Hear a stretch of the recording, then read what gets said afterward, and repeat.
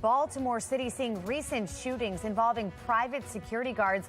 We look into the requirements needed to land the job and why some think it is not enough. And as crime continues to climb within the city, many looking for a cause, how inflation could be a driving factor of the soaring levels. And good news, the sun is back today, and it comes with some warmer temperatures. I'll let you know exactly where our numbers are headed in a couple of minutes. Live from WBFF in Baltimore, this is Fox 45 Early Edition. Good morning, everyone. Thank you for waking up with us. Thanks for joining us on this Thursday, November 3rd. I'm Megan Gillen. We want to check right in with meteorologist Amy Aronson in our forecast. I was hoping to clean up some leaves today. How's the wind looking? Looks good today. Today, tomorrow, actually heading into the weekend, you've got plenty of time to do that and check it off your list of things to do. I also have a ton of leaves covering my yard right now, so that's on my list of things to do. We're starting off in the mid and upper 40s this morning. It is cool to start, but the good news is we're actually going to enjoy some sun today. As you head out to the bus stop, I would send the kiddos with a light jacket. It's cool this morning, but by pickup time, it's actually going to feel fantastic. We've got a ton of sunshine coming up through lunchtime and through pickup time, and with that, temperatures are going to warm from the 50s to the 60s, actually getting awfully close to 70 by day's end. And the next couple of days are even warmer. I'll let you know exactly where these temperatures are headed as we get into the weekend in 10 minutes. Megan? All right, Amy, thank you. Now looking at our Len Stoller traffic network, we've got your live cameras popped up around our region this morning, and the Beltway looking great here this morning. Light traffic, no major issues to report. We begin this morning in a city in crisis. Johns Hopkins University is warning students and staff about an increase in crime on 2 of its campuses. The university says 7 armed robberies happened over a 3-week period in October. The warning comes amid pushback from the community over the university's plan to have its own private police force. Some community members have been outspoken against those plans because of concerns of over-policing. Those who support the plan point to Baltimore police being short by some 400 officers, something the police department addressed at City Hall. Patrol staffing this year compared to last year is 55 less officers out on the streets in patrol. Fox 45 News asked Baltimore City Police about the increase in crime around the university.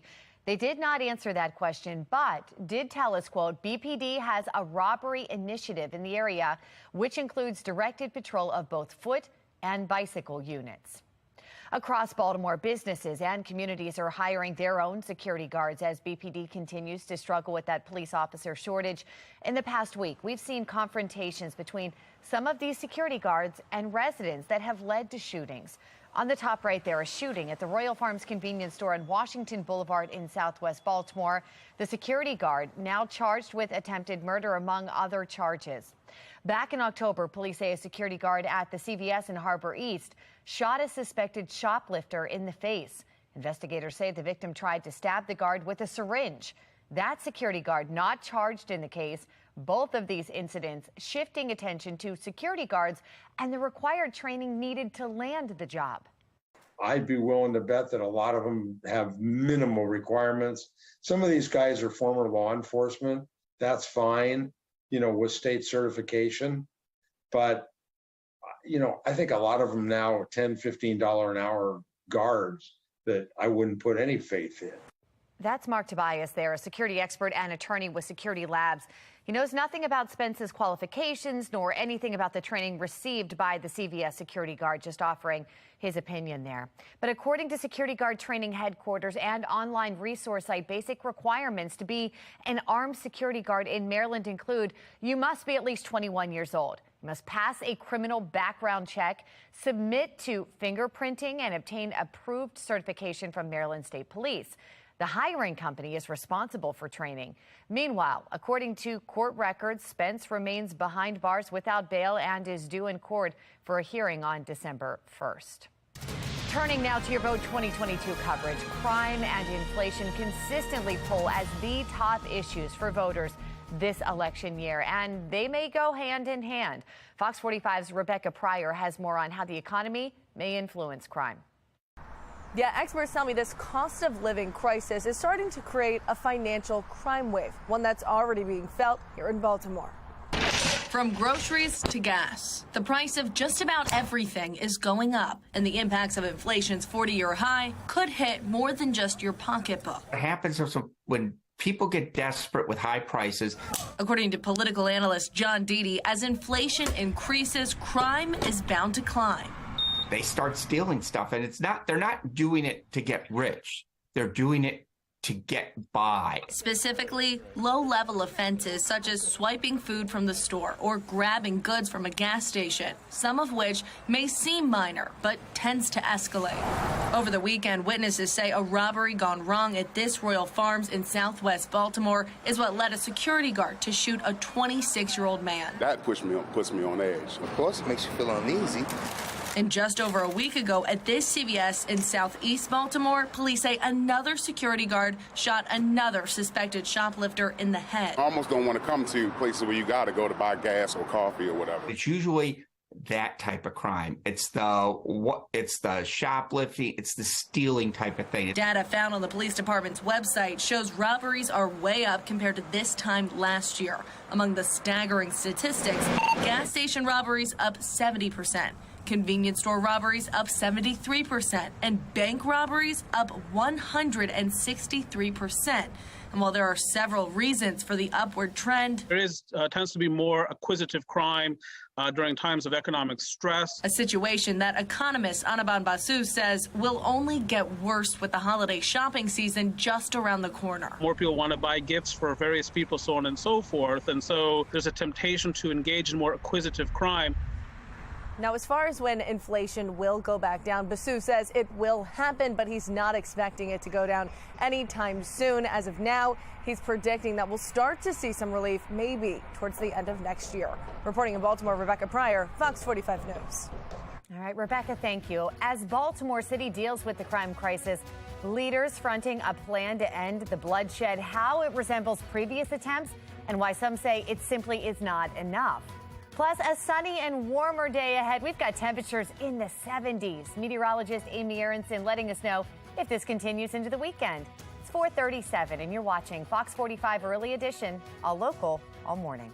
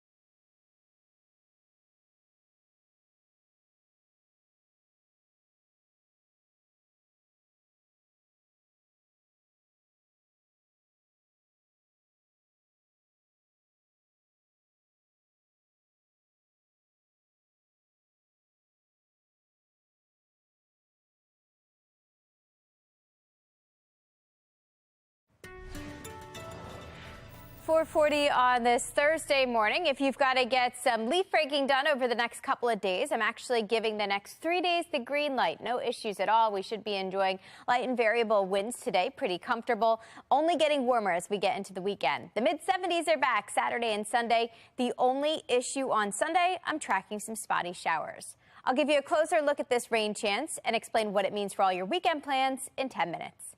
Megan? Sounds good, Amy. Thank you. Inflation frustration this morning as the Federal Reserve is hiking interest rates by 0.75%. It is the fourth consecutive hike of the same amount this year. The Fed continues to say this will help curb inflation, but some financial experts argue the move, making mortgages and other loans more expensive, could trigger a recession.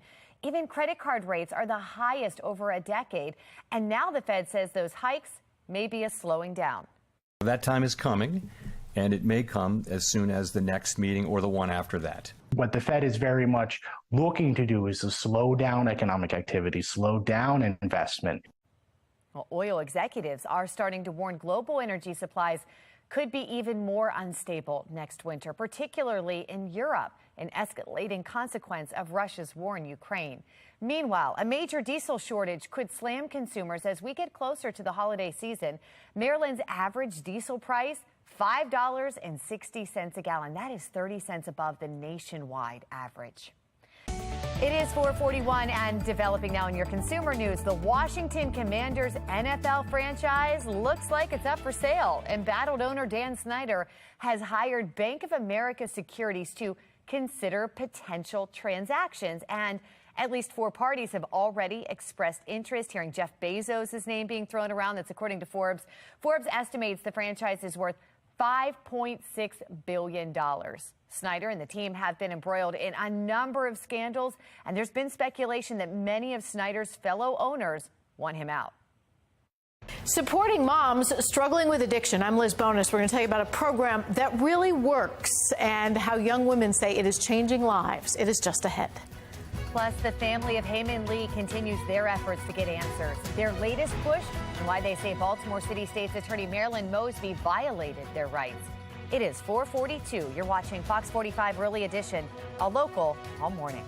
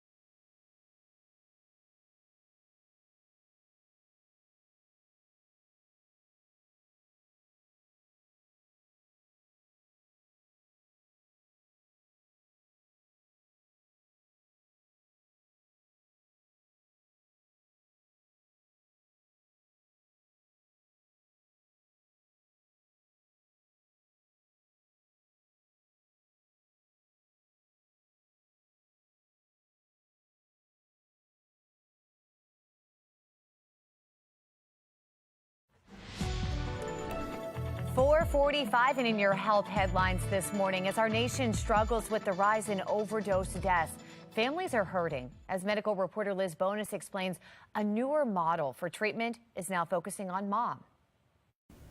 Hey there, everybody. CDC numbers show that young adults between the ages of 18 and 25 are the most likely to use addictive drugs, which means many are young moms. What color is this? Red. Those young moms, such as Katie Caldwell, I was using cocaine and alcohol. Need more than just addiction treatment. They need family treatment. I have to be okay to be their mom before I can be anything else. For years, Katie says she struggled to stay sober for her children. This time, she got sober with her children. Colton is now 3, Colby is 1. Oh, look, that squishes, huh? Oh, that thing's cool. Oh, yeah. Now, 6 months clean, Katie says it's all due to a program fast becoming a national model at Ohio's First Step Home. First Step Home is an organization that provides substance abuse and mental health services to women with substance abuse disorders and alcohol abuse disorders. The program provides live-in treatment for mom, and rather than taking the kids of those struggling with addiction away, kids 12 and younger stay with them in recovery. It's not just having their child here. We want them to have that skill set to be that mom, to have their kids and keep their kids. The goal is to teach women the coping skills to stay sober while they are parenting. Katie said she never learned that. My mom was an addict, so that kind of like stems from there. The focus of the program is breaking the cycle. 9 in 10 who have an addiction start that addiction before age 18. While most start with alcohol, 4 in 10 use illicit drugs. 1 in 10 will end up struggling with both.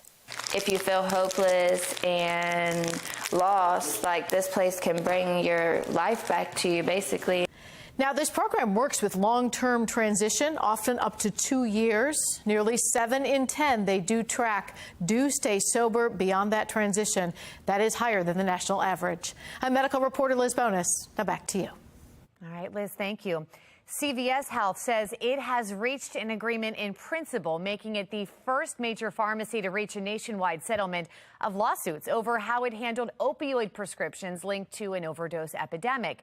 The company would pay about $5 billion over 10 years under a deal that would be one of the largest settlements over the crisis. Other pharmacies include Rite Aid, Walgreens, and Walmart. They have reached agreements with individual states. CVS announced this deal as it released its quarterly earnings. The company did not admit liability or wrongdoing and said non-financial terms remain to be resolved. 4:48 here on this Thursday morning, Friday Eve. Meteorologist Amy Aronson with a look at what we can expect outside. Amy. Yeah, it looks pretty nice today. Dark and early this morning. You can't see much of anything right now except for M&T Bank Stadium shining in purple in the distance here. We are awaiting sunrise. That's actually coming up at 7:37. Remember, as we head through fall, we get sunrises later and later and sunsets earlier and earlier, and that means a little less daylight. But we are looking at a nice dry end to the work week with plenty of sunshine once it does make an appearance. Upper 60s on tap today. Now, I am tracking our next weather maker by the end of the weekend. That's going to send us some very spotty showers by Sunday. But even with that rain chance, it's going to be noticeably warmer as we get into the weekend. And here's a look at where that next weather maker is right now. It's actually way out west, producing some winter weather advisories across parts of Colorado. That's the purple you're seeing here on the map. Comes with some snow showers there. That won't be the case as it travels our direction. And that system is a ways away from us right now. We've actually technically got a little area of high pressure in control. That's going to help keep us dry. But if we track this front together, it's going to take its sweet old time reaching us. While we wait on it, it remains nice and dry. We will be seeing increasing clouds as we get into the weekend on Saturday, but we remain rain-free at least until Sunday. As this front reaches us, it weakens significantly. It sends us a brief shower chance early Sunday. After that, it's just mostly cloudy through the end of the weekend, but actually still really mild. Leading up to the arrival of that weather maker, temperatures will be warming with each passing day. For example, today we end up in the upper 60s, but tomorrow even warmer. You'll notice the yellow bars are back, and that means the 70s are back as we get into the end of the week and as we get into the weekend. With each passing day, temperatures are warmer and warmer and higher above average. Average high stands at 62. We'll be about 13 degrees above average this weekend with highs in the mid-70s each day. By Monday, we're actually nearing record territory. The current record stands at 77 degrees from 2020. We'll get awfully close with highs in the mid to upper 70s. That spotty shower chance does show up on Sunday. Also, don't forget we fall back over the weekend. That means we get that extra bonus hour of sleep, but it also means sunset comes up before 5 o'clock Sunday evening. After that, a quick look ahead at Election Day shows it will be cooler, but it looks like it will be dry with highs in the breezy mid-60s. Megan? All right, Amy, thank you. Looking at our Len Stoller traffic network here this morning, we have been looking great out there. We're in the green. Been light volume out there, no major issues to report. Let's get a check now on mass transit. We have Mark Jones with the MTA joining us. Hi, Mark. Well, good morning, Megan. Good morning, everyone. Out there on the MARC train system, we've got train 401 on the Penn line and Penn train 505, both running about 5 minutes late. Allow time for travel there. Out there on Light Rail Link on time services, which you'll find no delays or issues. Metro Subway Link looking good for the start, no delays there. But the Upton station remains closed due to flooding, and you'll find shuttle buses in place to and from Upton station to get you where you need to go. For the MTA Transit team, I'm Mark Jones. Thank you, Mark. Happening this morning, you got to keep watching for your cue to call because you could win tickets to see Tina, the Tina Turner musical, happening at the Hippodrome. The show is happening November 15th at 8 p.m. Caller number 1 will win. Your chance to call and win is coming up later this morning. President Biden asking Americans to take a stand in these midterm elections. Will it work, and just how important is it to voters? I'm Scott Duman in Washington with a look coming up. As the crime crisis continues to grapple Baltimore, those trying to fix it are at odds. Why some say we're heading in the right direction and others say the levels are scary. It's 4:52 now, and you're watching Fox 45 Early Edition, a local all morning.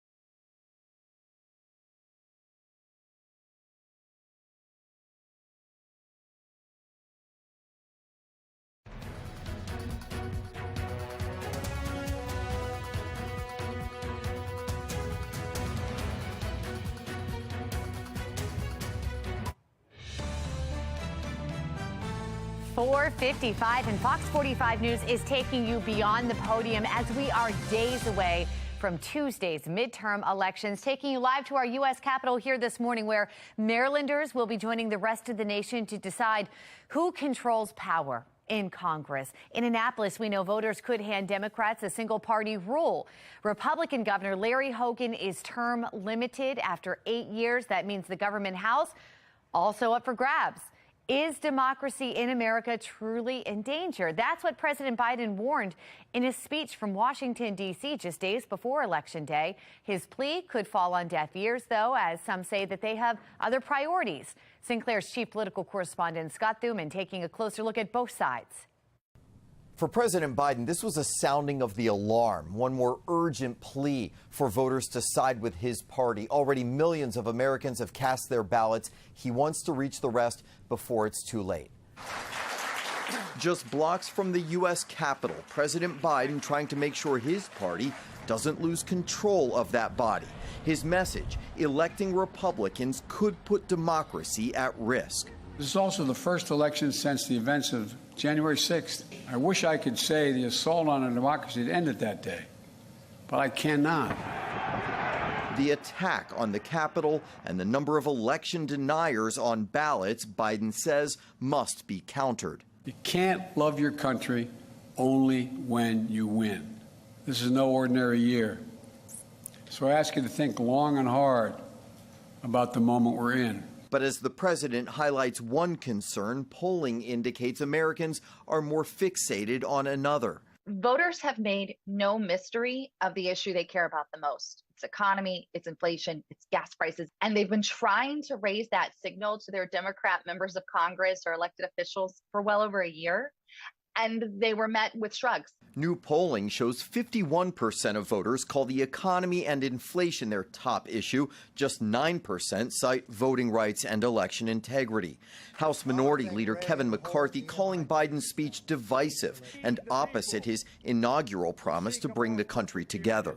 With unity, we can do great things, important things. Now he feels that is all jeopardized if voters don't agree with him on Tuesday. This one of many stops for President Biden as he takes this message on the road in the coming days, trying to stave off what many pundits expect will be a red wave for Republicans on Election Day. From the Capitol Hill Bureau, I'm Scott Thuman, Fox 45 News. Thank you, Scott. And be sure to check out the Fox 45 voter guide for all of our reporting on the upcoming midterm election. Point your phone's camera at the QR code there. That's going to take you right there, or go to foxbaltimore.com/vote2022. The White House is admitting a now deleted tweet did not have the right context after Twitter flagged it and added a disclaimer. The tweet read, quote, "Seniors are getting the biggest increase in their Social Security checks in 10 years through President Biden's leadership." Now, the problem is the cost of living adjustments are tied to inflation, which is at highs not seen in decades. CBS and its former president, Leslie Moonves, has agreed to a $30.5 million settlement over sexual assault allegations they worked to conceal. The New York Attorney General's office detailing an alleged scheme between a Los Angeles police captain, Moonves, and another executive to keep the accusations from going public. At least one CBS executive sold millions of dollars worth of stocks before the allegations hit the media, which it argued amounted to insider trading. Moonves resigned in 2018, but maintains the sexual relations were consensual. Is the mayor's violence prevention plan working? Coming up, why the director of the program says it is, but city council members still have their concerns. This morning, there are more updates in the Adnan Syed case. I'm Olivia Danson. Coming up next, we'll have more on how Heyman Lee's family is continuing to fight for justice. Yet another interest rate hike this morning. Just ahead, I'm watching the market from the Live Center, and we're going to look at Wall Street and if it's taking a hit. And the sun is back today, and it's not exactly going to feel like November over the next couple of days. I'll explain the reason why in a couple of minutes. Live from WBFF in Baltimore, this is Fox 45 Early Edition. We are here today to take a crucial step toward transforming our police department into a world-class law enforcement agency. The reality is that this is setting up the next generation and the next generation and the next generation so that we do not have to operate under inefficiencies, but we're thinking about the most efficient way to operate as our government, our police department. This is the time to get on Team Baltimore. We're being smarter. We're being more diligent, more intelligent about how we go forward. An historic day in Baltimore. Mayor Brandon Scott signing a bill to change police districts, something that's not been done in 60 years. Good morning to all of you on this Thursday, November 3rd. I'm Patrice Sanders. I'm Tom Rogers. Another great, warm, summer-like day ahead. Oh, yeah. That just sounds amazing. Meteorologist Amy Aronson is here with that forecast. Yeah, and today's actually one of the cooler ones out of the next 5. It's only going to get warmer with each passing day. This morning, it's still cool. I would still grab a jacket as you step out the door. We have mid and upper 40s showing up on the map right now. But as we head through the remainder of the day, no jackets will be needed. These numbers will be warming very quickly. This morning's drive gets the green light. Sunrise coming up at 7:37 this morning. After that, you're going to want to have the sunglasses with you. We are tracking plenty of sunshine today. Temperatures are pretty consistent this morning, hanging out right around that 50-degree mark. But after that, temperatures will warm and actually end up above average this afternoon. I'll show you where they're headed and how they compare to normal, especially as we get into the weekend, in 10 minutes. Tom, Patrice. We begin this morning in a city in crisis as crime continues to spike in Baltimore. Mayor Brandon Scott says his administration is working to transform the Baltimore Police Department. Now, the move is just a number of public safety changes made recently, and despite these changes, homicides and shootings are not slowing down. With 2 months left in the year, Baltimore is on pace to see 300 people killed for an 8th straight year. Now, we have team coverage for you this morning. In 20 minutes, Mackenzie Frost continues to press the mayor on how he will make a city safer place to live and our viewers' concerns on trust. But we begin with Shannon Lilly. She joins us live this morning in studio with the latest. She joins us with the latest crime fighting plan and how it hinges on a strategy that has not worked in previous attempts. Shannon. Yeah, this is a strategy, Patrice, that has failed twice before, but directors of the program say they are seeing real results this time. Still, city council members are skeptical. Let's take a listen to that back and forth. Can see that we are seeing sustained declines in both homicides and non-fatal shootings in the Western District. Northeastern has seen a significant spike, a 101.9% spike over the last year, which is scary. Yeah, this all unfolding at yesterday's city council hearing. Directors told council members that the city's Western District has seen a 30% reduction in homicides since the program began earlier this year. But critics have long complained that the program simply shifts criminals to other parts of the city. What happens to the guns? Someone comes out of their group, obviously still has a gun. How does this work? Because I don't want that gun to go right back on the street. Guns are going to remain within groups and even potentially within the individuals that we are providing services for. In the meantime, the city has spent $200,000 on this program, and city council members question whether they can afford to even expand it if they want to. Guys? Shannon, how does the program work? So essentially, Patrice, you're rewarding people for not committing crimes and you're offering them a way out of that life. So how it would work is if you're involved in the program, you pledge to steer clear of crime, and then you're offered life coaches and even some financial assistance as well. Reporting live, I'm Shannon Lilly, Fox 45 News, Early Edition. Thank you, Shannon. 5:04 now, and new details this morning in the Adnan Syed case. The family of Haymon Lee is asking for a redo. Olivia Dance joins us live from East Baltimore. And Olivia, what is next following this request now from the Maryland Court of Special Appeals? Well, Tom and Patrice, Haymon Lee's family is still searching for justice, and now they're asking the Maryland Appellate Court for a new and public hearing into the reasons why Syed was set free. Now they want the evidence used to be revealed for all to see, and Lee's family is accusing State's Attorney Marilyn Mosby of violating their rights because they say they weren't given enough time to participate before Mosby asked the court to drop Syed's charges. Now critics who are not involved in this case say that Mosby's decision is political, given she's also facing trial herself. This is nothing more than a political ploy. And, sadly, it involves a dead young lady and a family who's had to endure this for 20 plus years. Marilyn Mosby so far has defended her work to free Syed, but earlier this week, more information came out saying that the original prosecutor's notes may have been misinterpreted by Mosby's office. The handwritten note was written by former federal prosecutor Kevin Urich and was first obtained by the Baltimore Banner. Now, since other suspects haven't been charged, Fox 45 News redacted the note to protect identities. Decades ago, Urich wrote, quote, "He told her that he would make her disappear. He would kill her," end quote. Urich says present-day prosecutors are attributing the quote to an alternative suspect, but that it was actually made by Syed. To me, the most shocking thing is that no one ever bothered to call the original prosecutor on the case and ask him what his notes meant. Now, Mosby's office sent a statement saying it makes no sense why Urich, who has now recreated an alleged transcript of an exculpatory call, is now attributing the threats to Adnan Syed, end quote.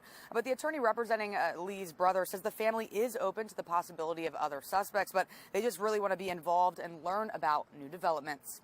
For now, reporting live in Baltimore, I'm Olivia Dance, Fox 45, Early Edition.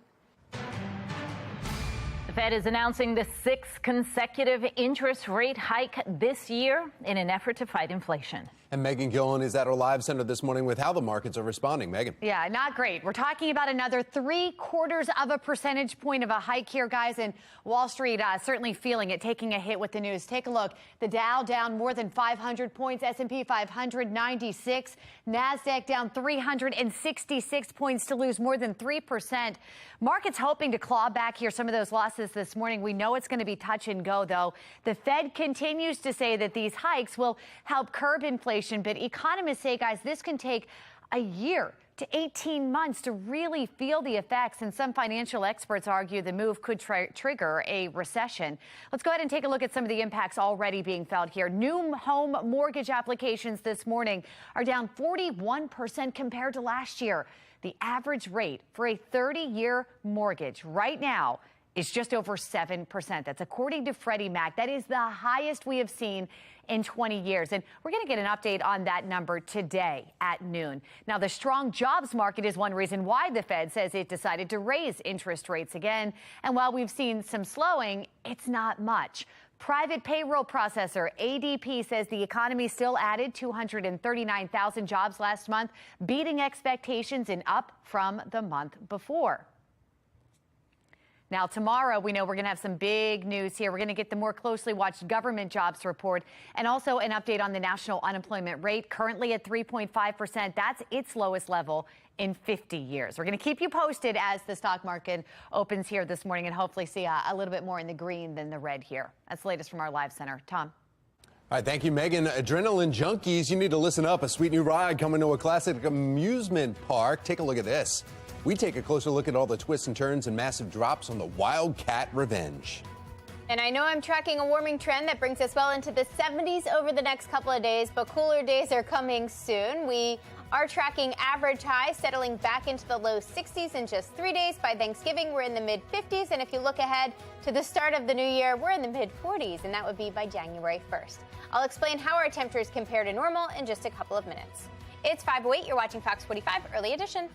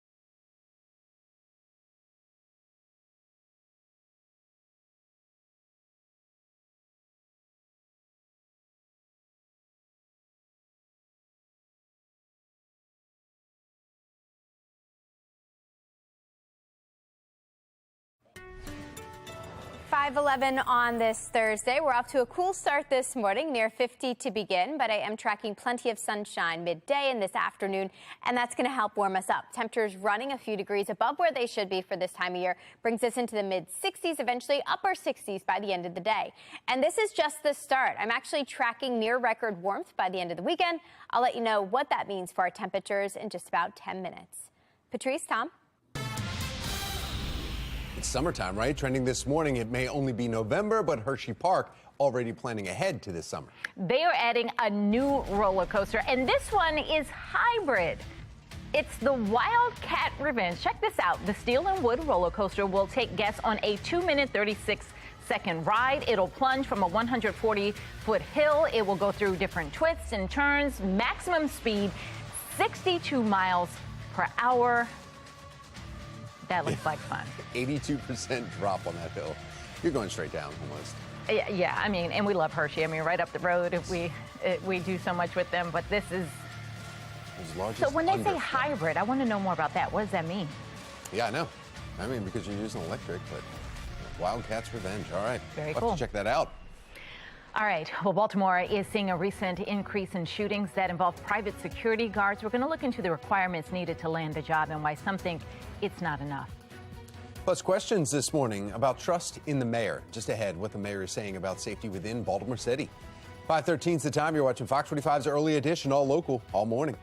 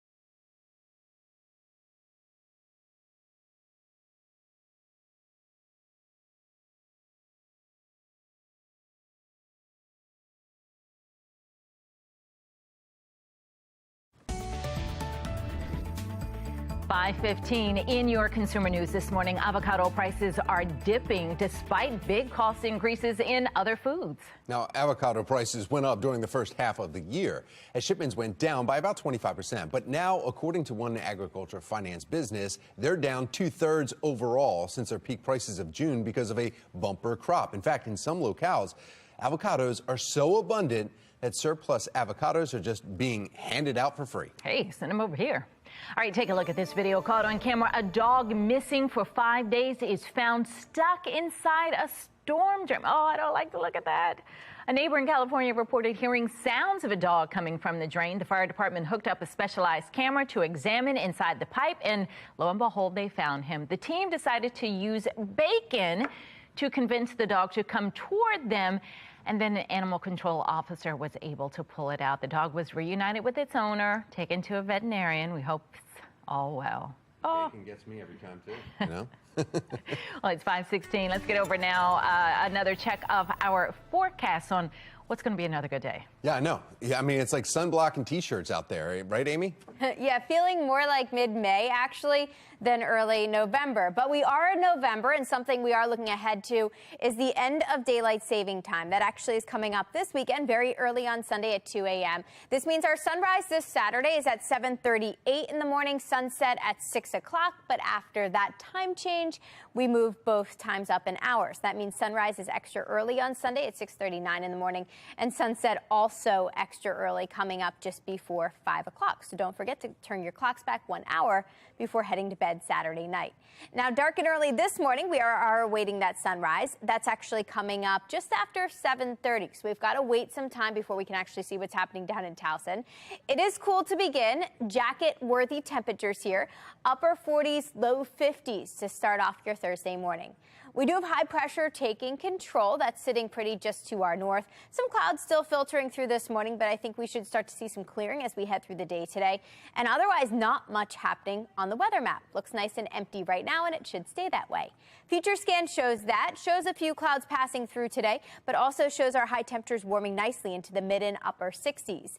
As we get into your Friday morning, we start off cool again, upper 40s, low 50s to begin. We are tracking a mix of sun and clouds, and look at this, the 70s are back. And that's just the beginning. Even warmer as we head into the weekend. Yes, clouds will be increasing on Saturday ahead of our next weather maker, but it doesn't stop our temperatures from warming. Look at how warm and mild it's going to get Saturday afternoon, with high temperatures making their way into the mid 70s. Today's looking and feeling pretty nice. Our fall foliage now peaking around the area. Perfect day to check it out, with highs heading into the upper 60s, which does put us well above that average high of 62. Tonight, sunset is coming up at 6:03 p.m. After that, temperatures will be settling back into the low 60s and upper 50s. Quick look ahead shows that time change coming up Saturday night into Sunday morning. After that, be prepared for some very spotty showers to wrap up the weekend, and then near record warmth come Monday. Now we're going to head to Mark Jones with the MTA. Good morning. Well, good morning, Amy. Good morning, everyone. Out there on the MARC train system, you'll find 10 train 511 with a 15 to 20 minute delay, and Camden train 841 presently running about 5 minutes late. Allow time for travel there. Light rail link right on time from end to end. Out there on Metro Subway Link, you'll find a 5 minute delay, and the Upton station is still closed due to flooding. Shuttle bus service is what you'll find to and from that station. For the MTA Transit team, I'm Mark Jones. Thank you, Mark. Now the results are in on who our viewers trust to get the city under control. We take those results straight to the mayor. Early voting ends today, and the election is just days away. And coming up, we're going to take a look at question I on your ballot and why the Inspector General is urging you to say yes to it.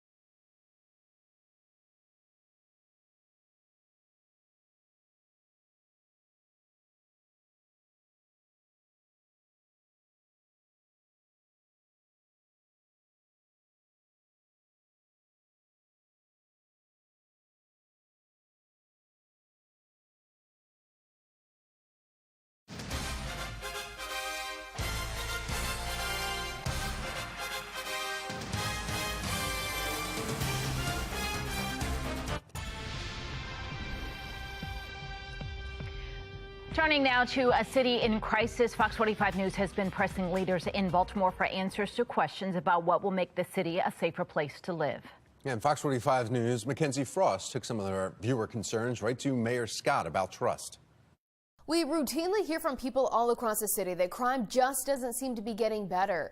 One of the big problems facing leaders right now are what to do about the squeegee kids. Mayor Brandon Scott says he's looking forward to Ivan Bates becoming the next state's attorney, but as it stands right now, the two leaders don't seem to be on the same page about how to handle that big problem, despite what Mayor Brandon Scott says. Crime in Baltimore front and center of the conversation, especially as Ivan Bates prepares to take over as the state's attorney. Getting a handle on crime, top priority for voters, but who can do it remains a question. In July, 70% of voters rejected State's Attorney Marilyn Mosby and her policies, likely putting Ivan Bates in the seat after November. And according to an informal poll, Fox 45 News viewers overwhelmingly think Bates is best fit for the job. Wednesday, we pressed the mayor on Fox 45's viewers' confidence. 96% of our viewers said that they trust Ivan Bates to get a handle on the public safety problem over you. We saw the campaign promise that you made on the campaign trail when you were running for mayor broken to reduce crime by 15 or homicides by 15%. Why should the people of Baltimore trust you to get a handle on this? Well, they should trust both of us. There is no division between State's Attorney Bates and I. Scott tying himself to Bates, putting a united front forward to help release the grip violent crime has had on Baltimore for years. But one of the biggest issues in Charm City right now can be seen in broad daylight.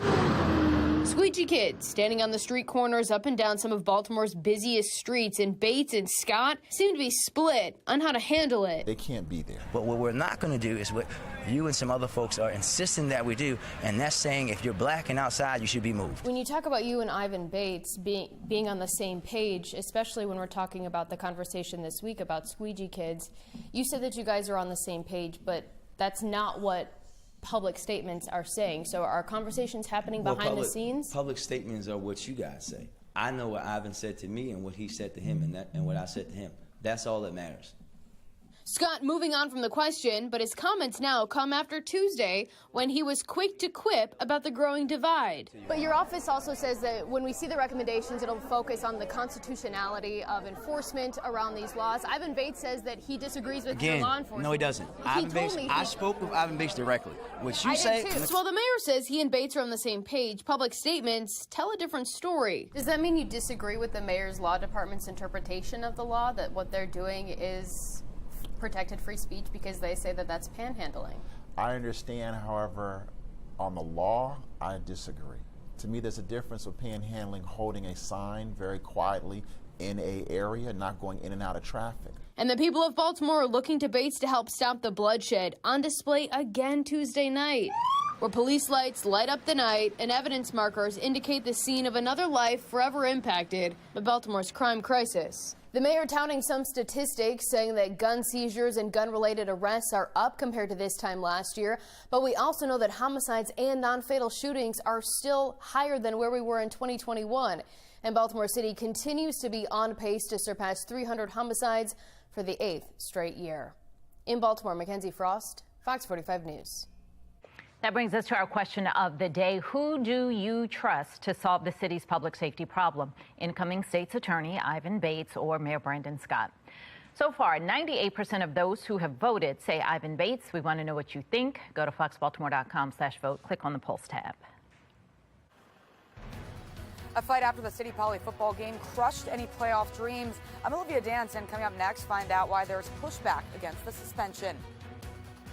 And we're getting a closer look at early voting numbers nationwide and also right here in Maryland. Next from the Live Center, the big issues one county is running into that could cause some confusion. It is 5:27 and you're watching Fox 45 Early Edition, all local, all morning.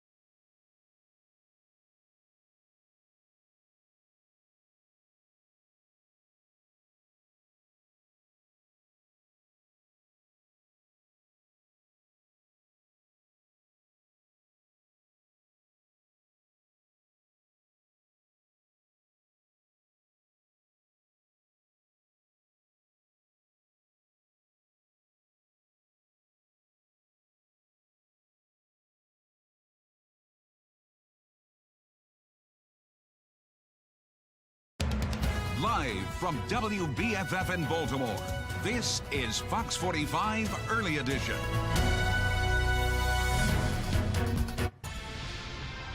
Our team of reporters is following three big stories for you this half hour. An all-out brawl taking to the football field. Now some are saying the penalties are too harsh.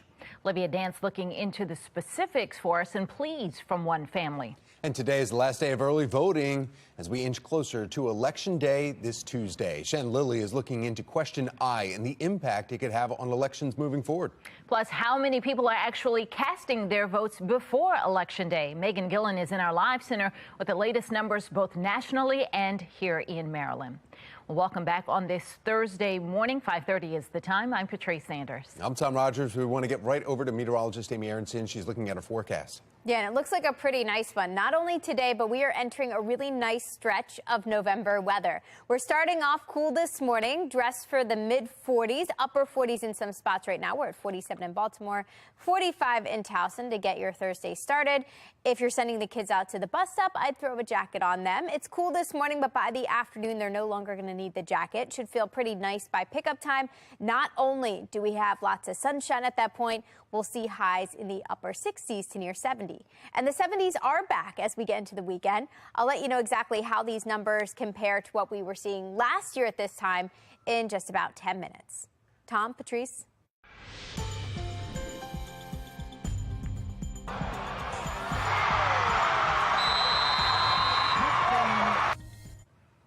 Continuing coverage this morning, parents and athletes are protesting over the City Poly game suspension. Yeah, a brawl broke out right at the end of the game, and now both teams are disqualified from the state playoffs. Now the story of what actually happened is changing. Olivia Dance joins us live from outside the Baltimore City Public Schools District office. She's got the latest. Olivia.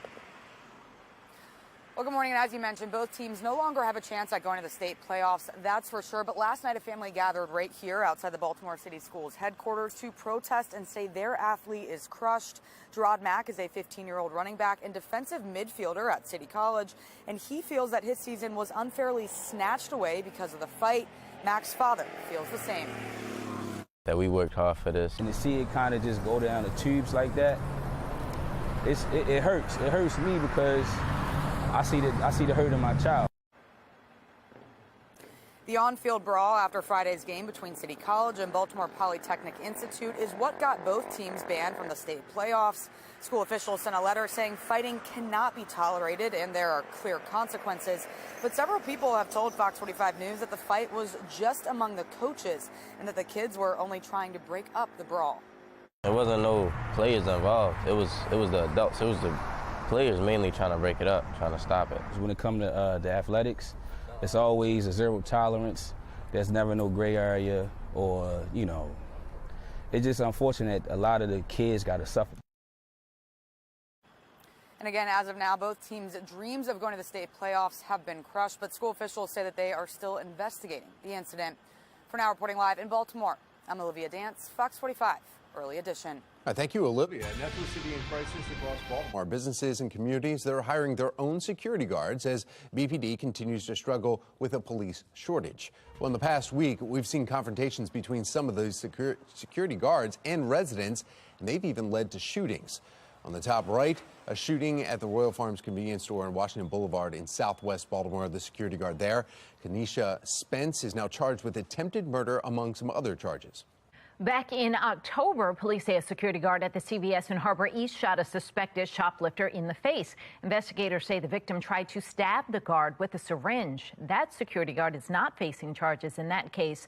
Both of these incidents shifting attention to security guards and the required training needed to land the job. I'd be willing to bet that a lot of them have minimal requirements. Some of these guys are former law enforcement. That's fine, with state certification.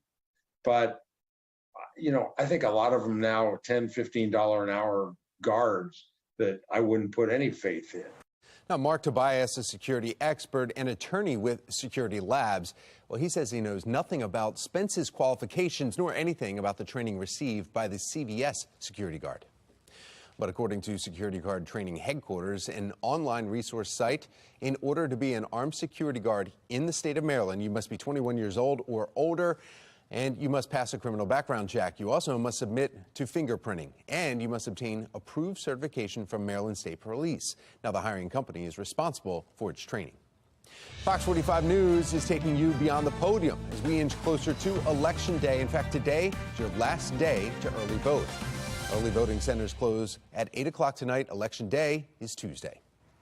Before we head out to the polls, though, we're taking a closer look at one of the questions that will be on the Baltimore City ballot. Shannon Lilly joins us live with why the Inspector General is urging you to say yes to question I. Shannon.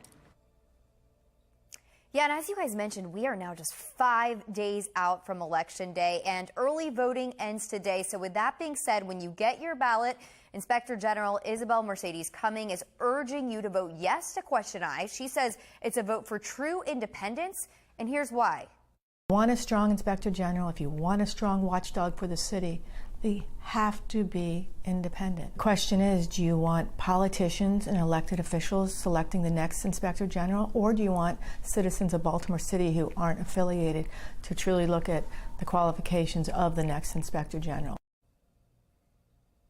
So let's rewind a little bit. Isabel Mercedes Cumming is the city's first independent inspector general, and that was created through a charter amendment in 2018. But when voters created the role, though, it created an advisory board that's made up of elected leaders and people who could be investigated. So now Cumming is looking for voters to change that, and she says Question I looks to replace the current oversight board membership with people in the community. Otherwise, the IG has no teeth. Otherwise, the IG can be fired at any time, which two of my predecessors were. Yeah, so if approved, she says that the application process would open shortly after the election with the goal of having that new board made up of community members seated by January. Reporting live, I'm Shannon Lilly, Fox 45 News, Early Edition. We're now just days away from the midterm election, and new numbers just in show more than 30 million people across the country have already cast their votes. That's right. We've got Megan Gillen at our live center with how things have been going. Yeah, guys, take a look. We've got a little look right now. Texas, Florida, California reporting the highest amount of early voters in the nation. You can see Texas coming out on top right there, but each of these with more than 3 million ballots cast so far. More than 44% of voters so far across the country are Democrats, about 33% Republican, and 22% not claiming a party affiliation. Let's take a closer look here in Maryland. We've got some new numbers showing nearly 235,000 people have voted early so far in this election, the highest number of early votes cast by Marylanders ages 65 years and older, and that's according to the Maryland Board of Elections. Now, there are some issues popping up. We want to take you live now to Nashville, where officials say more than 200 ballots were wrongly cast during early voting. We know the election administrator there says his office has been working through the night to review data after voters got conflicting information about where to vote. Well, officials say they are confident they have fixed the problem here this morning and that voters will now receive the correct ballots. But as for those 200 people who got the wrong ballots initially, their votes will count toward those races that they voted on initially, and they will not have the option to retract their vote. The official midterm election quickly approaching Tuesday, November 8th. We've got one website counting down 4 days, 115 hours, and continues. We know polling places will be open from 7 a.m. till 8 p.m. That's the latest from our live center. Patrice? Be sure to check out the Fox 45 voter guide for all of our reporting on the upcoming general election, plus important dates to mark on your calendar. Click on the QR code to take you straight there, or you can head to foxbaltimore.com/vote2022. Well, you're simply the best. Just after the break, how you can win tickets to see Tina, the Tina Turner musical, live. Plus, a warmer and sunny day ahead. Meteorologist Amy Aronson letting us know if it is going to continue into the weekend. 5:39, you're watching Fox 45 Early Edition.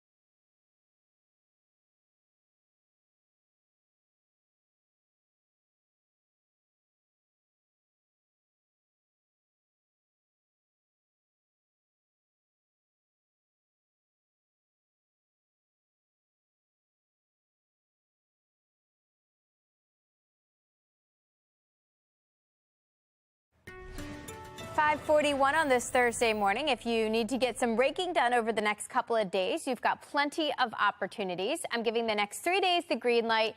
On Sunday, I'm tracking some spotty showers, so that's why I bumped that to the yellow light. I'll explain when we see showers over the weekend and what it means for all your weekend plans in 10 minutes. Tom, Patrice. Morning. Keep watching for your cue to call because you could win tickets to see Tina, the Tina Turner musical, at the Hippodrome. Now, the show is happening November 15th, and it starts at 8. Caller number 1 will win. Your chance to call, though, and win those tickets is coming up. As Baltimore deals with the crime crisis, leaders are fronting a plan to end the violence, how it resembles previous attempts, and why some say it still simply isn't enough. Plus, the family of Haymon Lee continues their efforts to get some answers, their latest push, and why they say Baltimore City State's Attorney Marilyn Mosby violated their rights. 5:42, you're watching Fox 45's Early Edition, all local, all morning.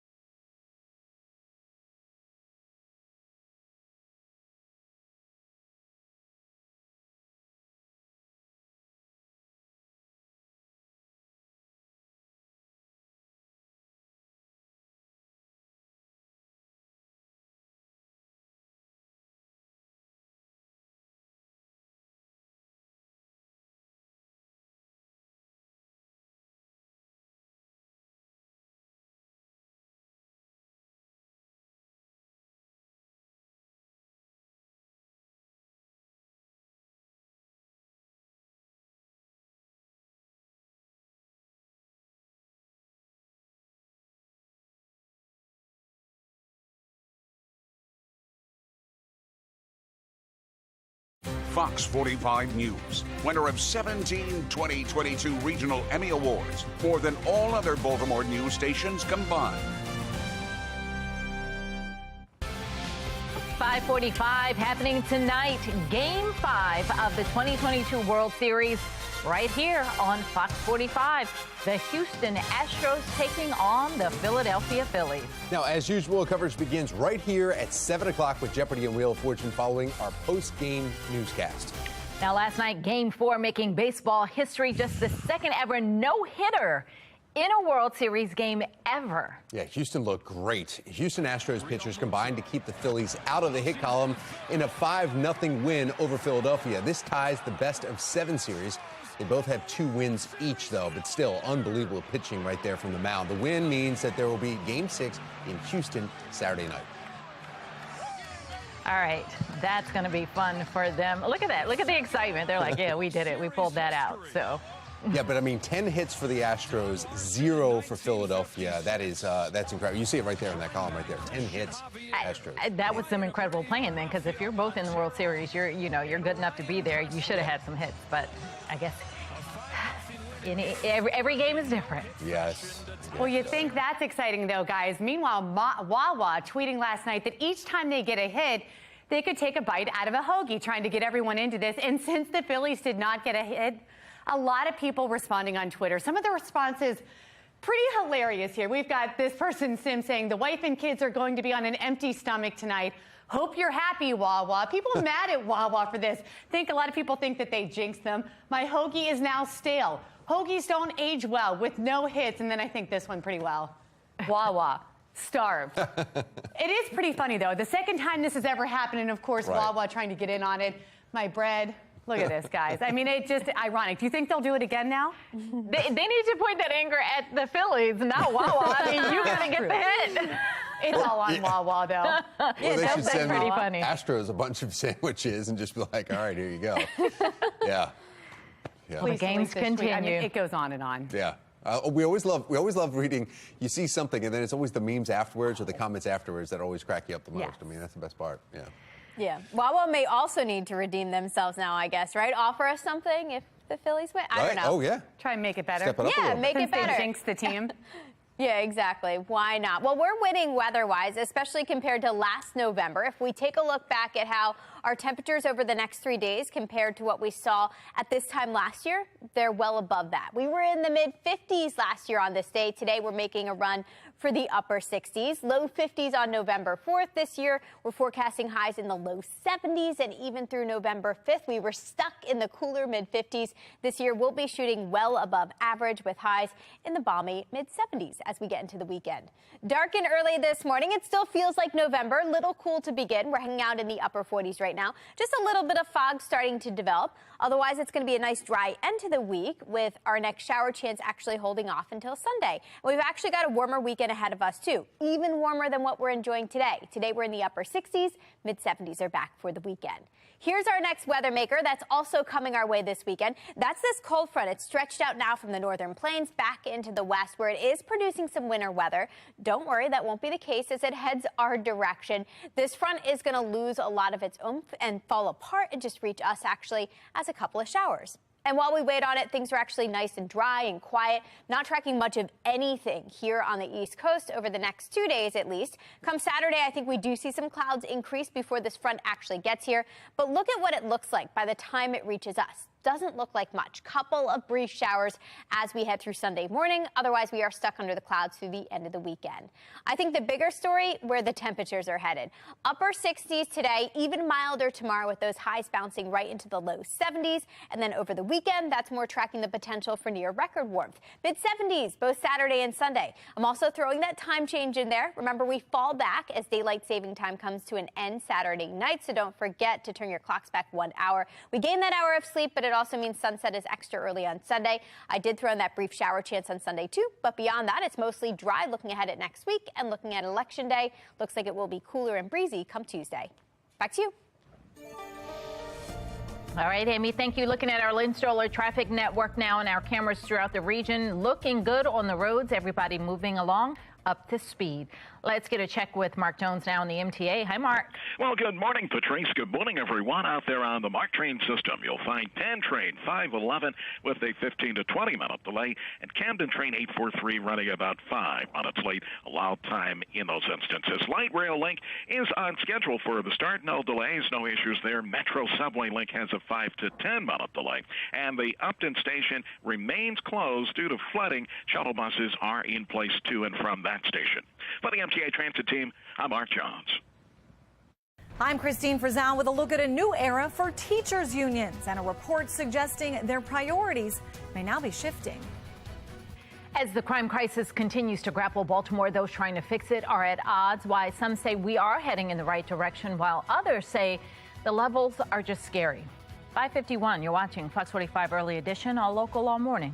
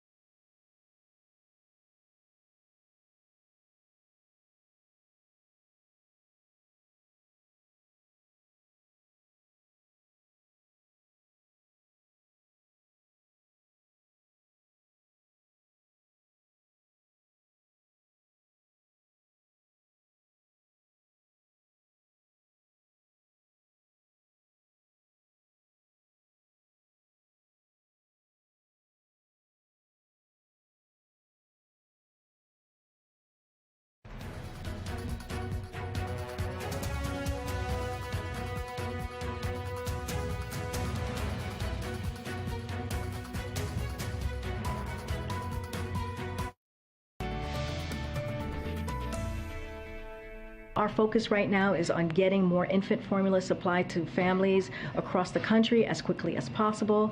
And in your consumer news this Thursday morning, nearly 6 months have gone by and White House officials acknowledge the baby formula shortage is still a problem. According to Politico, officials are blaming hoarding, supply chain bottlenecks, and fewer varieties. GOP is threatening to cut funding from the FDA, which oversees supply, during the lame duck session if the agency can't come up with a solution. We still have some ways to go. Federal Reserve Chairman Jerome Powell announcing another rate hike of 75 basis points. He explained what Americans should expect over the long haul regarding future interest rate increases. Powell saying that recent CPI and labor reports changed the bank's thinking somewhat.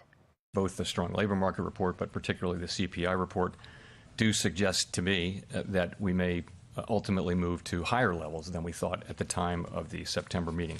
That level is very uncertain, though, and I would say, we're going to find it over time.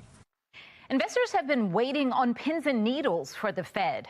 Some believe that the worst was behind us and that rate hikes would begin slowing. For now, though, that doesn't seem to be the case. Megan Gillen is in our live center this morning as she tracks what is going on in the markets.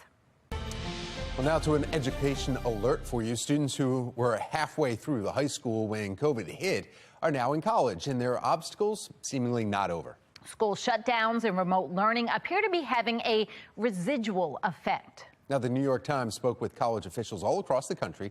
President of Benedict College spoke of low midterm grades at her school this fall. Math professor in Illinois says that he was forced to weaken his curriculum last spring. He realized his students still needed to focus on the fundamentals. For this year, I could probably say, yeah, let's go ahead and do that, because again, you're dealing with issues independent of math, science, English, or geography. At the point we make this a practice, you've moved from a stopgap to creating a culture of low expectations, and that's something that all of us do not want. Grades and expectations are not the only things lowering. National Student Clearinghouse data shows enrollment at four-year universities has been declining since 2020. Private for-profits have been the hardest hit. Enrollment is down 2.5% there. Last year, top teacher unions in this country collected $575 million in dues from their 3.6 million members. So where does all that money go? As national correspondent Christine Frizzell reports, a brand new report out shows there have been some changes in how these groups are spending that money. If you vote against our educators, we will vote against you. The National Education Association is the largest teachers union in the United States, followed by the American Federation of Teachers. Throughout history, both have played an important and outsized role in America's public school system. They've helped teachers make sure that their pay is adequate. It's helped them with school working conditions. Certainly things related to their pension and health care plans have all been important. But Peter Schweitzer, the head of the Government Accountability Institute, says his research shows the mission of those two unions appears to have changed. The NEA spending less and less on representational activities and more on political activities and lobbying. These elections do come down to whose side we are on. While taking part in political rallies is nothing new, there are questions about why AFT head Randy Weingarten went to Ukraine, or why between 1990 and 2020, teachers unions overall donated more than $90 million to Democrats compared to $3 million for Republicans. Despite a 2017 poll showing 58% of educators surveyed did not identify as Democrats, numbers the unions say are outdated. The American Federation of Teachers, whose mission statement includes championing fairness, democracy, economic opportunity, and high-quality public education, recently donated $100,000 to Color of Change, which helps fund the No Cash from Cops campaign. You wonder, why are teachers unions taking union dues money and putting it into organizations that have nothing to do with education, and that I would argue are making school areas less safe. Both the NEA and AFT declined to comment on the record, but supporters say a change in priorities these last few years has been needed due to increased threats to teachers and school board members, a Supreme Court poised to do away with affirmative action, and a growing effort to take funding away from public schools. In Washington, I'm Christine Frizzell. Is the mayor's violence prevention plan working? Coming up, why the director of the program says it is. The city council members still have their concerns. This morning, there are more updates in the Adnan Syed case. I'm Olivia Danson. Coming up next, we'll have more on how Heyman Lee's family is continuing to fight for justice. And we are off to a cool start this morning, but I am tracking some incredible warmth as we head towards the first weekend of November. I'll let you know exactly where our temperatures are headed and what it means for your weekend plans in a couple of minutes. Live from WBFF in Baltimore, this is Fox 45 Morning News. Good morning on this Thursday, November 3rd. I'm Patrice Sanders.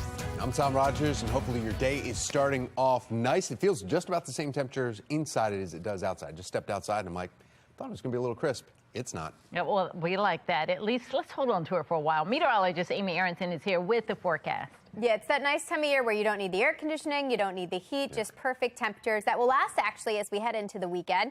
This morning, we're still starting off comfortably cool. We've got mid and upper 40s right now on the map, but it's not going to be long before all these numbers break back into the 50s, and then temperatures will just continue to warm today. As you head out for your morning drive, I'd still grab a light jacket. Temperatures will be stuck in the low 50s through much of the morning. We are awaiting that sunrise at 7:37 this morning. After that, you're going to want to have the sunglasses with you because we are tracking some sun today. Now, coming up in 10 minutes, I'll let you know exactly when our temperatures are going to be flirting with record highs and how long this milder stretch is expected to last. Tom? Thank you, Amy. Good news from the Weather Center. Good news coming from the Len Stoller Traffic Network Center, too, because look at this. Taking a look at some of the cameras around the Baltimore region, and everyone's moving along just fine. No issues to report. We begin this morning in a city in crisis as crime continues to spike in Baltimore. Mayor Brandon Scott says his administration is working to transform the Baltimore Police Department.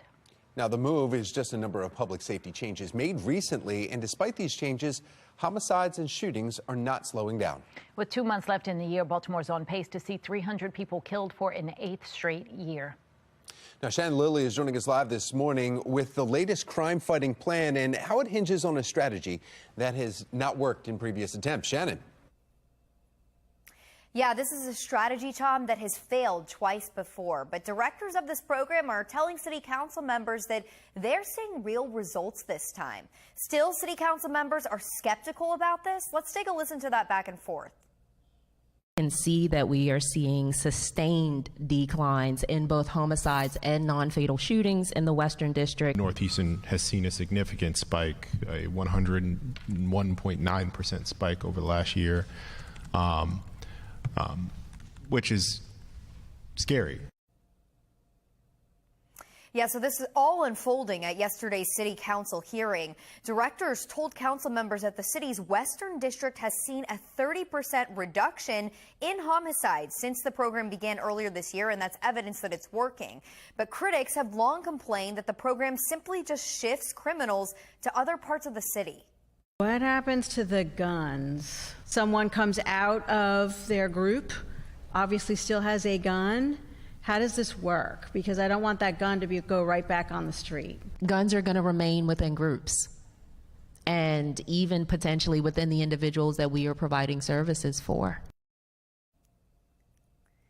So in the meantime, the city has spent $200,000 in federal funding on this program, and city council members question if they can even afford to expand it if they want to. Patrice, Tom? Shannon, explain a little more about how the program works. Yeah, so essentially, Patrice, this is a program that rewards you for not committing crimes, and it helps you out of that lifestyle. So how it works is if you are involved in the program, then you commit not to commit crime, and that you'll steer away from crime. And in return, you're offered life coaches and even some financial assistance. Reporting live, I'm Shannon Lilly, Fox 45 Morning News. Now, new details this morning in the Adnan Syed case. The family of Heyman Lee is asking for a redo. Olivia Dance joins us live now from East Baltimore with more on this request from the Maryland Court of Special Appeals. Olivia?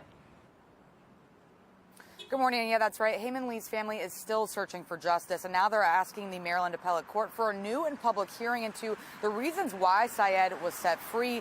They want the evidence used to be revealed for all to see, and Lee's family is also accusing State's Attorney Marilyn Mosby of violating their rights, saying that they weren't given enough time to participate before Mosby asked the court to drop Syed's charges. Now, some critics who are not involved in this case say that Mosby's decision is political, given she's also facing trial herself.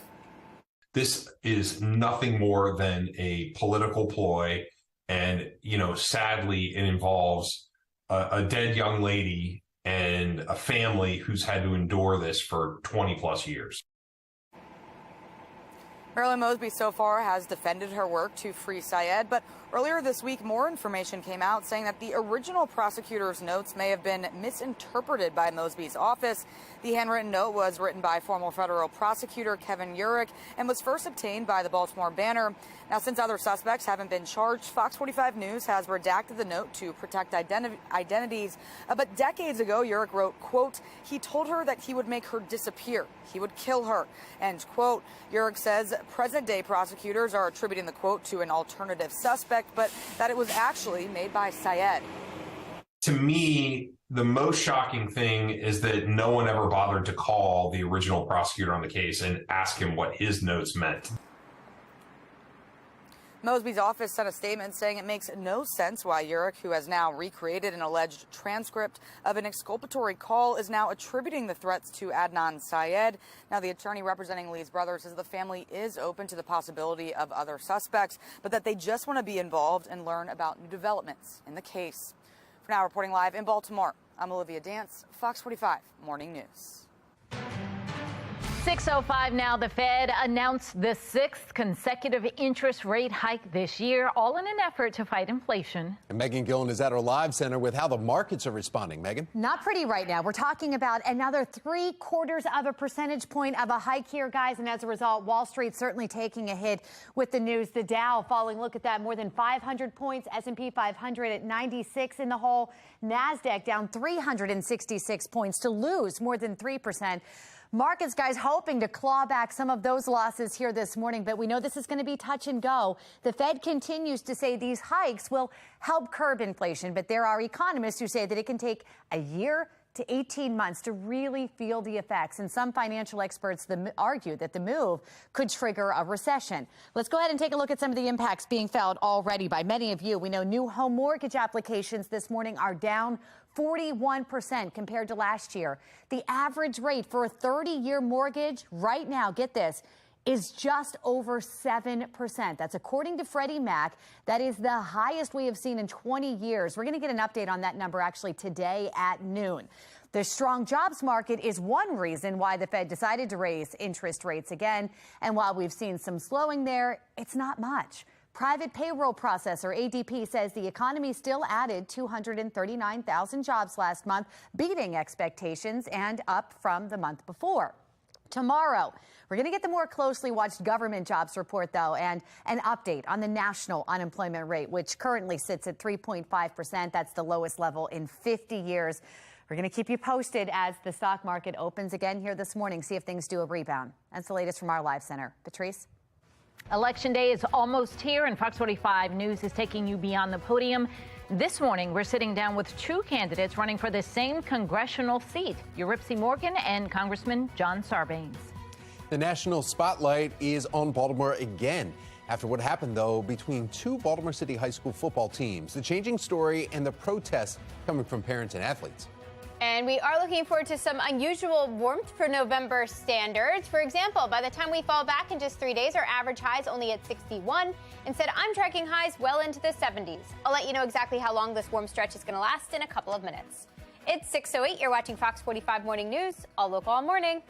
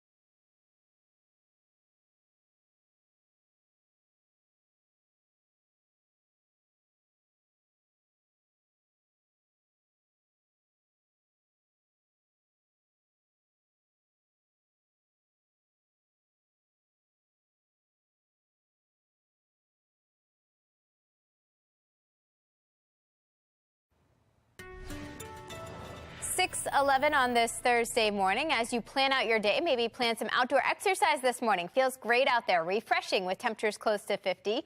As we head through the afternoon, we are looking forward to some sunshine today and some warmer temperatures. Temperatures will climb through the 60s, ending up awfully close to 70. And this is just the beginning of a warm stretch that's actually going to last for quite some time. I'll let you know exactly how long it's going to last and what brings it to an end in just about 10 minutes. Tom? Thank you, Amy. And developing now, Washington Commanders' NFL franchise is up for sale. Embattled owner Dan Snyder has hired Bank of America Securities to consider potential transactions. And according to Forbes, at least 4 parties have already expressed interest. Forbes estimates the franchise is worth $5.6 billion. Snyder and the team have been embroiled in a number of scandals, and there's been speculation that many of Snyder's fellow owners want him out. Well, on top of the E. coli outbreak, a new report shows there are more problems at DPW, the bill that put Baltimore City residents, their safety at risk. Get ready for an easier commute. Still ahead in our next hour, the changes happening within Baltimore City Public Transit that could help you hit the fast forward button.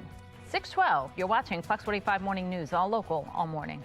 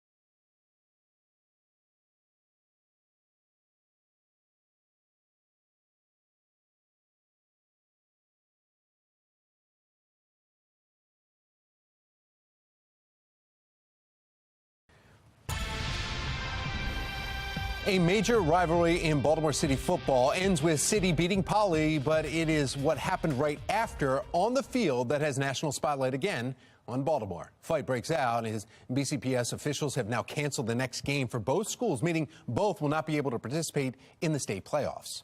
Right call, or is it overreach? Well, here now for this week's Fox Undercover, former police commissioner, current sports talk show host, Ed Norris. Ed, thanks for joining us. Good morning. Good morning. Dr. Sonia Santelises, Baltimore City Schools, and the mayor both agreeing on this ban that they said, was it the right move to ban them and the next game, which is the playoffs? I think it's excessive, frankly. Sports are emotional. Football, particularly, is a very emotional sport. I mean, it wasn't. If you saw the Michigan State and Michigan fight in the tunnel where Michigan State players were assaulting a Michigan player, that's different. That was a crime. This is something that happens on a football field. Emotions run high. There's a long-standing rivalry. It was mostly pushing and shoving and verbal sparring. And the people that were fighting looked like coaches, and they were pulled apart. And to ban the kids, and this is not even as a sports talk show host, this is as a former high school, college football player. This is going to be something to remember the rest of their lives. You go to the playoffs, you may win the state championship. You don't want to take that from them because, I mean, most of the kids were doing absolutely nothing except just trying to protect their teammates or their coaches. I think it's just a little bit of an overreach. Well, and that's what a lot of the parents were saying here. Now, they say they're still investigating this and doing it. One coach, Coach Pay, actually spoke with FOX45. He was saying, you know, this is overreach, and he says they really should have looked at the video further and analyzed it better. But now, this happened Friday. It was announced Tuesday afternoon, though. So a few days ago when they made this announcement that it's been banned and that both City and Poly are banned now on the football team. So that's the issue here is you're going, wait a minute, when you look at the video, it does look like two adults are the ones that started and fought, and the kids were really just trying to pull them off.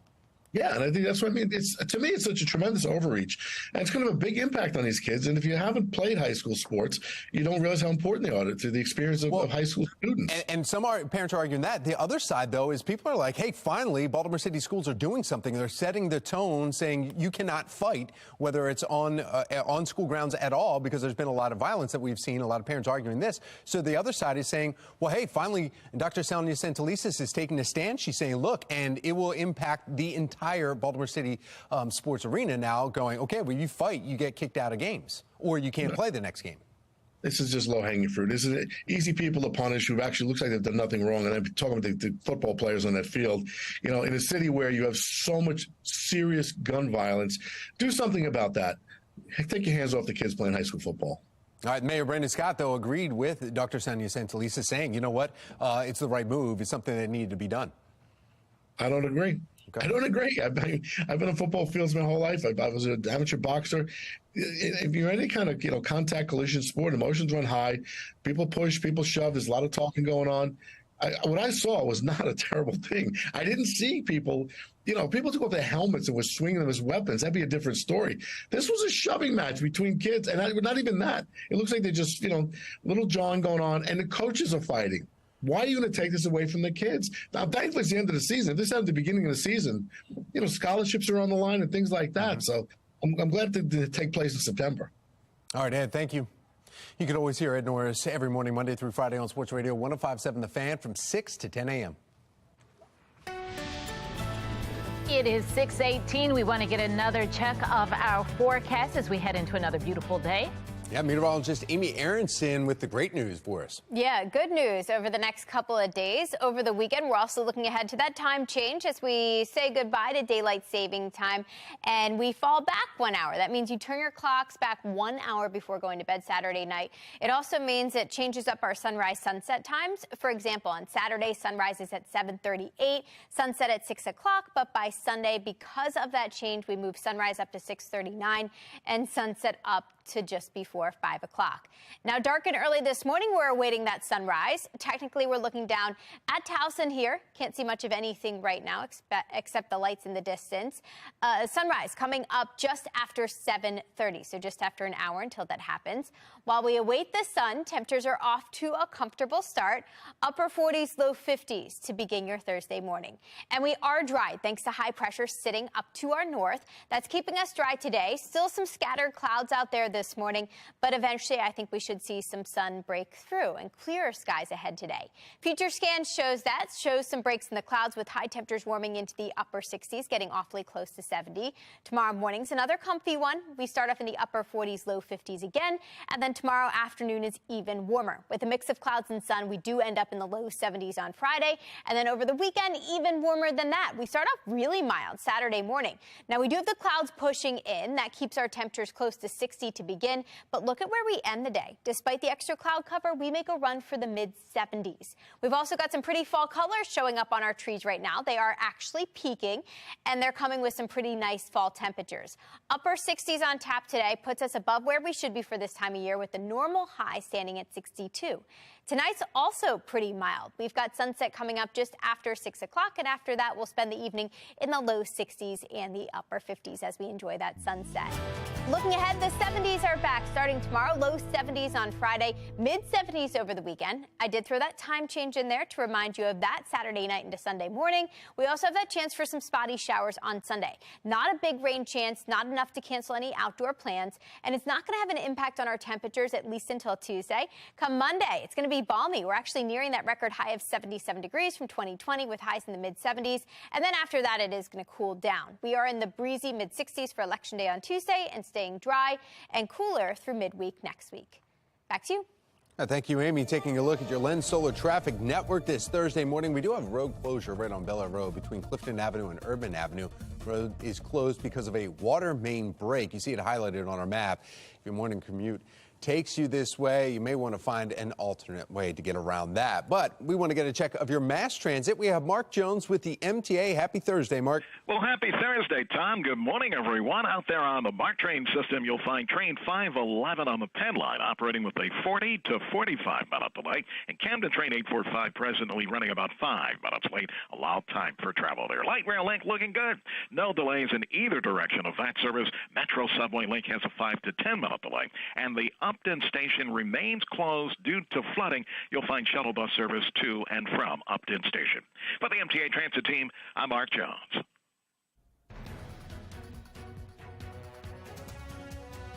Early voting ends today, and the election is now just days away. Coming up, we're going to take a look at question I on your ballot and why the Inspector General is urging you to say yes to it.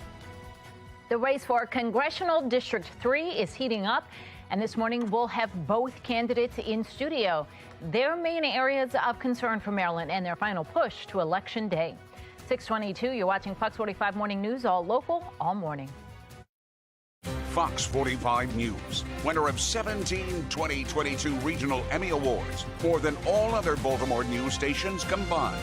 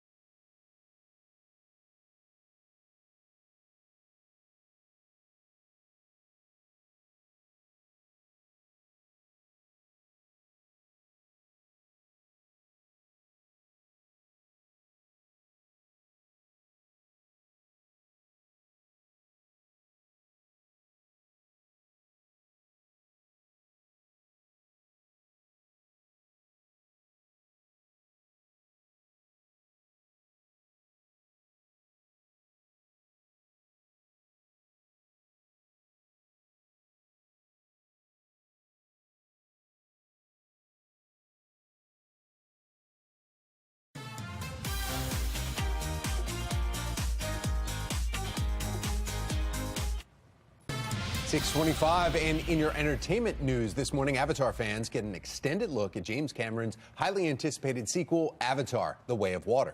20th Century Studios released the official trailer to the second film, sharing a new look at the world of Pandora, plus the new challenges that Sam Worthington's Jake Sully and Zoe Saldana's Neytiri will face. It arrives in theaters December 16th. I wonder if it'll be just as long, because the last one was... What was that, like 5 hours? Yeah, felt like it. YouTube is adding more content to its platform, making it easier for fans to find new things to watch. YouTube is rolling out its latest feature, Primetime Channels, which will bring movies and shows from other streaming sites, just like Epix, Paramount Plus, and Showtime to its platform. Wow, for those using the app, these videos will show up in the movies and TV section. Users will be able to watch the content from the service they subscribe to as well. Well, happening this morning, keep watching for your cue to call in and win. You could win tickets to see Tina, the Tina Turner musical, right at the Hippodrome. Show's happening November 15th at 8 o'clock. Caller number 1 will win. Your chance to call and win, not now, but it's coming up.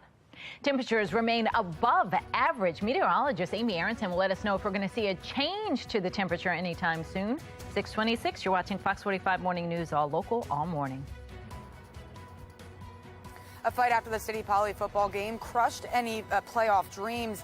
I'm Olivia Danson. Coming up next, find out why there's pushback against the suspension. You're watching Fox 45 Morning News, all local, all morning.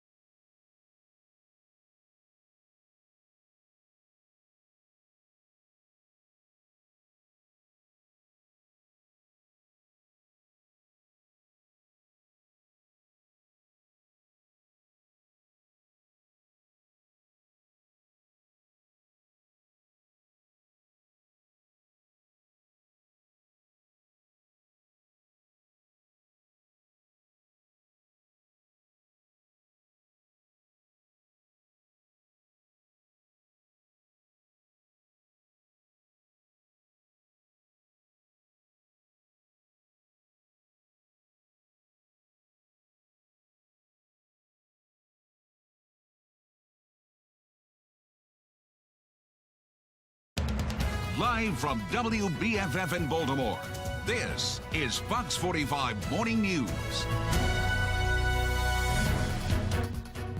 Welcome back on this Thursday morning. 6:30 is the time. I'm Patrice Sanders. I'm Tom Rogers. Man, I am yawning this morning, hanging out with some neighbors, Drexels and Seminoles. I got to see some of them. I haven't seen them in years. So this is what happens when you're on this shift, hanging out, even if it's till 8 or 9.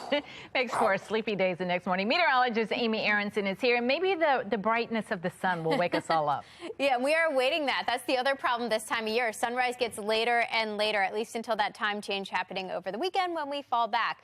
But dark and early this morning, we are starting off in the 40s, low to mid 40s right now in most spots. Grab a light jacket as you step out the door or maybe head to the bus stop. It's cool this morning, but by pickup time, kids won't need the jackets. We've got all that sunshine helping us out and warming us up. Temperatures will climb through the 60s today, getting awfully close to 70. And then over the next couple of days, it's not going to feel like November at all. It's going to feel more like mid-May. I'll explain the reason why in just over 10 minutes. Patrice? All right, Amy, thank you. Looking at our Lynn Stoller traffic network now, we have a road closure on Bel Air Road between Cliffmont Avenue and Erdman Avenue. The road is closed because of a water main break. So if your morning route takes you that way, then you need to find an alternate way.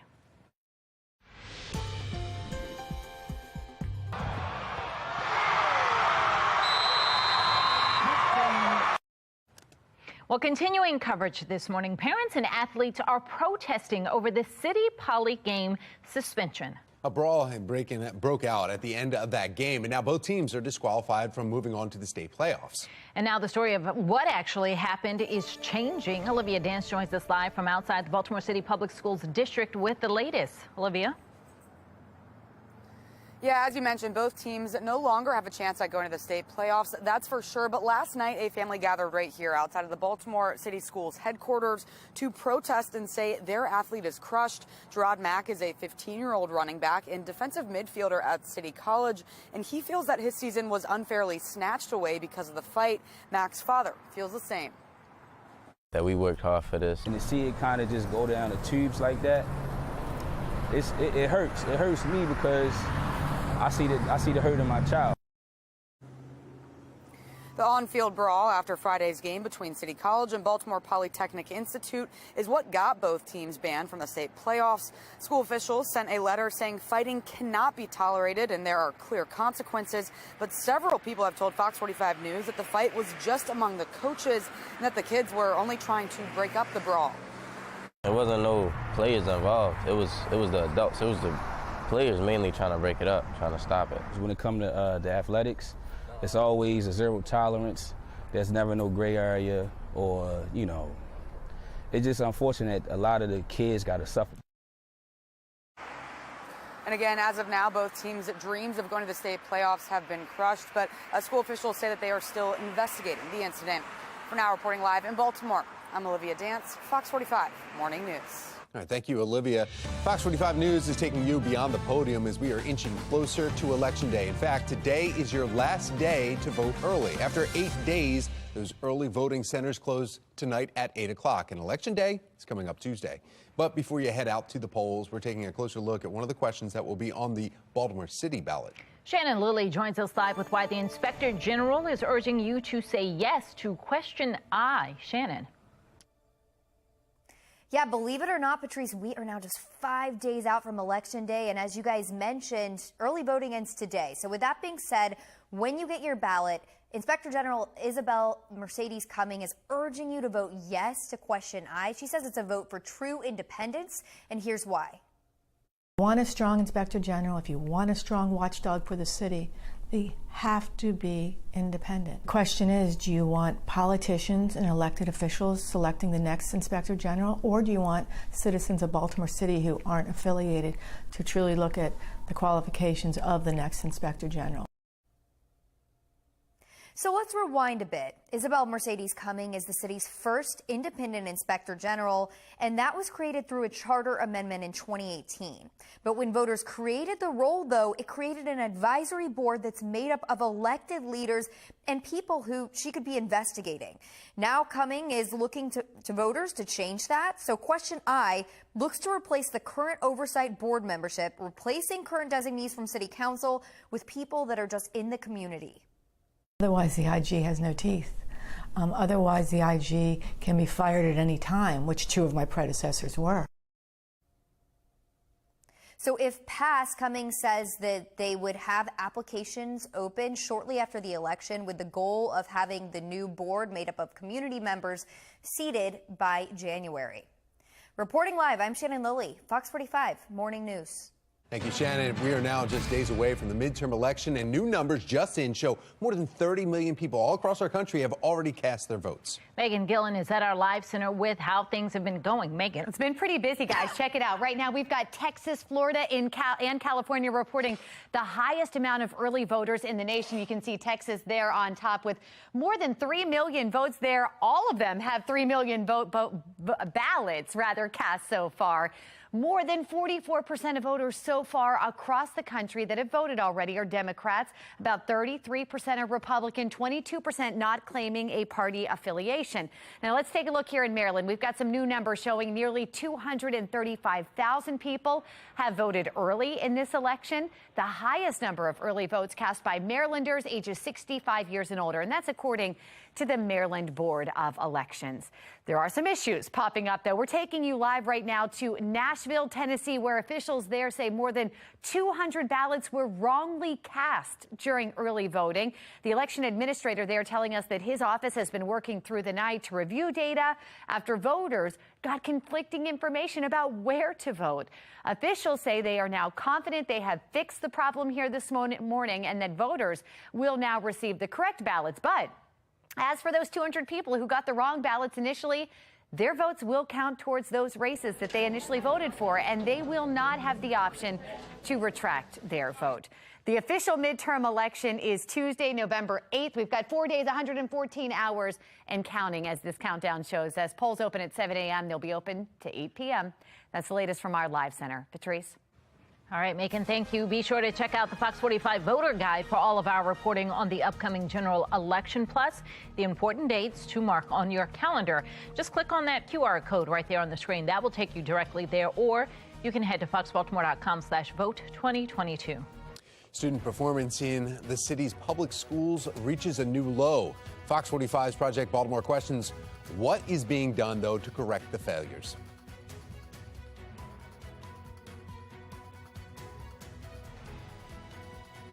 Weather Window, presented by the National Weather Desk. This photo shows an example of cloud iridescence and the results of the process of diffraction. Our meteorologists in Providence, Rhode Island say this unique rainbow effect happens when ice crystals or small water droplets in cirrus clouds scatter the sunlight. Meanwhile, Missouri meteorologist Matt Gunn captured this sunset, giving off final beams filtered through this web of tree branches. For more content like this, follow the National Weather Desk on Instagram.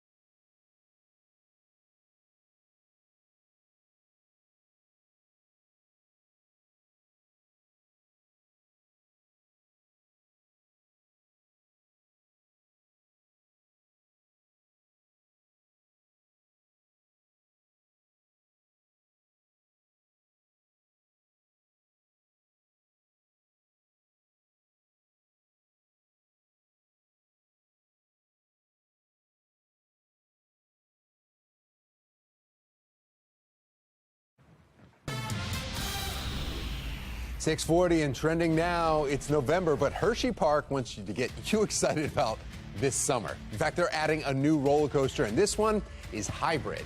Check out Wildcats Revenge. The steel and wood roller coaster will take their guests on a 2-minute, 36-second ride. Look at that plunge right there. For 140-foot drop right there at 82 degrees. You're going straight down. You go through 4 different twists and turns, and then there's maximum speeds reaching 62 miles per hour. Wildcats Revenge will join 14 other rides at Hershey Park. Looks like fun. I'm in. All right, well, there's a new face in town. It's at the Baltimore Aquarium. Check out this guy. A 42-year-old Kemp's Ridley sea turtle made its way to the aquarium from Orlando, one of 10 turtles unable to be released into the wild after it was brought into captivity for an experimental breeding program during the 80s. They were trying to help save the species when they did that. The aquarium is now its permanent home. Thank you to Philip Smith from the National Aquarium for sending us these great pictures. All right, 3rd time's the charm. City leaders pushing a plan to reduce crime that has failed 2 times before. From hikes in food to energy prices, many are asking, when will it all end? Coming up, why experts believe the winter next year could be even more expensive.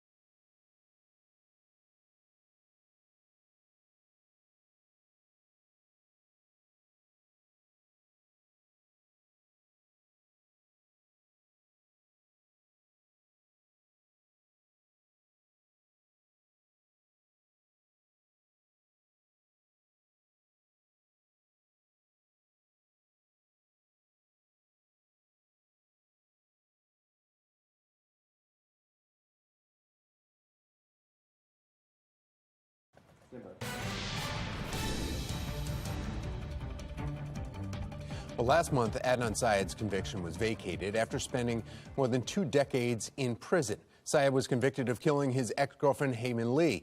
His conviction was vacated when the state's attorney's office said there was evidence of alternative suspects. Well, this morning, there are even more updates in this case. Olivia Dance is joining us now. Olivia, what can you tell us about the latest, though, on this case? Yeah, well, Tom, Heyman Lee's family is still searching for justice, and now they're asking the Maryland Appellate Court for a new and public hearing into the reasons why Syed's charges were dropped. Now, they want the evidence used to be revealed for all to see, and Lee's family is also accusing State's Attorney Marilyn Mosby of violating their rights, saying they weren't given enough time to participate when Mosby asked the court to drop Syed's charges. I'm Olivia Danson. Coming up next, I'll have more on that. Plus, I'll tell you why a handwritten note that was critical in Syed's release is now being questioned. Back to you. As violence continues on city streets, the mayor's office is touting the results of their latest crime-fighting plan in the Western District. Shannon Lilly joins us with the results of that plan and how it hinges on a strategy that hasn't worked in previous attempts. Shannon. Yeah, in fact, Patrice, this is a strategy that's failed twice before, but directors now are telling city council members that they're seeing real results with this program now. In fact, they say in the Western District, where they've been implementing the program since the start of this year, they've seen a reduction in homicides by 30%. However, city council members point out that in other areas of the city, we're seeing crime go up. So they're concerned that those criminals are just moving. Stay with us because in 15 minutes, we're going to take a closer look at that program, how much it's costing, and I'll have more on the back and forth. Now back to you. Trending now, the Powerball jackpot is now $1.5 billion after 39 consecutive drawings with no jackpot winner. No ticket matched all 6 numbers. The next drawing is Saturday, and it is the second largest jackpot in Powerball history. I mean, this is getting ridiculous, isn't it? The biggest Powerball jackpot of all time, though, was $1.58 billion. That's January of 2016. And according to Powerball, the cash value of the prize will be roughly $745.9 million. The 0.9 really matters. We went around Baltimore asking people what they would do with that money. Me and my girl would take a nice vacation. I feel like we work very hard. You know, as a regular 9-to-5 guy, you know, we hardly find time to just kind of cut away from like working every day. Pay all the bills first. Travel, travel, travel. Get a new house, new car. Take care of my family and myself. And give something to my church. Share the wealth, you know. It's a lot of needy people, even though I want them, but share it. Let's have her win, right? That's a good way to look at it. But we said, so the largest was 1.58. We're already at 1.5. The drawing's not till Friday. This will absolutely become. Yeah, Saturday. I mean, Saturday. Yeah. It will become the largest by that point. Do you think it'll get to 2? That's what I would like to see happen, because then I think that'd be fun. And then when you win, then you have won $1 billion. That is crazy. You would be winning billionaire. Yeah. That's so strange. You could almost buy the Commanders football team. Well, if you wanted that. A couple billionaire friends with you, but yeah, you'd be able to do it, right? Okay, so at that point, you know, you can always choose to take the cash option or the yearly money. And I don't even know what you would get yearly, but would you want it yearly? That might lessen some of the, what do I do with all this money? Yeah. What do? Do you do yearly or do you take the lump sum? Ooh, I don't know. I always take the lump sum because I worry, like, what if they run out of money? The lottery is like, we can't pay you next year. You take it when you can get it. But again, it's just, I agree. It's too much money. You win $1 billion and then the lottery goes bankrupt. Right. You're like, sorry. Oh. Sorry, we're out. Yeah, that would be my luck. No. All right. It's a lot of money, but I would enjoy figuring out how to spend it. Yeah, and we are winning either way with the weather as we get into the weekend. We've got a couple of really nice days ahead of us. Starting today, actually. Dark and early this morning. It is cool right now. We are still awaiting that sunrise. Let me check. We've got just about 50 minutes to go until we'll brighten up this view here. Remember, sunrise is getting later and later up until that time change over the weekend when we fall back. Also, over the weekend, we're tracking our next rain chance. It's coming on Sunday. Just a spotty rain chance, not a big one, but it is going to come with some much warmer temperatures over the weekend. Even warmer than today. And that's all out ahead of this weather maker. This cold front is stretched out now from Canada, actually, all the way back into the southwest. Behind it, some colder air, cold enough for some winter weather. That's all the purple and pink you're seeing there. Winter weather advisories in place. I believe Denver was in the 70s yesterday. Today, they're going to be in the mid-40s. Bit of a weather whiplash underway there. As this front heads our way, it's going to weaken quite a bit, so it will not send us any winter weather. Actually, just sends us a slight cool down as we get into next week. But before that front arrives, we are warming up. With each passing day, temperatures are going to be climbing. We also remain rain-free. As you watch that front and as it rolls our direction, you'll notice all the rain kind of fizzles out with us, just reaching us as a couple of showers, and that would be early Sunday morning. Behind it, we are going to stay gray and gloomy on Sunday, but it's still going to be nice and warm. Warmer than today. Today we make a run for the upper 60s. Tomorrow we break into the low 70s. And that's actually just the beginning of this nice little November warm-up that will take us through the first full weekend of November. Mid-70s both weekend days. That puts us 13 degrees above where we should be. By Monday, we're in record territory with a high near 76. That's 14 degrees above normal. Current record high stands at 77 from 2020, and we'll get awfully close to that. According to the Climate Prediction Center, the warmer temperatures are here to stay, at least for the next 10 days. Our 10-day temperature outlook takes us all the way through November 12th. We are included in this dark red. That means a really decent chance for above average temperatures. And you can actually see that in the short term. Over the weekend, we're in the mid-70s. I threw that time change in there. Remember, we fall back Saturday night into Sunday morning. Some spotty showers possible on Sunday. After that, it's warm through Monday. Bit of a cool down coming up for Election Day on Tuesday. Tom, Patrice. All right, thank you, Amy. You can test out your artistic side at the Walters Art Museum. Be More lifestyle host Mark Clark is getting a head start this morning with new programs that you can check out this season. And think beyond the baloney. Just ahead this morning in our 9 o'clock hour, we're celebrating National Sandwich Day by creating some unique lunches in a pinch with the help of Guinness. Okay, well, all right. I can't wait to see that. Sandwiches here. And you know what goes perfect with an avocado egg sandwich on a toasted everything bagel? Oh my gosh, I'm hungry. Maybe egg and cheese, some turkey bacon. Yes. Well, any way you like your breakfast sandwich. Coffee on the side, it's a must. It's time for a coffee break.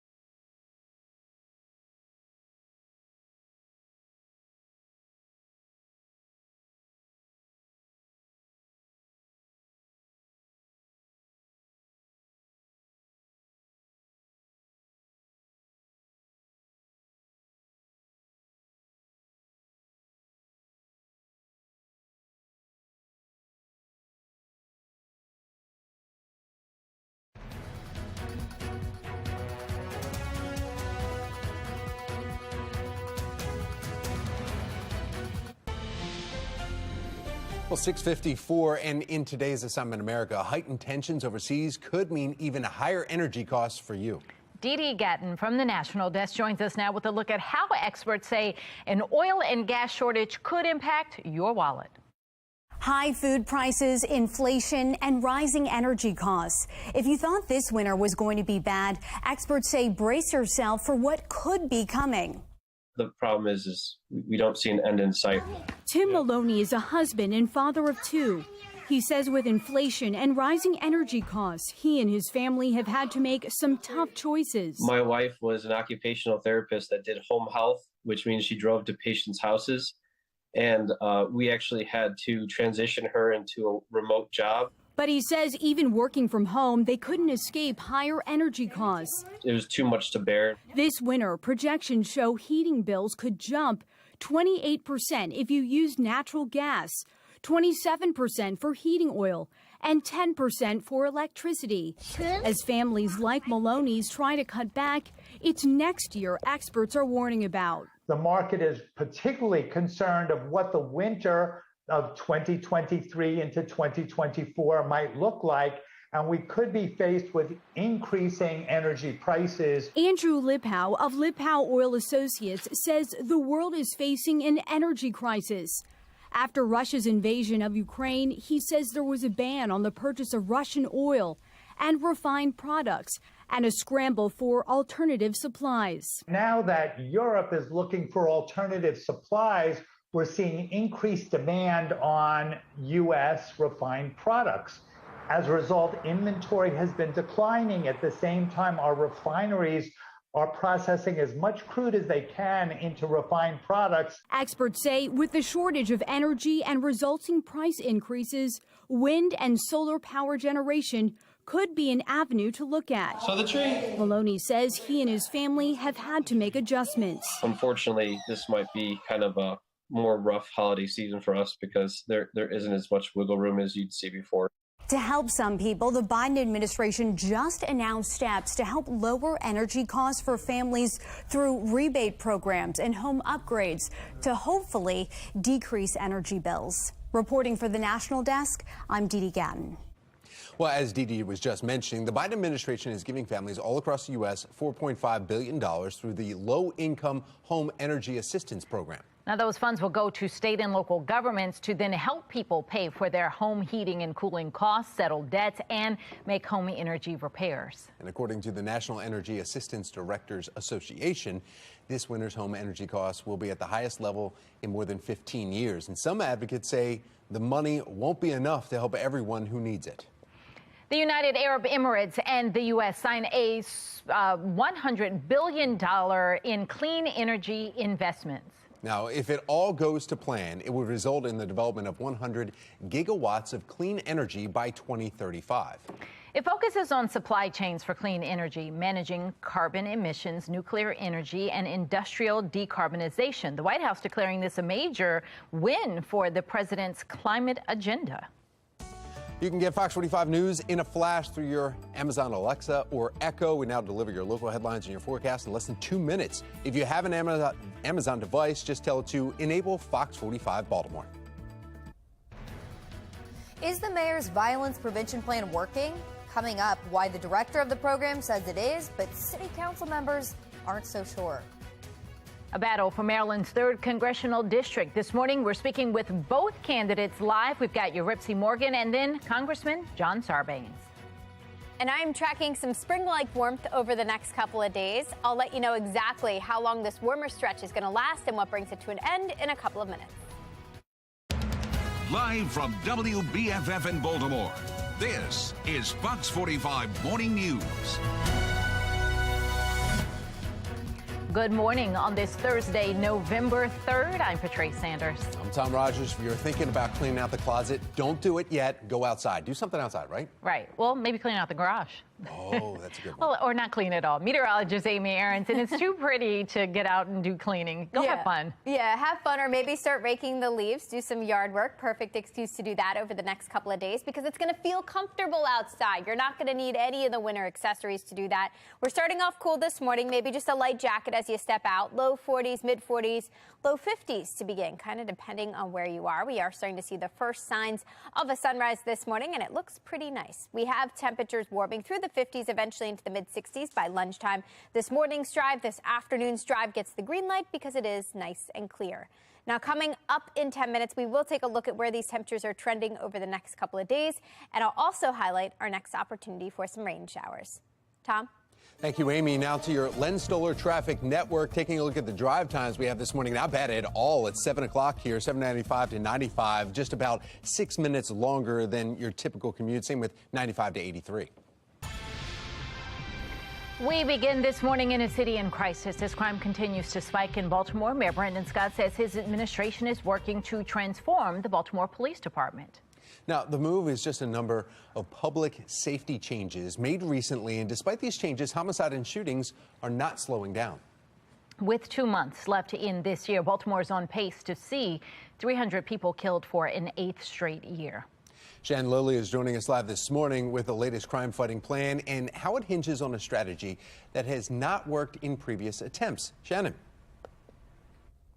Yeah, in fact, Tom, this is a strategy that's failed twice before, but directors of the program are telling city council members that they're seeing real results this time around. Still, city council members have their concerns about this and they're skeptical. Let's take a listen to that back and forth. And see that we are seeing sustained declines in both homicides and non-fatal shootings in the Western District. Northeastern has seen a significant spike, a 101.9% spike over the last year. Which is scary.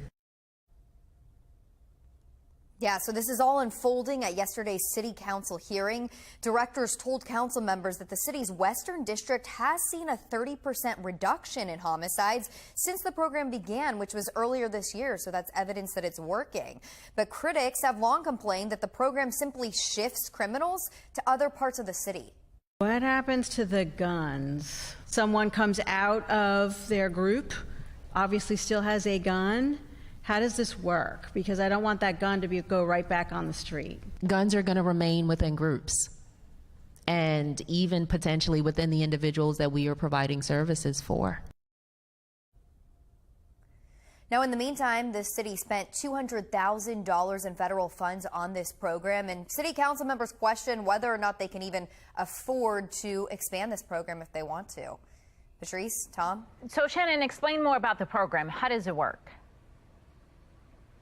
So essentially, this is a program that rewards you if you don't commit crime, Patrice. So it's helping you get out of that lifestyle. So people who are in the program have to pledge that they will not be involved in crime. And in return, the city is offering life coaches, and they're also offering financial assistance. Reporting live, I'm Shannon Lilly, Fox 45 Morning News. Well, elsewhere in a city in crisis, Johns Hopkins University is warning students and staff about an increase in crime on 2 of its campuses. The university says 7 armed robberies happened over a 3-week period in October. The warning comes amid pushback from the community over the university's plan to have its own private police force. Some community members have been outspoken against those plans because of concerns of over-policing. Those who support the plan point to Baltimore police being short by some 400 officers, something the police department addressed at City Hall. Patrol staffing this year compared to last year is 55 less officers out on the streets in patrol. Fox 45 News asked Baltimore City Police about the increase in crime around the university. They did not answer that question, but did tell us BPD has a robbery initiative in the area, which includes directed patrol of both foot and bicycle units. Well, across Baltimore, though, businesses and communities are hiring their own security guards as the Baltimore Police Department continues struggling with the police shortage. Now, in the past week, we've seen confrontations between some of those security guards and residents that have led to shootings. On the top right there, that's a scene of a shooting at Royal Farms convenience store in Washington Boulevard in southwest Baltimore. A security guard, Kenesha Spence, is now charged with attempted murder among some other charges. Now we have some new details this morning in the Adnan Syed case. Now the family of Heyman Lee is asking for a redo.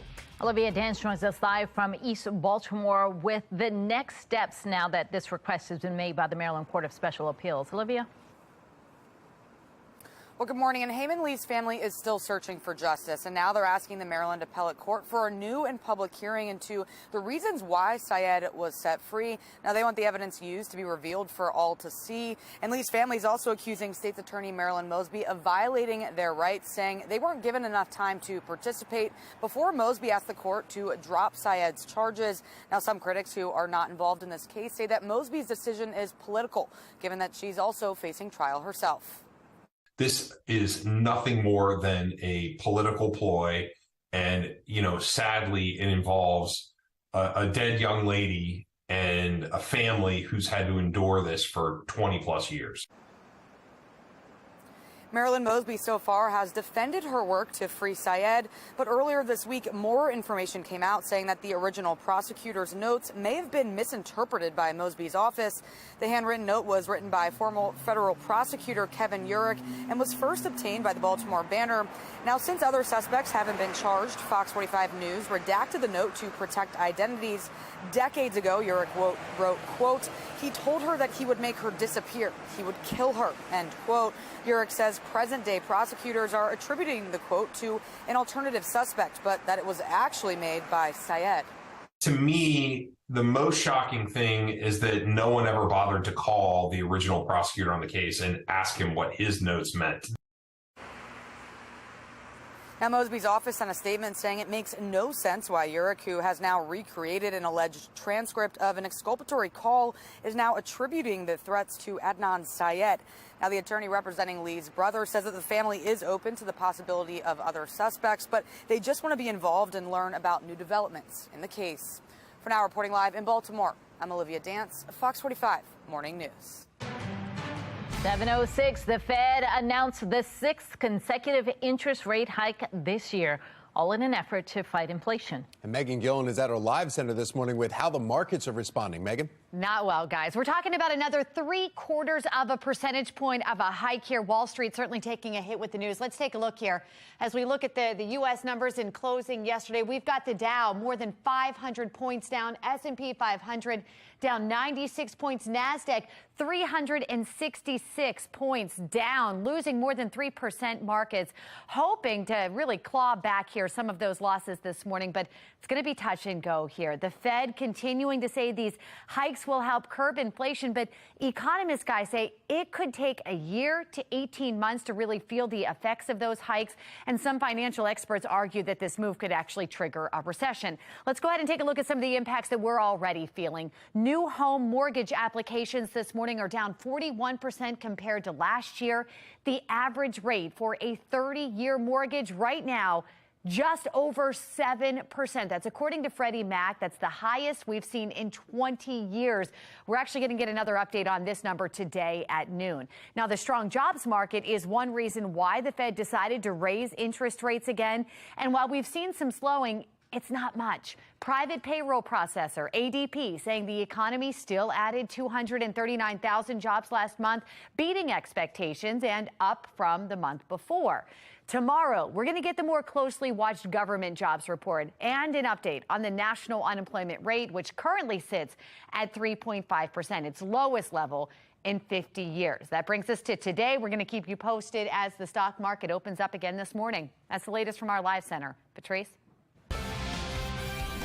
7:08. Those of you who watched Game 4 of the World Series last night witnessed baseball history. Kristen Javier from the Astros pitched 6 no-hit innings. He exited after 6 innings and 97 pitchers, and 3 other pitchers jumped in and joined Javier for a combined no-hitter and a 5-0 Astros victory. The Astros and Phillies now both have 2 wins under their belts. Well, Astros needed that after Philly beat them 7-0 the night before. Game 5 is tonight in Philadelphia. As usual, coverage begins right here at 7 o'clock with Jeopardy and Wheel of Fortune following our post-game newscast. That means there will be Game 6 in Houston Saturday night. Well, we want to bring in meteorologist Amy Aronson to talk about this. Just imagine the excitement on both sides. This is like the fun time of year for baseball fans.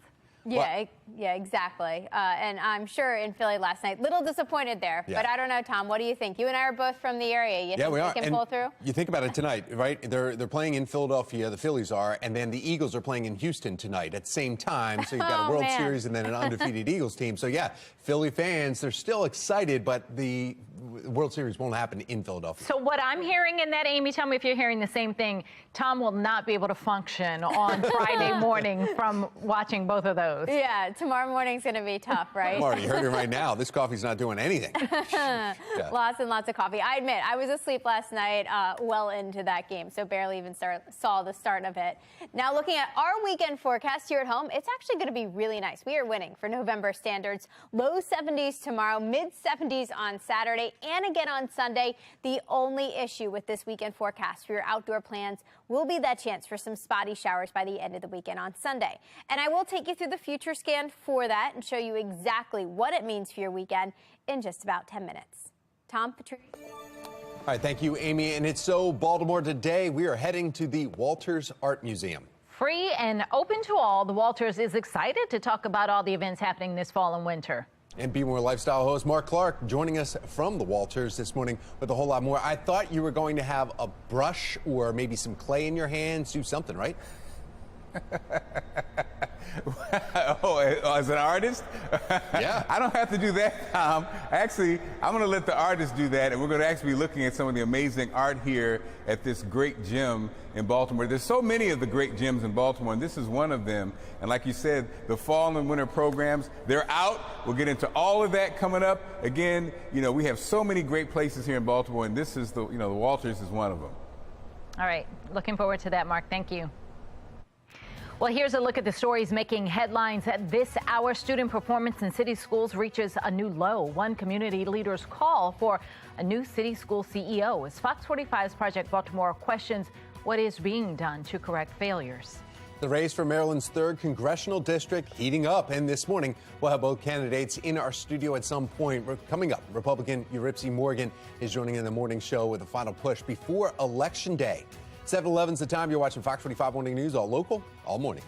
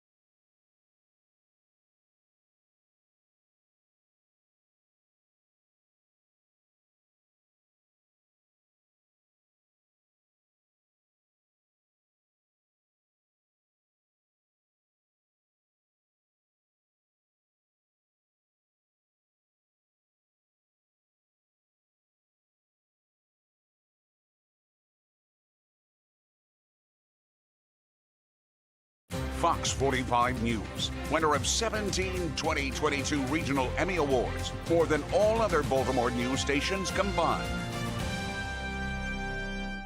7:14 now. Inflation, crime, quality of life. Those are the issues on voters' minds as we approach the midterm elections coming up next week. How do the candidates vying for your vote plan to address those issues? We're taking you beyond the podium. This morning, Republican Uripsy Morgan, who is looking to unseat John Sarbanes from Maryland's 3rd Congressional District, is joining us. Good morning. Good morning. Thank you for having me. Of course. Home stretch now. We're talking about the things people are talking about. The Feds just raised the interest rates again. The price of everything is higher. I was just in the grocery store and shocked by what was the prices we were paying. If you're elected, how do you help Marylanders find some relief?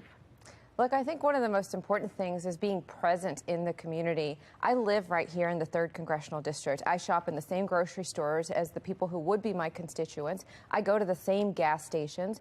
You know, my opponent lives a clear 45 minutes outside of the district. He actually never really has to be inside the district except for getting on Route 50. One of the first things that we have to do is realize that Congress has one of the most important roles, and that's the power of the purse. Congress has not passed a budget in so long that at this point it would be news if we actually did pass a budget, if we actually did know where our money was going, where our tax dollars were going, and how much overspending the government is doing.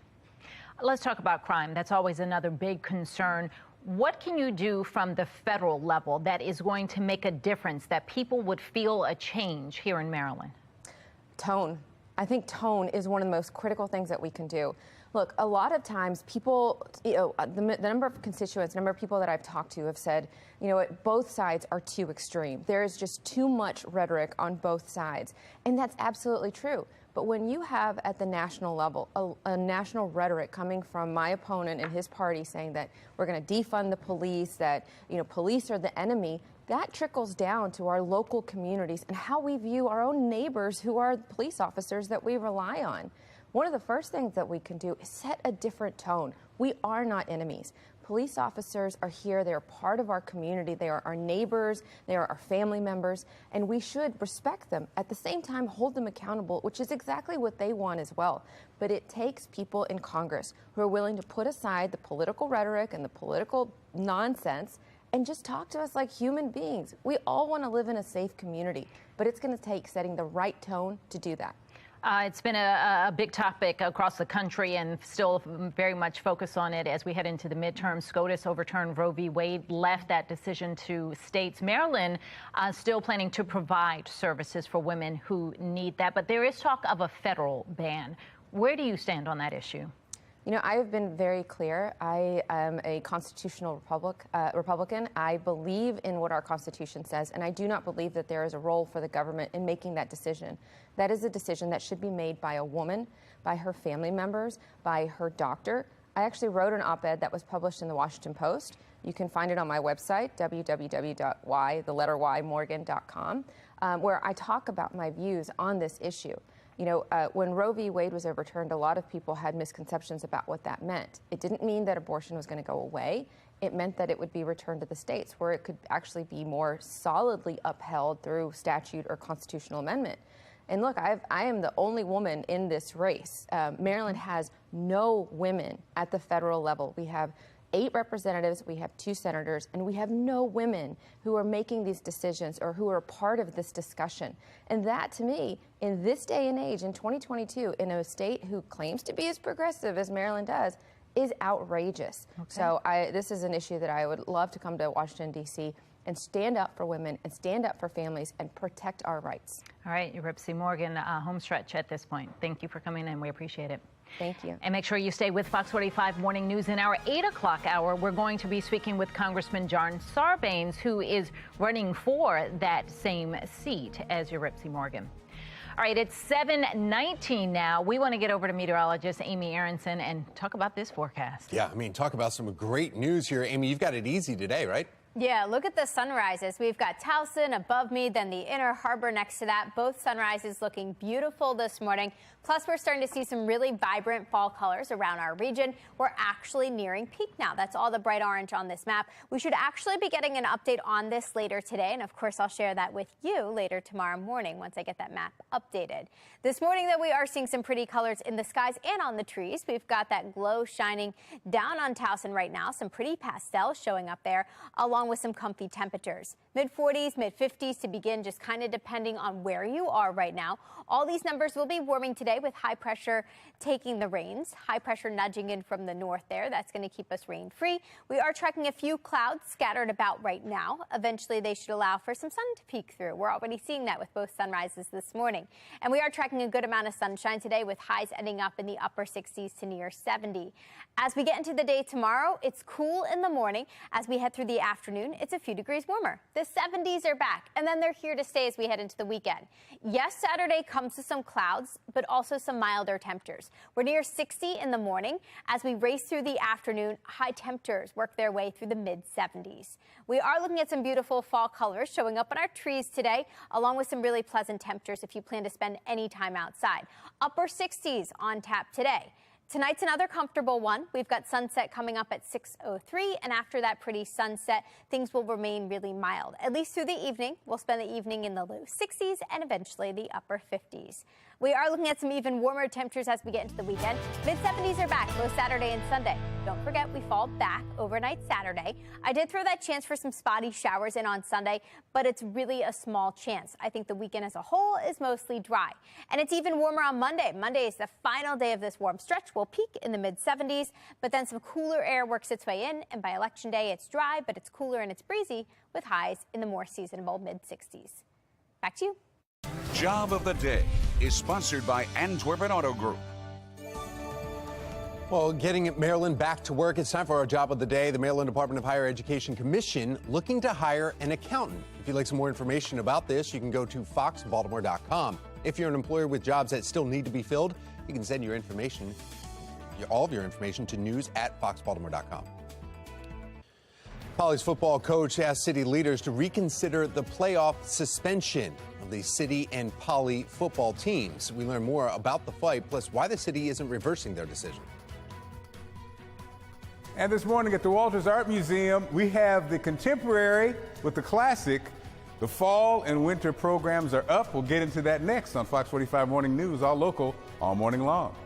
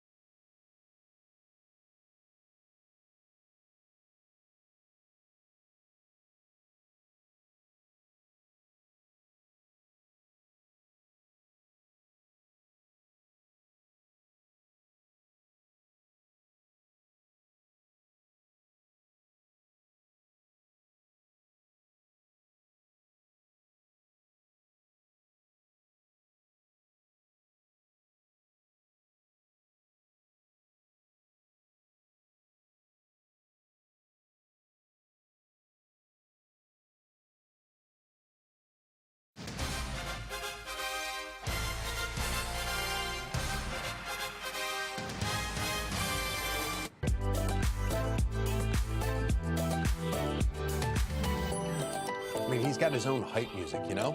It's so Baltimore, and the Walters Art Museum has a new program for fall and winter seasons. That's right. It's free. It's open to all. It's extraordinary. So much art to explore there. Be More Lifestyle host Mark Clark is live downtown, and he's got all the details. Hey, Mark.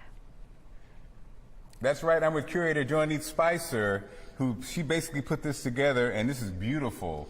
And mixing contemporary with classic. Tell us about it. Well, I've always thought that contemporary art and the art of the Renaissance really had a lot to say to each other. You know, sort of great minds think alike. I love it. It's all about, after all, human emotions and what's important to you, and conveying that to others so they feel it also. And so I thought this was reopening these galleries, this was a wonderful opportunity to really draw attention to artists such as Stephen Towns' work, which we have here. And he had been very inspired by medieval and Renaissance art when he was in college, what it could do for your sense of the person. And so I thought here that this was a wonderful opportunity to many people, you know, Renaissance art seems far away. Right. It's so-called great, but why? You know, and so this was a wonderful opportunity for them to see it in a way through Stephen's eyes. I love it. A mixture of the two. And again, this is, you know, the fall and winter program is up. Yes. If you haven't been, you asked me when I first came in, have I been here? I haven't been here in a long time, guys. So if you haven't been in a long time, please come. And if you've never been, definitely come. Something for everybody, and you're going to learn something as it seems the art comes to life. Absolutely. It's a great place to visit. Thank you, Mark. They're always changing it up. All right. Thanks. All right, if you want more information about getting down there, it's all on our website, foxbaltimore.com/newslinks. Feeling like summer again here in Baltimore, with temperatures expected to reach the 70s again today. Meteorologist Amy Aronson will let us know when we can expect to start feeling more like where it should be in November again. Take your time. We don't need that. City schools hit an all-time low in student performance. Now, one community leader is calling for city schools' CEO to be replaced. Fox 45's Project Baltimore team questions what's being done to correct failures. 7:27, you're watching Fox 45 Morning News, all local, all morning.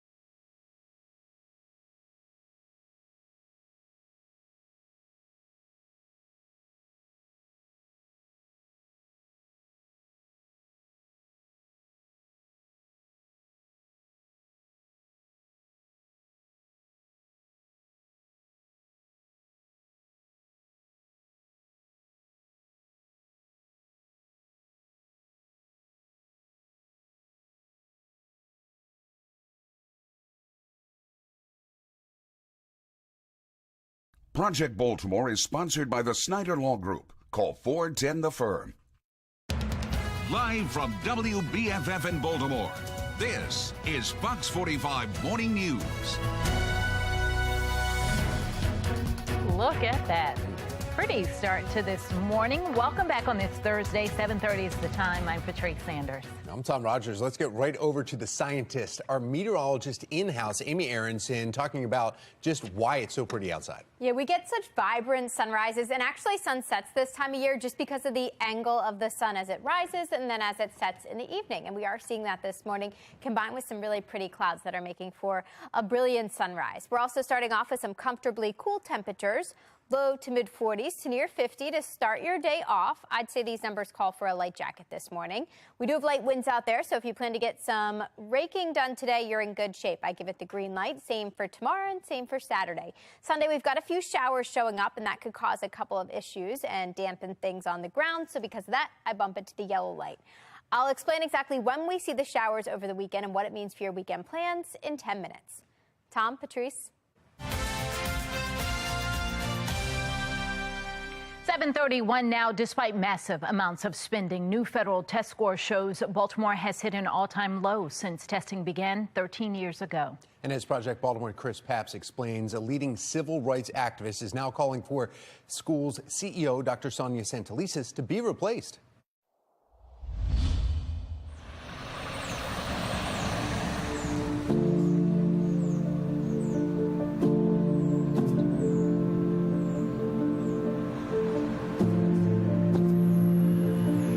It's been a neglected neighborhood. You know, some things that people take for granted we don't have here. Sandtown, West Baltimore. We don't have a food market. We don't have a bank. We don't have a laundromat. We don't even have early voting here. For 72 years, Doc Cheatham has called this neighborhood home. This road's named after you. Yes, sir. You're a pretty big deal around here. Yeah. He's the former president of the Baltimore chapter of the NAACP, a civil rights leader who's never lived anywhere else. Nope. Since 1950, Cheatham has watched Sandtown slowly turn from a thriving middle-class neighborhood into a poor and dangerous one. So far this year, as of November 1st, Baltimore's Western Police District has seen 31 homicides, 5 of them in Sandtown. In all of Baltimore County, there's been 24. We're in an awful state. Conditions are awful here. What about the schools? Schools are awful. We need to do more and better for the children. Right now, they're suffering. Cheatham believes much of the poverty and violence affecting his community can be tied back to education. The federal government, every couple years, releases the nation's report card, or NAEP. Students across the country are tested in 4th and 8th grade math and reading.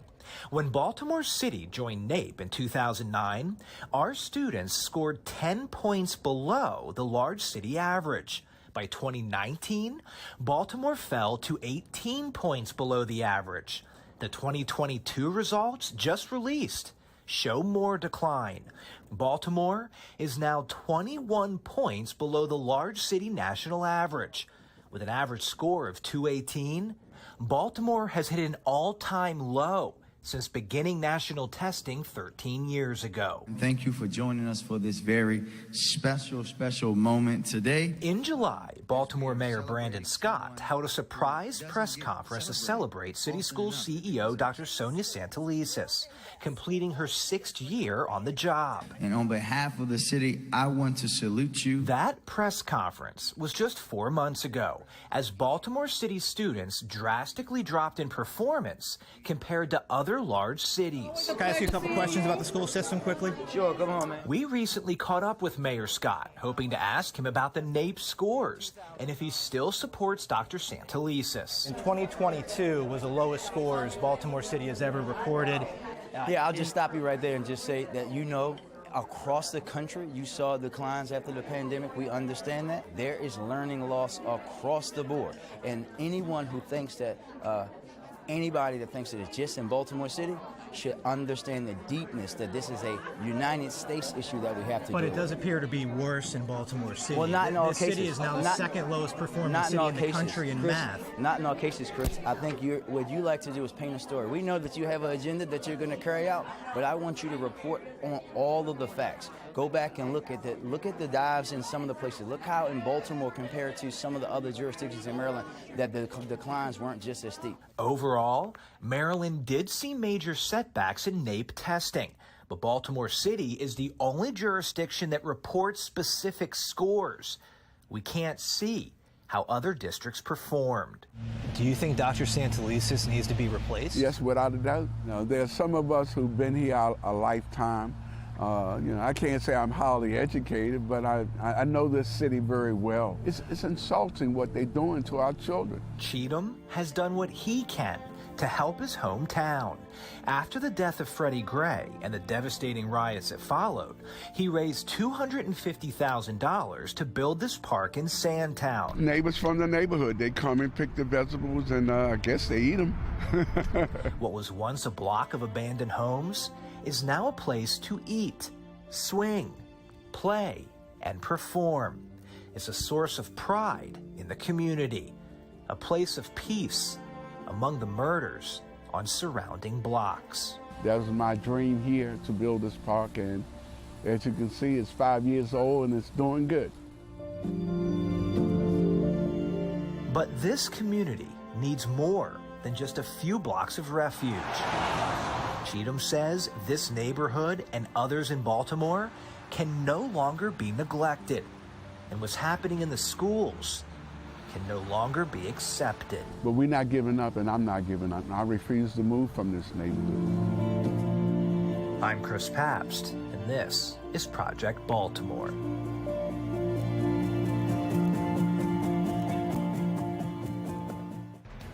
The Maryland Department of Transportation moving full speed ahead in their efforts to improve the state's transit system, plus how the department is choosing to honor veterans this year. A fight after the City Poly football game crushed any playoff dreams. I'm Olivia Danson. Coming up next, find out why there's pushback against the suspension. And things are heating up in Baltimore. Temperatures expected to reach the 70s again today. Meteorologist Amy Aronson tracking the warmer temperatures and letting us know when it will start to feel like November again. 7:37, and you're watching Fox 45 Morning News, all local, all morning.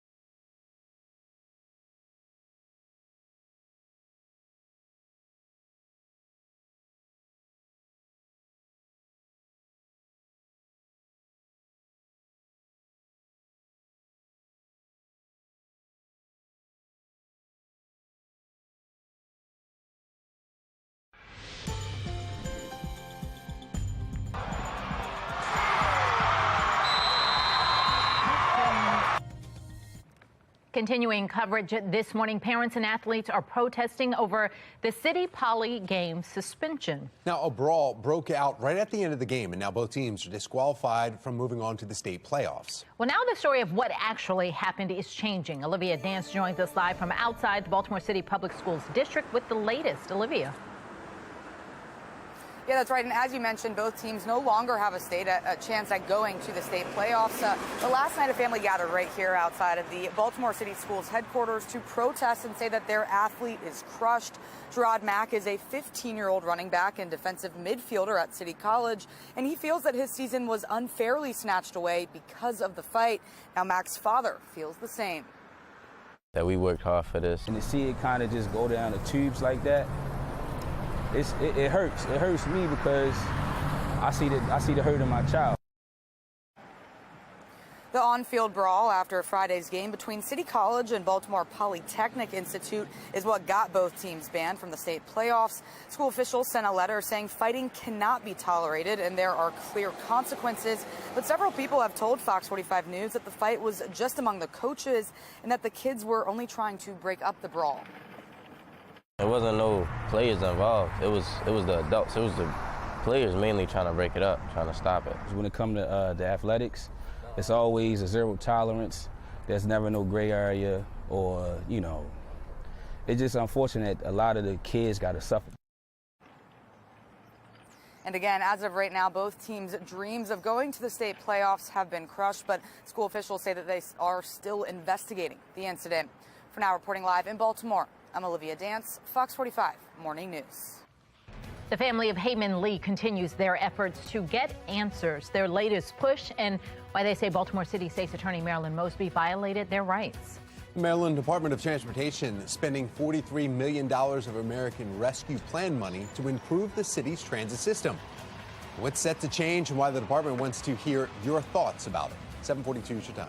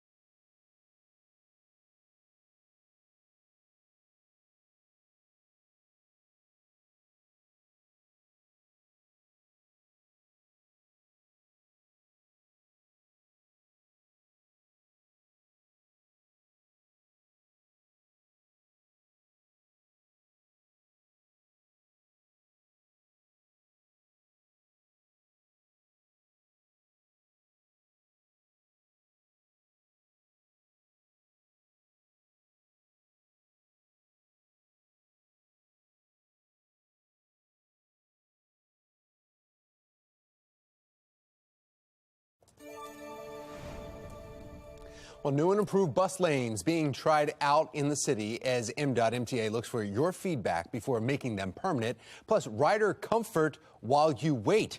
Joining us now, MDOT/MTA Administrator Holly Arnold. Good morning, Holly. Hey, good morning. How are you? Good. We've seen it. Bus shelters already starting to be installed here. Very important, though. And you say this is one of the services that was most requested?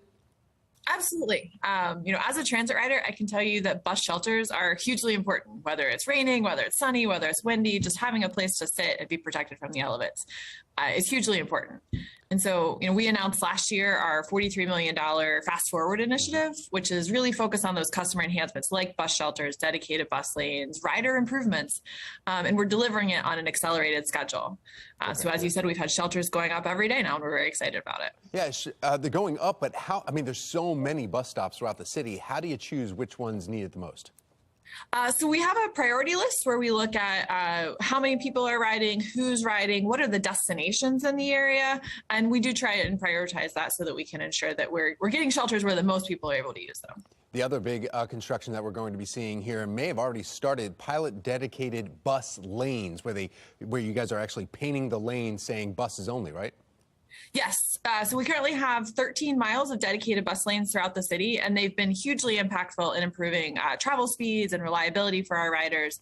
And so we're testing out now. It's going to be a 6-month pilot. So it won't actually be painted red yet, but if it goes well, it will be. So it'll be signed and really focusing on getting customer feedback, community feedback, and we'll be evaluating the lanes over that 6-month time period. Yeah, and there's 5 intersections, though, that are really key to this, though, right?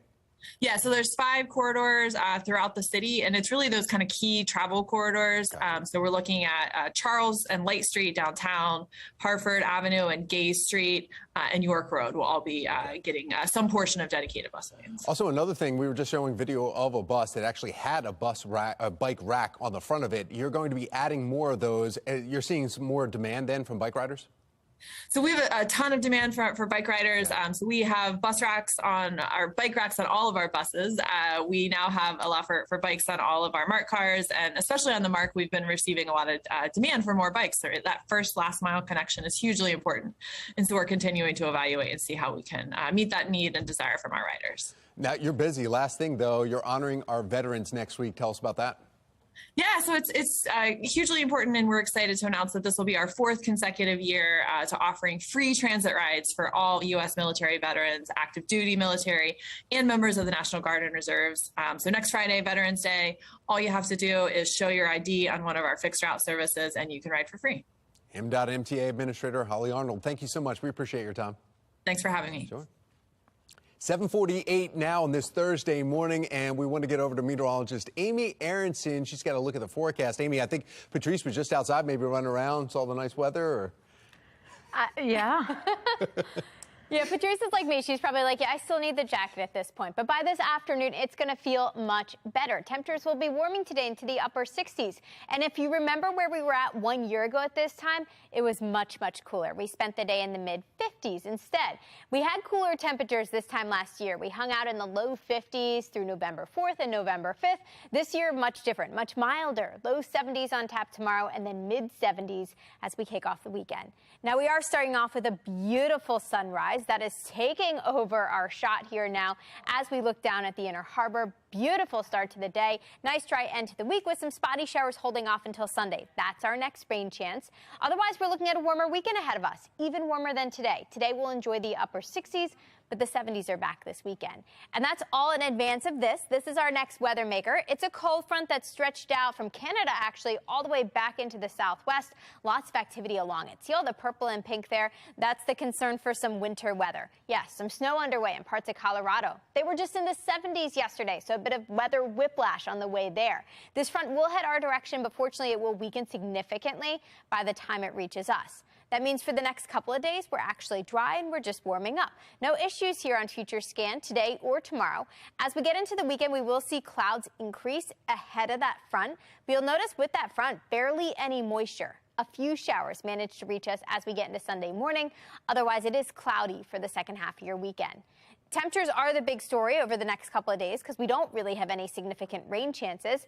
Upper 60s today, a few degrees above where we should be for this time of year, and then well above where we should be come Friday by about 10 degrees. We're in the low 70s to wrap up the week. And according to the Climate Prediction Center, there's a really high chance that above average temperatures will stick around in our 6 to 10 day temperature outlook. This outlook takes us all the way through November 12th. And even in the short term, we can see that warming trend. Low 70s are back tomorrow, and then 70s stick around for the weekend. Mid-70s, actually, both Saturday and Sunday. I did throw that spotty rain chance in there on Sunday. I also threw a little clock in there to remind you that we fall back Saturday night into Sunday morning. That means sunset is extra early, right before 5 o'clock on Sunday. After that, temperatures stay warm for one more day on Monday. By Election Day, it's cooler and it's breezy. It's much more seasonable for early November standards, with highs settling back into the mid-60s. Tom, Patrice.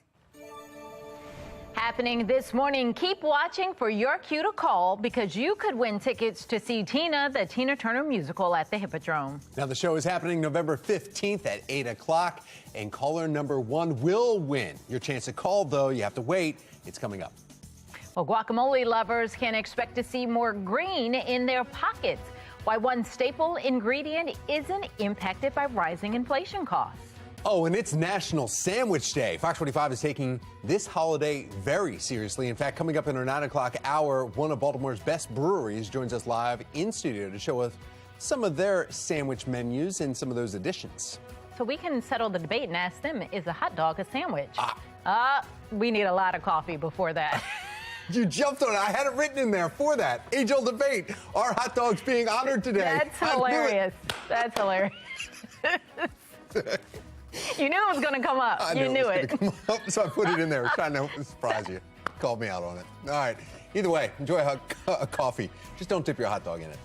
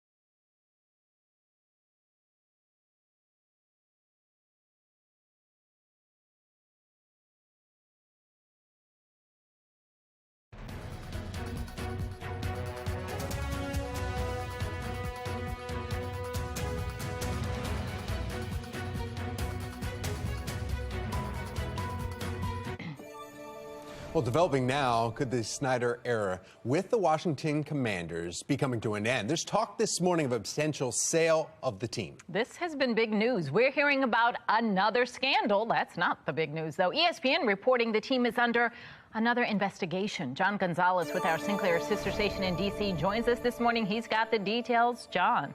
Well, two big developing stories in a span of 24 hours surrounding this troubled franchise that's actually showing some sign of life, some success. You know, when the Commanders come into FedEx Field on Sunday, they're going to bring in a 3-game win streak. But of course, the focus is certainly not on football right now. Washington Commanders owner Dan Snyder has hired Bank of America to explore potential transactions. The news has sent shockwaves across the DMV in what can only be described as unusual timing here. Just hours after the Forbes story surfaced, ESPN broke news as well, reporting that the alleged financial misconduct of the team is also the subject of a criminal probe by federal prosecutors with the U.S. Attorney's Office in the Eastern District of Virginia.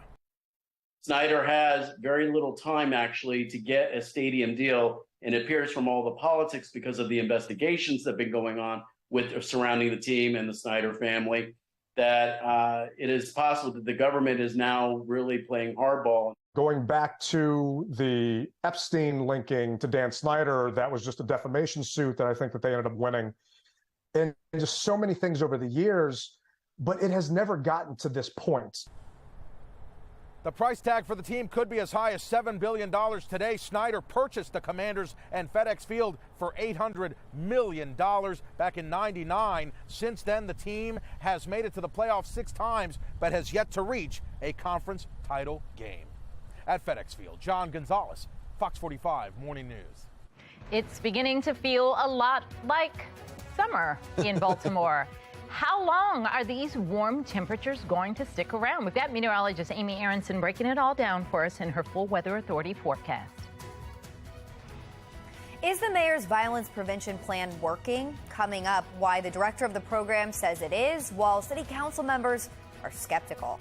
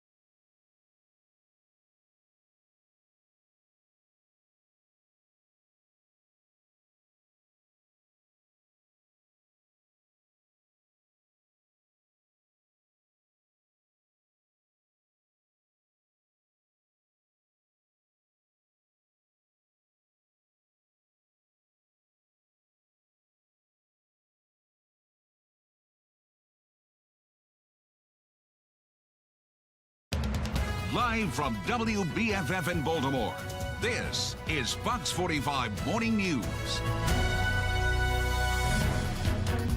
Schools are awful. We need to do more and better for the children. Right now, they're suffering. Yeah, Baltimore hits an all-time low in student performance for public schools. Coming up in our next half hour, how one community activist is calling for a city school CEO to be replaced. Good morning on this Thursday, November 3rd. I'm Patrice Sanders. I'm Tom Rogers. Megan Gilman will be back in just a little bit, and we're talking about the weather and how gorgeous it is outside. It's so sunny. Meteorologist Amy Aronson is here. She's got the forecast. Yeah, it's nice to see the sunshine. Now we just need the warmer temperatures that are going to come along with it, and they are right around the corner. Right now it's bright, sunny, and actually not that bad out there. We're already nearing 50 in Baltimore, upper 40s in most spots right now. I'd say a light jacket is a great idea as you step out this morning. Otherwise, your morning's drive gets the green light. Actually, the entire day gets the green light. We are just looking forward to some sunshine today with warming temperatures. By lunchtime, we're already in the mid-60s, maybe lunch outside today. By the end of the day, we're nearing 70. And this is actually just the beginning of a nice little November warm-up. I'll let you know where these numbers are headed and what it means for the weekend in 10 minutes. Tom, Patrice. 8:01 now. We begin this morning in a city in crisis as crime continues to spike in Baltimore. Mayor Brandon Scott says his administration is working to transform the Baltimore Police Department. Now, the move is just a number of public safety changes that were made recently, and despite these changes, homicides and shootings are not slowing down. With 2 months left to end the year, Baltimore is on pace to see 300 people killed for an 8th straight year. Well, Shannon Lilly is joining us live this morning with the latest crime-fighting plan and how it hinges on a strategy that has not worked in previous attempts. Shannon. Yeah, in fact, Tom, this is a strategy that has failed twice before. But directors for the program are telling City Council that they are seeing real results this time around. Still, City Council members are skeptical. Let's take a listen to that back and forth. Can see that we are seeing sustained declines in both homicides and non-fatal shootings in the Western District. Northeastern has seen a significant spike, a 101.9% spike over the last year, which is scary. Yeah, this all unfolding at yesterday's City Council hearing. Directors told council members that the city's Western District has seen a 30% reduction in homicides since the program began earlier this year, so that's evidence that it's working. But critics have long complained that the program simply moves criminals to other parts of the city. What happens to the guns? Someone comes out of their group, obviously still has a gun. How does this work? Because I don't want that gun to go right back on the street. Guns are going to remain within groups and even potentially within the individuals that we are providing services for. Well, in the meantime, the city has spent $200,000 on this program in federal funds, and City Council members question whether they can even afford to expand it. Patrice? Shannon, how does the program work? Yeah, so that's a good question. And really, you're just essentially rewarding people for not committing crimes. It's a helping hand, a way out of that lifestyle. So how it works is if you're involved in the program, you have to pledge to steer clear of crime. And then the city will give you help in the form of coaches, life coaches, and also financial help as well. Reporting live, I'm Shannon Lilly, Fox 45 Morning News. All right, thank you, Shannon. New details this morning in the Adnan Syed case, the family of Heyman Lee demanding a redo. Olivia Dance joins us live from East Baltimore with what's next following the request from the Maryland Court of Special Appeals. Olivia. Well, good morning. And Heyman Lee's family is still searching for justice, and now they're asking the Maryland Appellate Court for a new and public hearing into the reasons why Syed was set free. Now they want the evidence used to be revealed for all to see. And Lee's family is also accusing State's Attorney Marilyn Mosby of violating their rights, saying that they weren't given enough time to participate when Mosby asked the court to drop Syed's charges. Now, some critics who are not involved in this case, though, say that Mosby's decision is political, as she's also facing trial herself. This is nothing more than a political ploy. And, sadly, it involves a dead young lady and a family who's had to endure this for 20 plus years. Now, Marilyn Mosby so far has defended her work to free Syed, but earlier this week, more information came out saying that the original prosecutor's notes may have been misinterpreted by Mosby's office. The handwritten note was written by former federal prosecutor Kevin Urich, and it was first obtained by the Baltimore Banner. Since other suspects haven't been charged, Fox 45 News redacted the note to protect identities. Now, decades ago, Urich wrote, quote, he told her that he would make her disappear. He would kill her, end quote.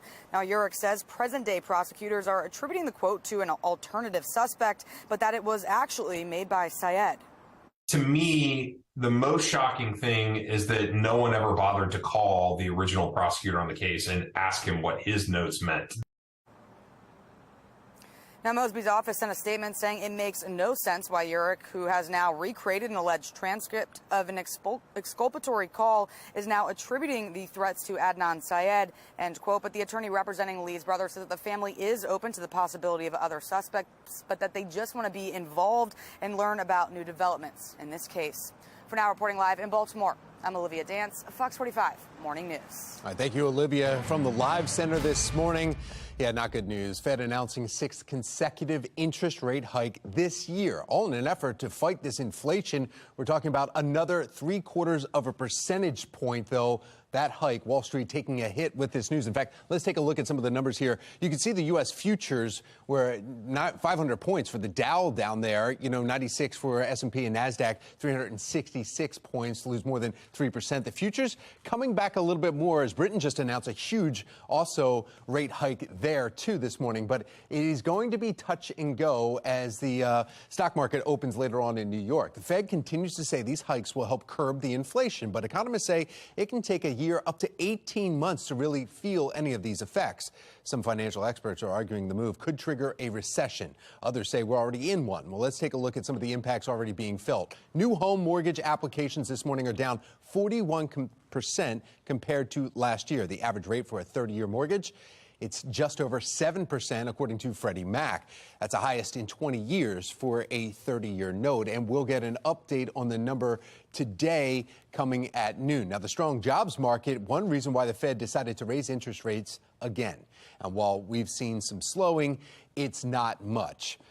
Private payroll processor ADP says that the economy still has added 239,000 jobs last month, beating expectations, and that's up from the month before. Tomorrow, we'll get more closely watched government jobs report and an update on the national unemployment rate, currently at 3.5%, its lowest level in about 50 years. We'll keep you posted, of course, this morning as the stock market opens up this morning. As we take a live look of Philly and recap Game 4 this morning. The Astros and Phillies are currently tied in the 2022 World Series. After the break, the history made in last night's game. And here's a preview of our high temperatures today. It's almost going to feel spring-like in November, with highs headed for the upper 60s to near 70. And this weekend is even warmer. I'll show you how warm it's going to get over the weekend and when we could see some showers in a couple of minutes. It's 8:08. You're watching Fox 45 Morning News, all local, all morning.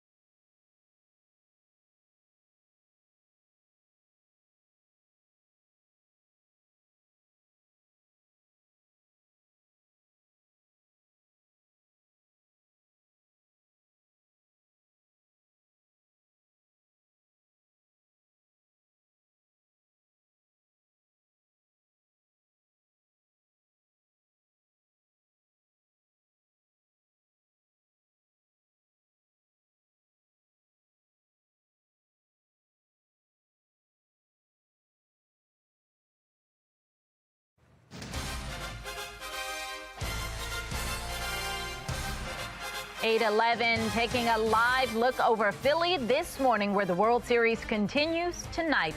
But last night, Game 4 made baseball history. It was the second no-hitter in a World Series game ever. Now, 4 Houston Astro pitchers combined to keep the Phillies out of the hit column in a 5-0 win over Philly in Philadelphia. This ties the best-of-7 series up at 2 wins each.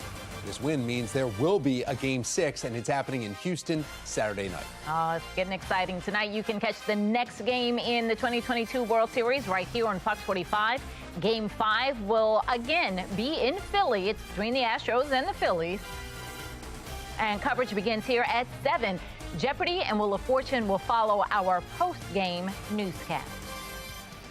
Student performance in the city reaches a new low. What one community leader is calling for from the city as Project Baltimore questions what's being done to correct failures. More bill and water problems rising at DPW. Why a new report from the Baltimore City Inspector General is responsible. 8:12 is the time. You're watching Fox 45 Morning News, all local, all morning. Fox 45 News, winner of 17 2022 Regional Emmy Awards, more than all other Baltimore news stations combined.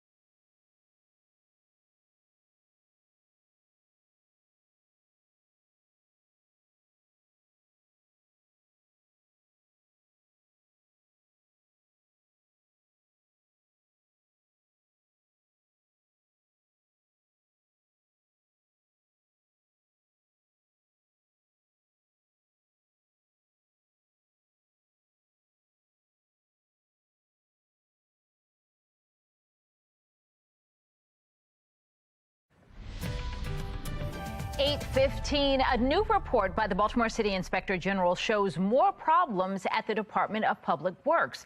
This report shows billing issues with paying for a chemical used to keep drinking water safe from lead, copper, and other contaminants. Joining us this morning, David Williams with the Taxpayers Protection Alliance to talk about the report and the issues at DPW.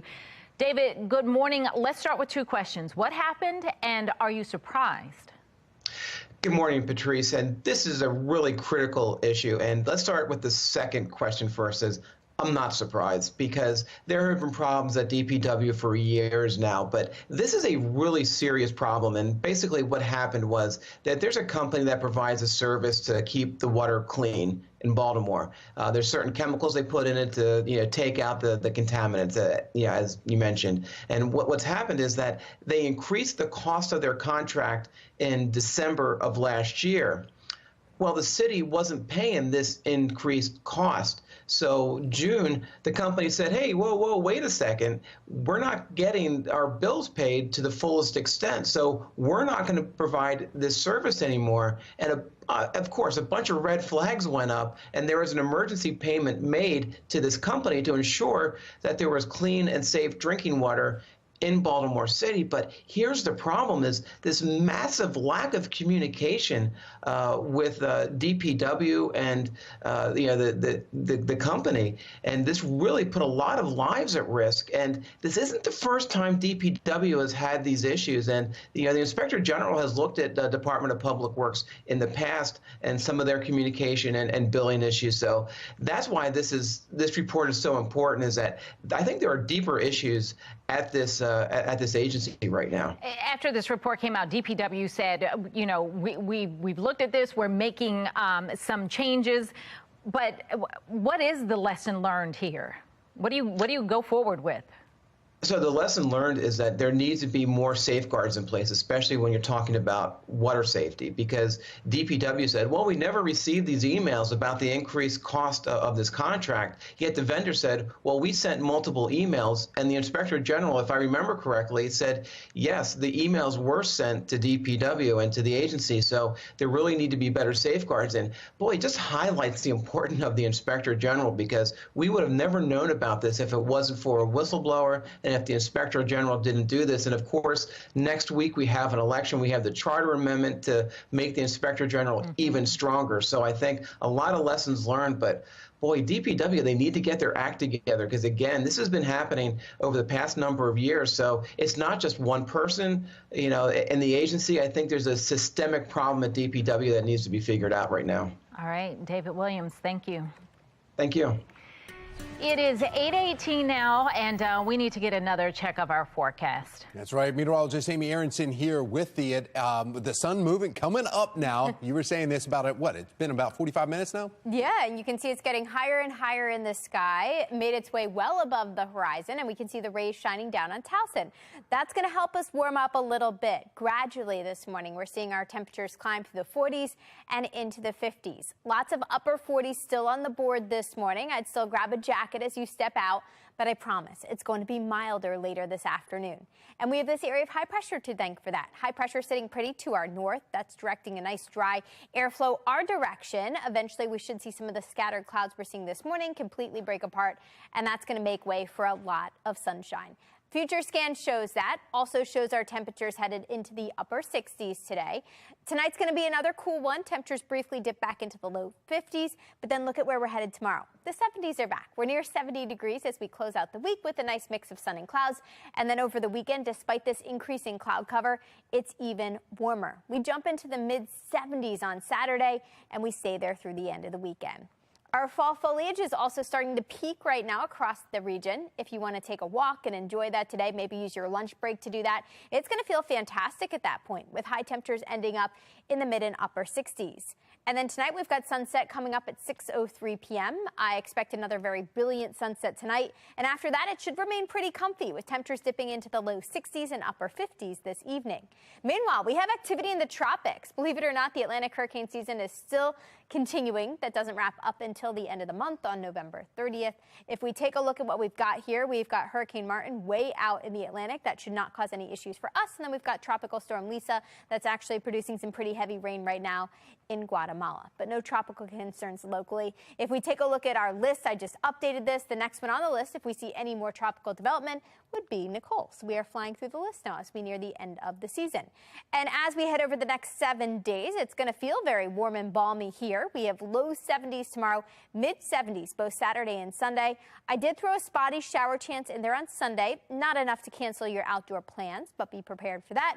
Also be prepared for the end of daylight saving time. Remember, we fall back Saturday night, so don't forget to change your clocks. Looking ahead at next week shows a nice mild start to the week with highs in the very warm mid and upper 70s on Monday. But by Tuesday for Election Day, much, much cooler. We're back in the breezy mid 60s. Back to you. This Fox 45 News segment is sponsored by the Hippodrome Theater.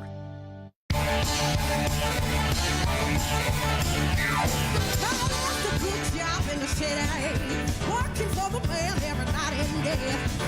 Oh my goodness, come on, right? You got to start moving and dancing right now. No worries here because it's time for today's contest giveaway. Call right now, the number right there on your screen, 410-481-4545, and it gives you your chance to win a pair of tickets to Tina, the Tina Turner musical live. And that's coming to the Hippodrome Theater. Call that number again on the screen. First caller wins the tickets. Good luck to this show, November 15th. Show starts at 8. All right, let's go. A fight after the City Poly football game crushed any playoffs dreams. I'm Olivia Danson. Coming up next, find out why there's pushback against the suspension. And with the Walters Art Museum this morning, they have everything from the contemporary to the classic. We'll get into that. Their fall and winter programs are up. We'll get into it right here on Fox 45 Morning News, all local, all morning long.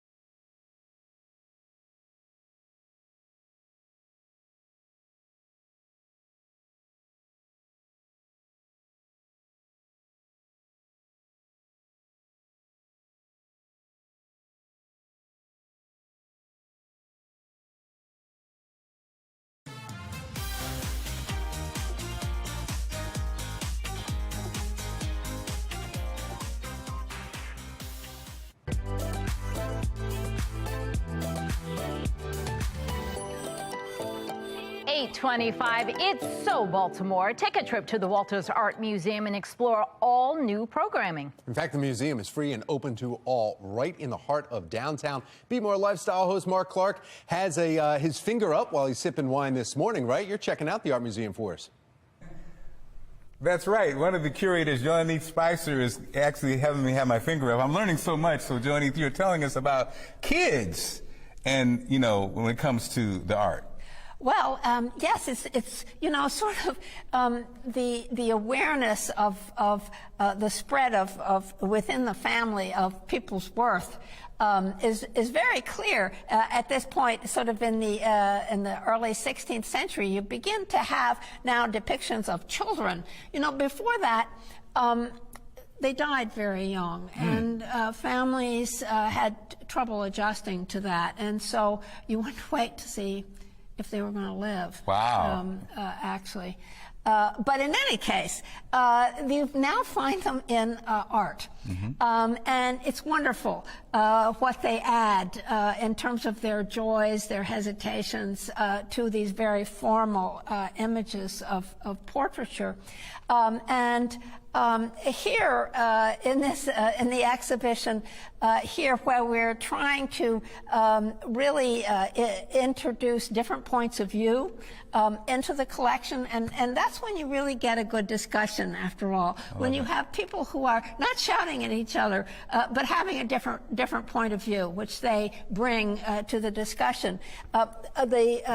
Here on your right here, the painting by Pontormo of a woman, Maria Salviati, with her ward, little Giulia de Medici. Wow. It's one of the famous paintings of the Renaissance, because this little girl is the first portrait of a child of African ancestry in European art. And this is exactly, you have our shows going on tonight, and again, the fall and winter programs are here. That's just a little bit of what's going on here at Walters. It's amazing. That is, and we're looking we're at... showing this here with Tawny Chapman's a painting. That here, one, yeah, the one she's showing talking about this, now, that's pretty little nice. girl here looking I like out that from too. her awesome. behind her mother's veil, and You can tell she All right, loves oh, art. She can talk about art she all day, does, right? and we're going to check back in with them again, so we'll be able to get more information. But both of those pieces, very nice. Interesting to hear the history of why the kids are And that's not why in you them. want to go around with them and with the curator too, to be able to hear that stuff. Yeah, right there is the website, foxbaltimore.com/newslinks. All right, well, a dry into the week with temperatures warming up. Meteorologist Amy Aronson taking a look at the unseasonably warm temperatures as we're moving into our weekend plans. Early voting ends today, and the election is just days away. Coming up, we're going to take a look at question I on your ballot and why the Inspector General is urging you to say yes to it. You're watching Fox 45 Morning News, all local, all morning.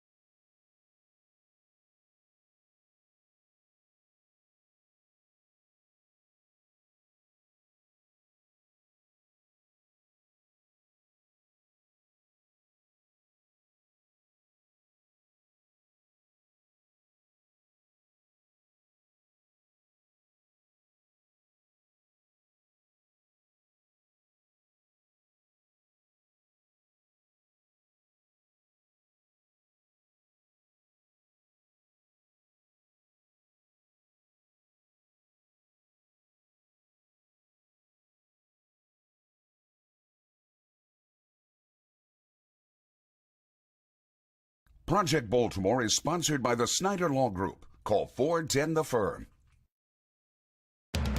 Live from WBFF in Baltimore, this is Fox 45 Morning News. 8:31 as you're taking a live look over Baltimore, and I'm telling you, it is almost like summer when you step outside. In fact, Amy Aronson, our meteorologist here this morning, said it earlier. She said, just open up the windows and don't worry about the AC or the heat. It's going to be one of those days again, as you see it. Just beautiful, beautiful shot right there. Now, we want to check in. Not only is it beautiful outside, but let's see what's happening on the roads here, too. Your Lynn Stoller Traffic Network. And, yeah, look at this. Some slowdowns, and that's because of the volume that we're seeing there. You're taking a look around the outer loop here. We have one incident that was in Parkville earlier, the inner loop. That's been cleared up, but it caused the backup, and you see that on the top right. And then on all the way around, you're seeing some volume, but that's the only incident in Baltimore. 8:31, and now let's go over to meteorologist Amy Aronson to find out exactly what the forecast looks like. Amy? Yeah, you could see it there. Clear skies and sunshine. That's what we're waking up to and starting off with this morning. And with the sunshine comes some actually pretty comfy temperatures. Upper 40s, low 50s to begin, so not bad to kick off your Thursday morning, your Friday Eve. We'll continue to enjoy sunshine this afternoon with high temperatures warming up into the mid and upper 60s, getting awfully close to 70. And the weekend looks even warmer. I'll explain exactly how long this milder stretch is going to last and what brings it to an end in 10 minutes. Back to you. Well, despite the massive amounts of spending, new federal test scores show Baltimore City has hit an all-time low in its public schools since testing began 13 years ago. Project Baltimore's Chris Papps joining us live this morning with the calls now coming from a leading civil rights activist. Good morning, Chris. Yeah, Tom, so there's really two big headlines here. The first headline is that Baltimore City schools is at an all-time low in test scores, federal test scores, when compared to other large cities in America. So this is not they're down because of COVID. This is comparing Baltimore City to every other school system that also dealt with COVID, and we can see the school system has hit an all-time low. In 2009, Baltimore City schools, when they joined the federal testing, were 10 points below the big city average. In 2022, Tom, the school system is now 21 points below the national big city average. And the second story here is that Doc Cheatham, famous guy in Baltimore City, former president of the NAACP, he is calling for Dr. Santelises to be replaced. He is saying at this point, she has been in office for 6 years.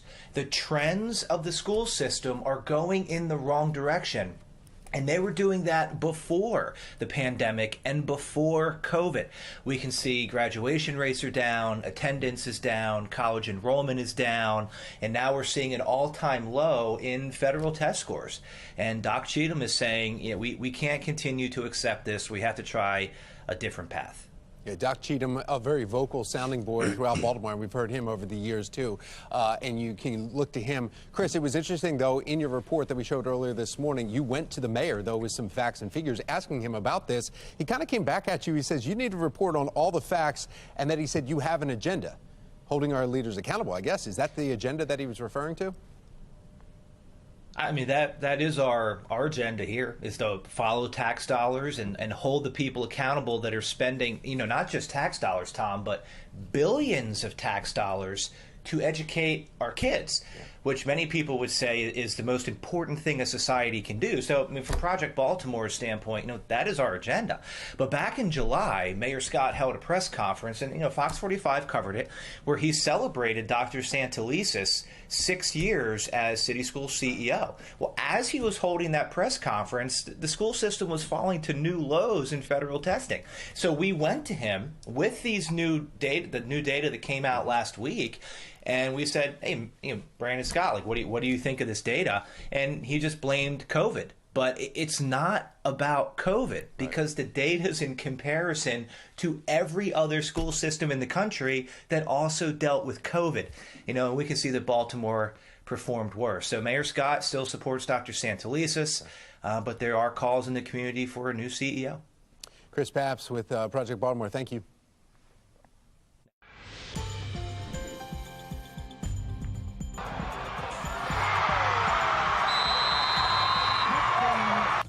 An exciting game last Friday, but the continuing coverage this morning, parents and athletes now protesting over the city poly game suspension because right after that video we showed you right there, a brawl breaks out at the end of the game. Now both teams disqualified from moving on into the state playoffs. That story of what actually happened, though, is changing.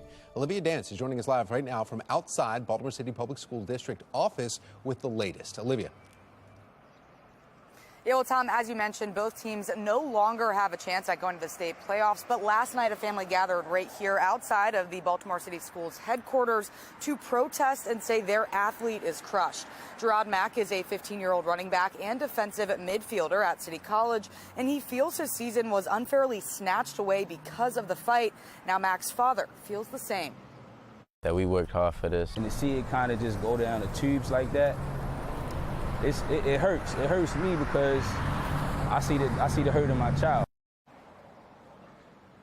Now, the on-field brawl after Friday's game between City College and Baltimore Polytechnic Institute is what got both teams banned from the state playoffs.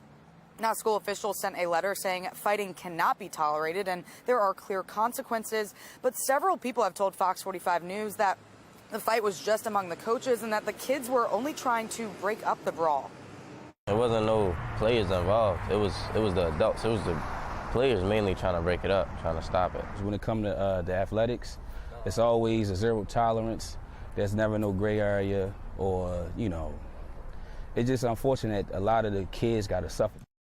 And again, as of now, both teams' dreams of going to the playoffs have been crushed, and school officials say that they are still investigating the incident. For now, reporting live in Baltimore, I'm Olivia Dance, Fox 45 Morning News. Thank you, Olivia. We are days away from Election Day. Early voting ends tonight at 8 o'clock. Coming up, big items you can see, though, on your ballot. And I am tracking a nice little stretch that will take us into the 70s, but in just 3 days. Our average high should be in the low 60s. By Thanksgiving, it drops into the mid-50s. I'll explain how our warmer than normal temperatures compare to where we should be in just a couple of minutes. It's 8:37. You're watching Fox 45 Morning News, all local all morning.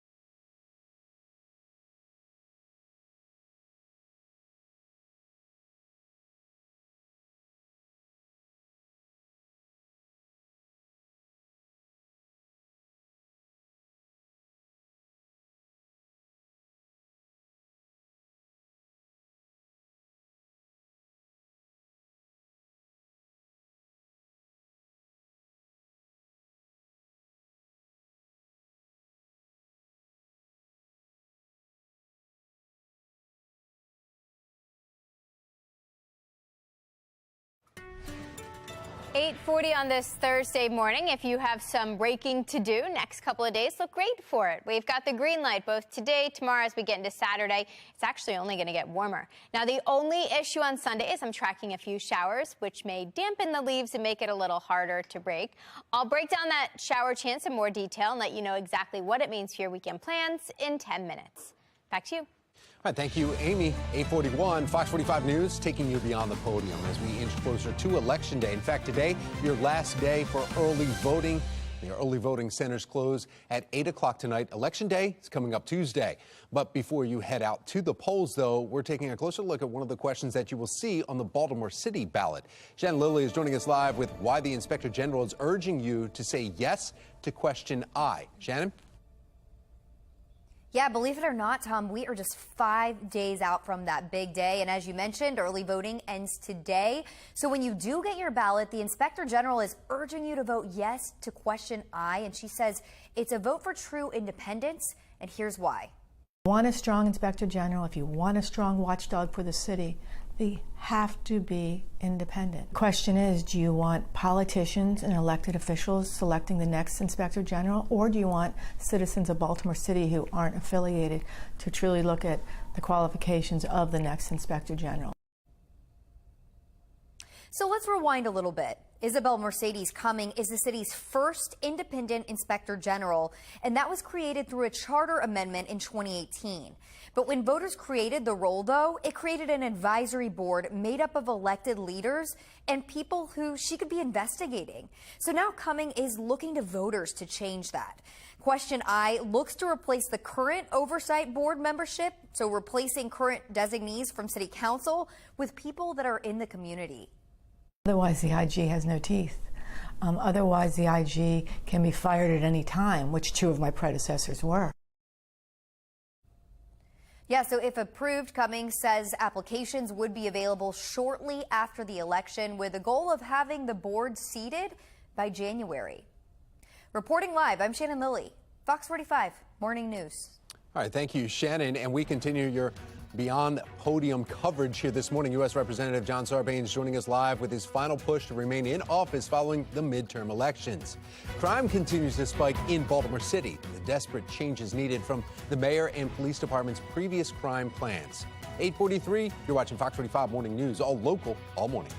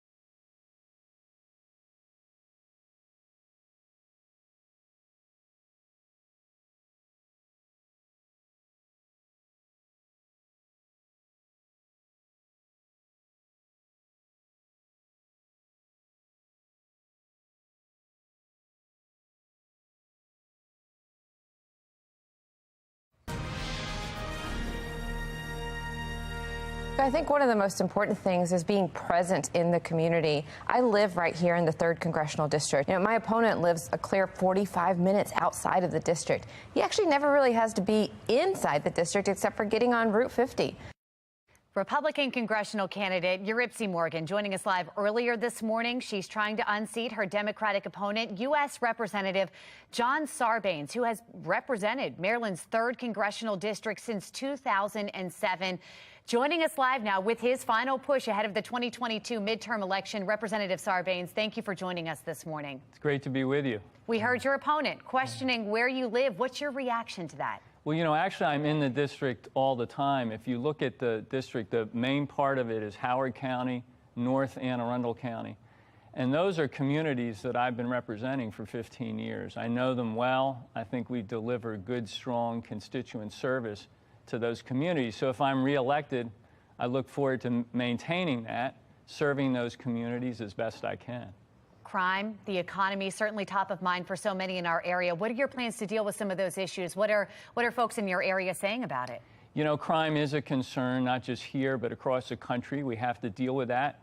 People want to be in safe, livable communities. That's baseline. That's a foundation. And there's ways that we can make sure that we're bringing resources to local law enforcement, to our police, our first responders, make sure they have the capacity to collaborate with community groups. You know, Anne Arundel County has a crisis intervention team strategy, which is one of the best in the country. We're pointing to it as a model. They've been able to reduce crime significantly in a number of categories over the last few years because they're bringing police officers together with mental health workers, others that are on the ground in this crisis intervention mode. So that can make a big difference. It makes sense that that's a concern for people, and we have to bring the resources to address it. Obviously, with those issues, many voters say they are looking for change. As someone who has represented that district since 2007, why should they stick with you? Well, I think they have to look at how you deliver. I view the job of being in Congress in two ways. The first is you just got to fight for people in Washington. Right now, that means fighting to kind of reduce costs, address the high cost of living. If you look at these big food conglomerates, the oil and gas industry, the pharmaceutical industry, they're running over people. They're price gouging. I see it as part of my job to push back on them on behalf of everyday Americans out there, and certainly people here in Maryland. So the job in Washington, in my view, is to fight back against those special interests and the big corporations. In the district, the job is constituent service. I'll give you an example. Okay. The other day, we held a workshop at the Elks Lodge in Severn, the Glen Burnie Elks Lodge in Severn.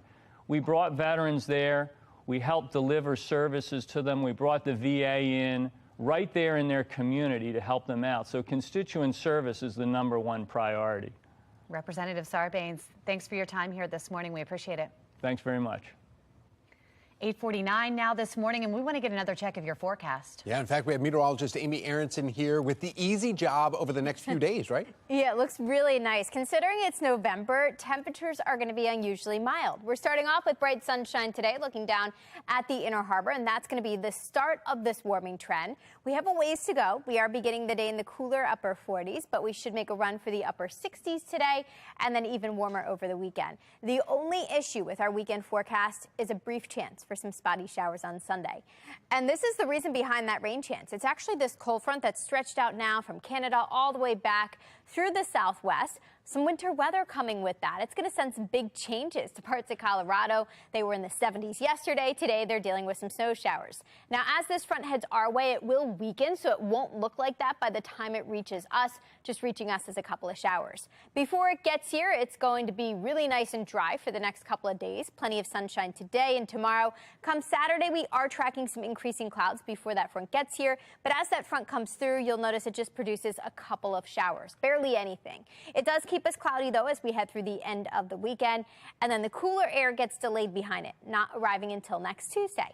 In the meantime, we're actually warming up. Upper 60s today, low 70s will follow tomorrow.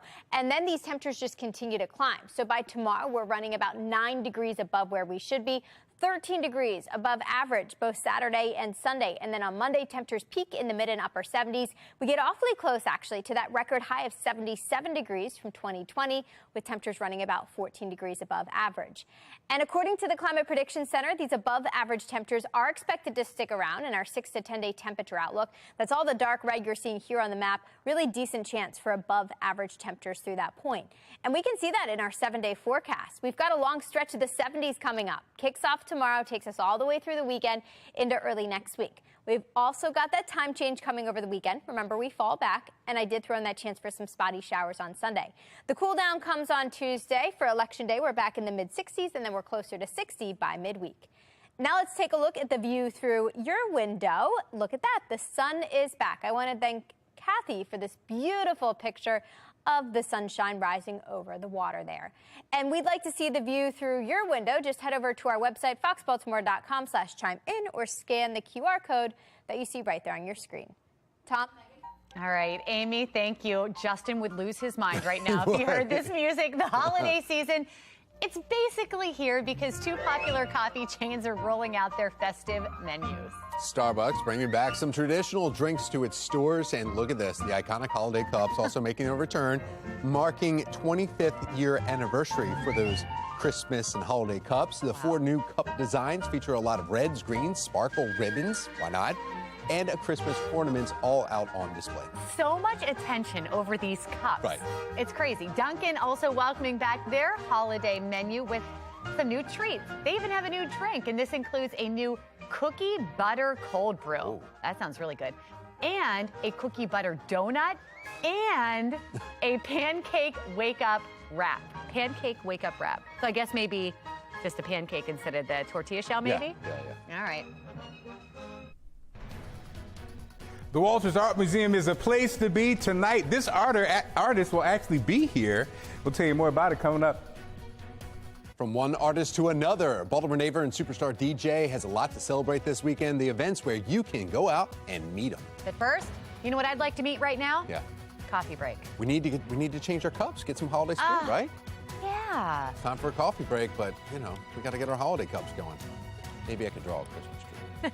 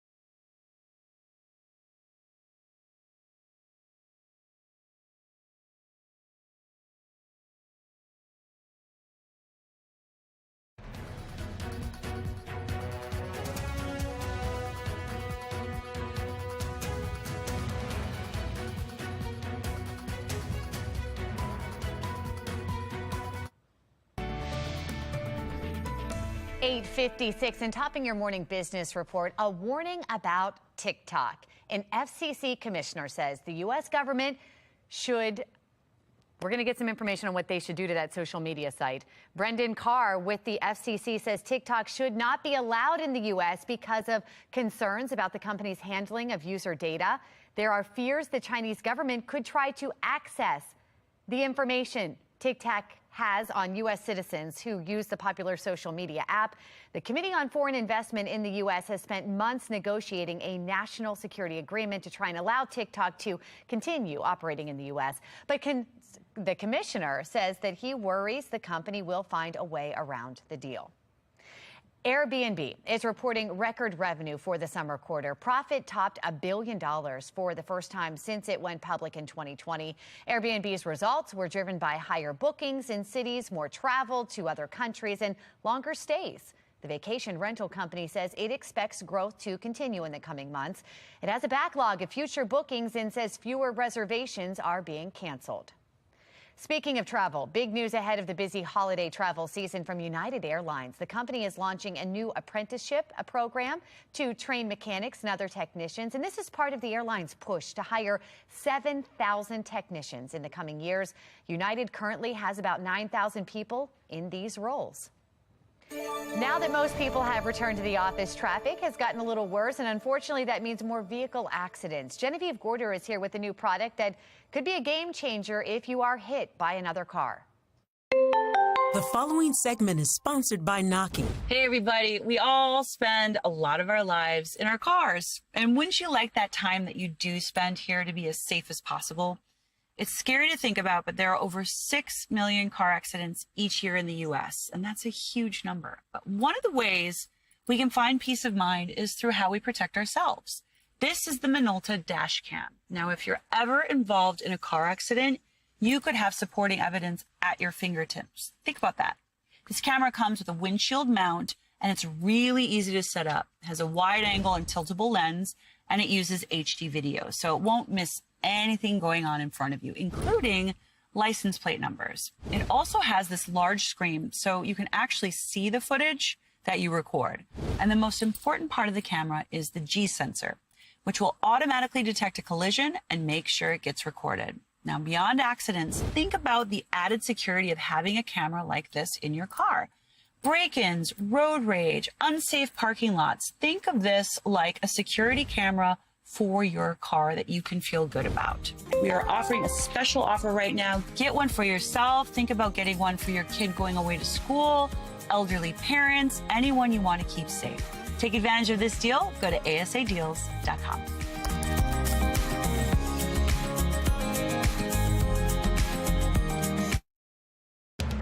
Live from WBFF in Baltimore, this is Fox 45 Good Day Baltimore. Oh, taking a live look right here. Yeah, Citizens Bank in Philadelphia, and the ballpark looking great as we have another World Series happening in, well, a little bit less than 12 hours. We're talking 11 hours from now then at 8 o'clock tonight. First pitch, 8:03. Phillies versus the Astros, tied up series 2-2. Big question, will there be a hit?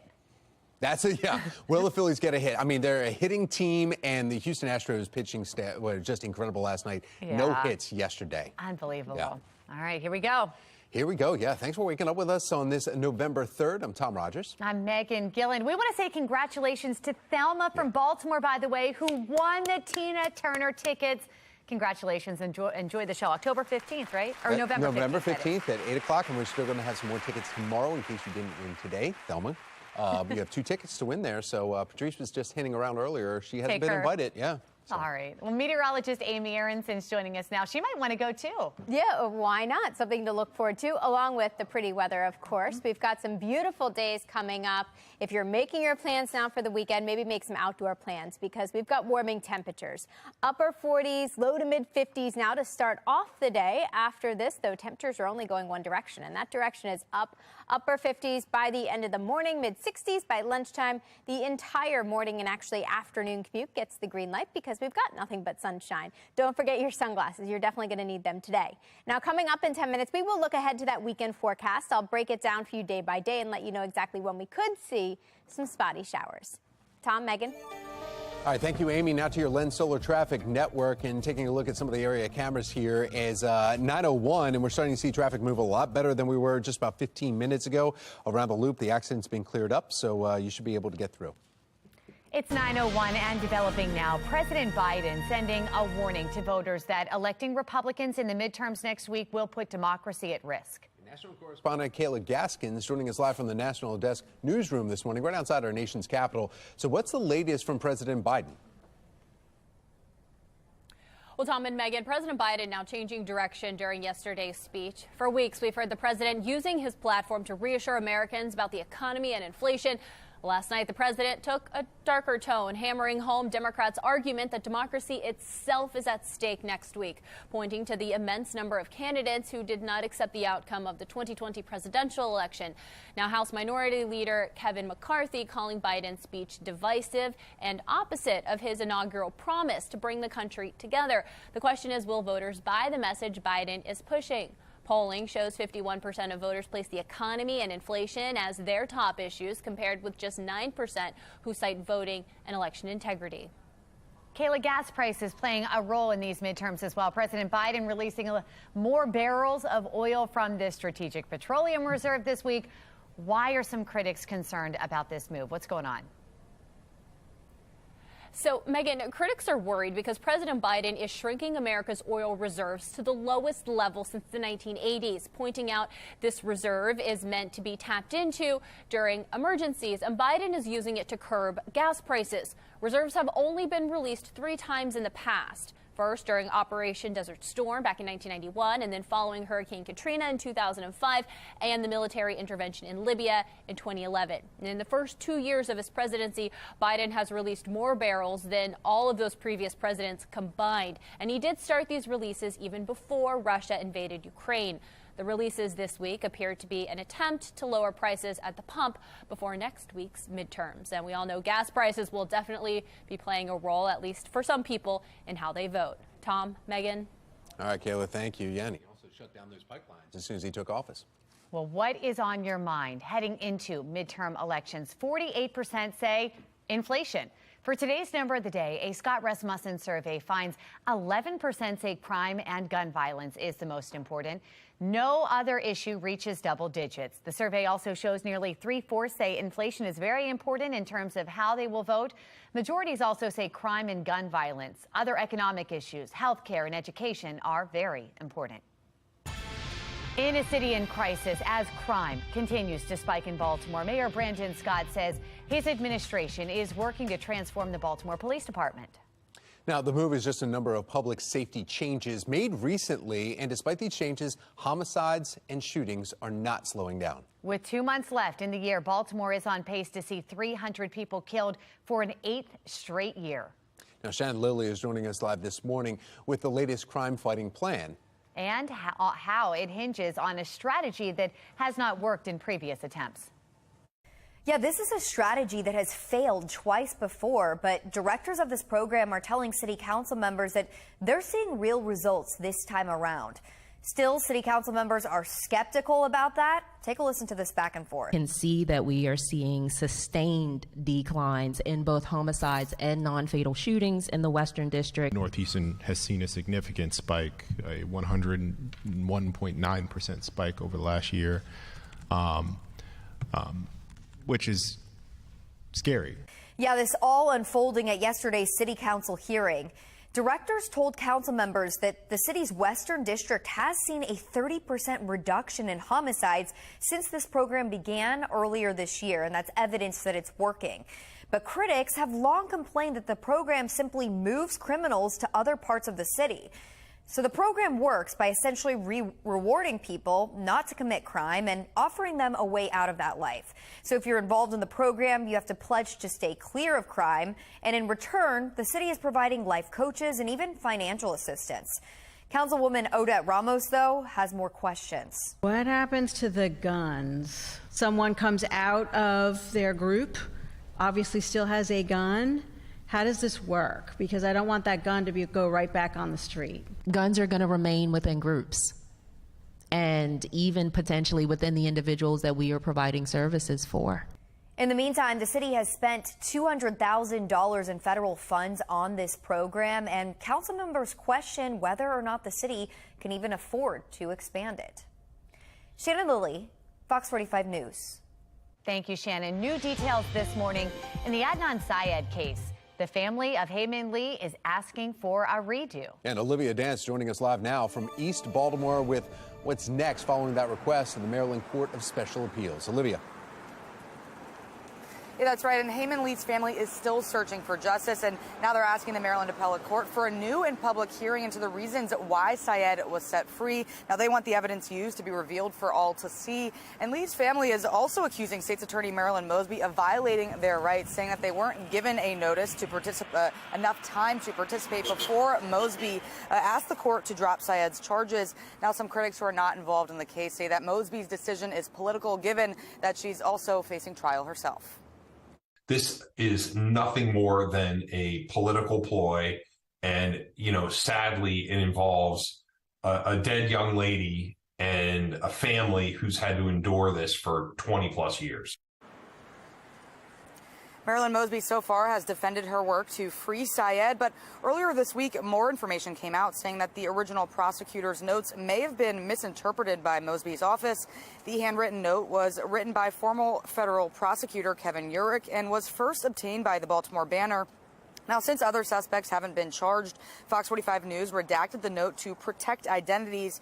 But decades ago, Urich wrote, quote, he told her that he would make her disappear. He would kill her, end quote.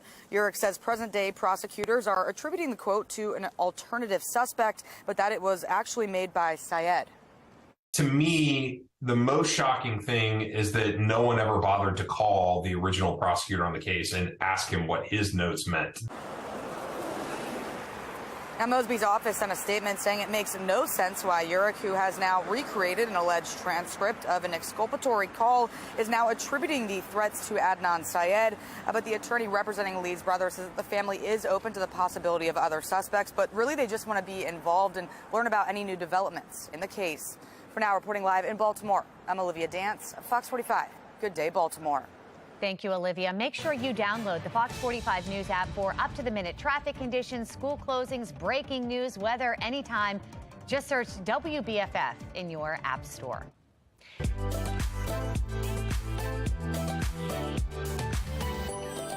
It is so Baltimore. The Walters Art Museum is inviting you to discover all new art and experiences. Now, you'll want to make your way down there because it's free and open to all. Be More Lifestyle host Mark Clark live downtown this morning, just kind of perusing some of the classical pieces. And there's some value behind you right there, right, Mark? That's right. It's going down tonight, guys. Shandy Kelly is here to tell us all about the schedule, because tonight we're going to be see this featured artist and different artists and have a great conversation tonight, right? Yeah, that's right. So we're standing in front of the work of Bernhard Hildebrandt. Bernhard is one of 6 contemporary artists featured in Activating the Renaissance. And his work is it is the only work that is in direct response to one of the works in our historic collection, which is a painting by Tiepolo. The aim of the exhibition is really to incorporate the work of contemporary artists with the historic collection. And Bernhard will be in conversation with Ventico, which is one of the other artists in the exhibition, this evening at 6 p.m. We hope you can join us. They'll be in conversation with Bill Gaskins and Joneith Spicer, who's our curator of Renaissance and Baroque art. And they'll be talking about the role of photography. They'll be talking about themes in the exhibition and overlapping themes in their work. This program this evening is the second in a series of 3 artist talks, and the final will be on December 15th with Mirjani Merriweather, Jessica Bastidas, and they'll be in conversation with Jeffrey Kent. I love it. And again, just being here this morning, hanging out with you guys, being in this space, I learned so much. So again, if you have any interest, I mean, even if you don't think you have interest, you're going to find out so many interesting things again tonight and then on December 15th. But again, I just welcome everybody to come take advantage of this jewel that is right here in Baltimore. Oh, yeah. Wow. Some good stuff there. Thank you, Mark. We're going to put some information on our website, foxbaltimore.com/newslink, so you can figure out how to check it out. A big celebrity just walked into our studios. He did it nonchalant. He was just kind of kicking some new kicks. We're going to talk all about one of Baltimore's biggest voices and how the city is celebrating DJ Quicksilver's birthday. Plus, is that sign for real? We'll find out. And we are kicking off a warming trend today that brings us into the upper 60s. I'll let you know exactly how warm it's going to get over the weekend and how long this milder stretch will last in a couple of minutes. It's 9:11. You're watching Fox 45. Good day, Baltimore.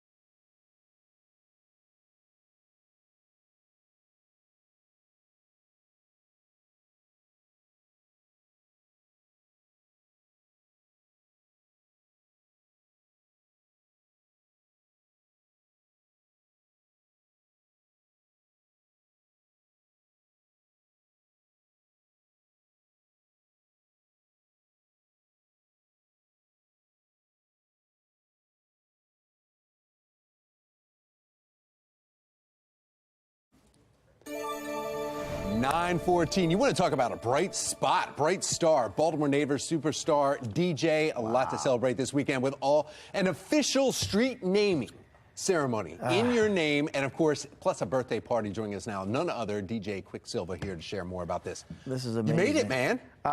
This is probably one of the first times in my life that I felt like that. And we were talking off air is that, like, I've won every accolade for DJing, from Global Spin Awards to East Coast #1. But this is different. This is different. A few months ago or so in D.C., they put me on the Wall of Fame at Ben's Chili Bowl next to Barack Obama for 20 years of community service. Unbelievable. I thought that was like the epitome. Like, I mean, me and my wife were joking, like, man, you're on the wall next to Obama. Like, this is, but this is different. Because this isn't about DJ Quicksilver. This is about Rico Silva, a guy who grew up in East Baltimore on Shady Side Road in 1980, who, if you had told me that 40 years later I would be this world name, not just for DJing, for community service, for activism, for being an inspirational speaker.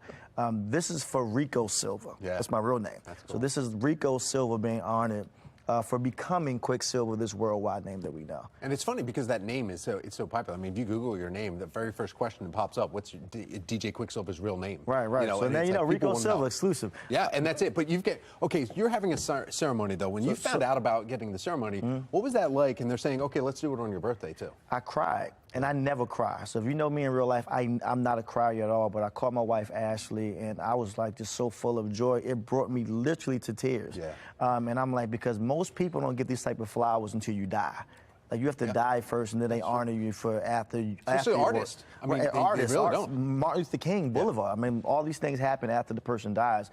But to get a street name on the street that I've been born and raised on, while I'm alive, I'm healthy, at the height of my career, It's unheard of that I don't know anybody that's done that. So this is just like, it's humbling. I mean, and I love my city of Baltimore for supporting me since day one. It's obvious, and that's why Baltimore is giving it back to you too. You know, so you're one of those. We labeled this a bright spot. It I is. mean, Thank you, somebody man. coming back and giving this to the city, and just not only Baltimore, but you're giving a good name for Baltimore everywhere you travel around And that's the my world. thing. My thing is, for this street is called Quicksilver Way. But it's not about me. It's about just giving hope to the neighborhood, hope to anybody from Baltimore, knowing that never let where you come from dictate where you're going. It's happening tomorrow at noon. So we're telling people to come to the 1600 block of Shady Side Road around 11:30 a.m. 11:30, yeah. But Mayor Brandon Scotty's coming out at noon tomorrow. They're giving me a whole proclamation calling it Quicksilver Day, and then we're going to unveil the sign, Quicksilver Way. So Quicksilver Day, 11/4, from now on in Baltimore. From now on, worldwide, but based out of Baltimore. It just keeps getting better and better. Look at you, man. Thank you. What's next? What do you have left? Well, this Sunday, I'm doing a birthday party at Iconic Live in Baltimore from noon until 5 p.m. I give you exclusive. I'm allowing everybody right now, just say Quicksilver sent me, the first 500 people get in for free on me. Nice. Just for saying thank you, Baltimore, for making me who I am. And this is why you get the street named after you. This is why your picture's up with the President Obama in This is DC. crazy, I mean, man. this is why you are Quicksilver. So I'm overjoyed right now. Rico, man, this There is you go. great. Thank you so Thank you. much. Thank you for having me. Congratulations. Thank It's you for always good to having get a pat on the back, too, so hopefully we're helping you realize that. It's sinking in a little bit more. The tears earlier, I think that speaks volumes for the personality that you are. So thank you so much for sharing a couple minutes with us. Absolutely. Happy birthday, too. Thank you. Tomorrow, but thanks. Tomorrow, yeah. early birthday celebrations right here. Meteorologist Amy Aronson, perfect for outdoor celebrations, street naming, birthdays, cutting cake, whatever you have to do. Get your name plastered everywhere, whatever. Yeah, whatever you want to do. It's going to be fantastic here this weekend. It's looking gorgeous, and we've got the fall foliage to thank for that. We are nearing peak now, and our temperatures are going to be peaking actually well above where they should be for November standards. We're starting off with blue skies and sunshine, looking down at Towson. That's helping our temperatures warm. We're making our way into the 50s now in most spots, low to mid to upper 50s, just depending on where you are. We've got a few clouds scattered about. Otherwise, it is mostly sunny right now, thanks to that area of high pressure sitting to our north. That's going to keep us dry over the next couple of days. Lots of sunshine this afternoon with highs headed for the upper 60s.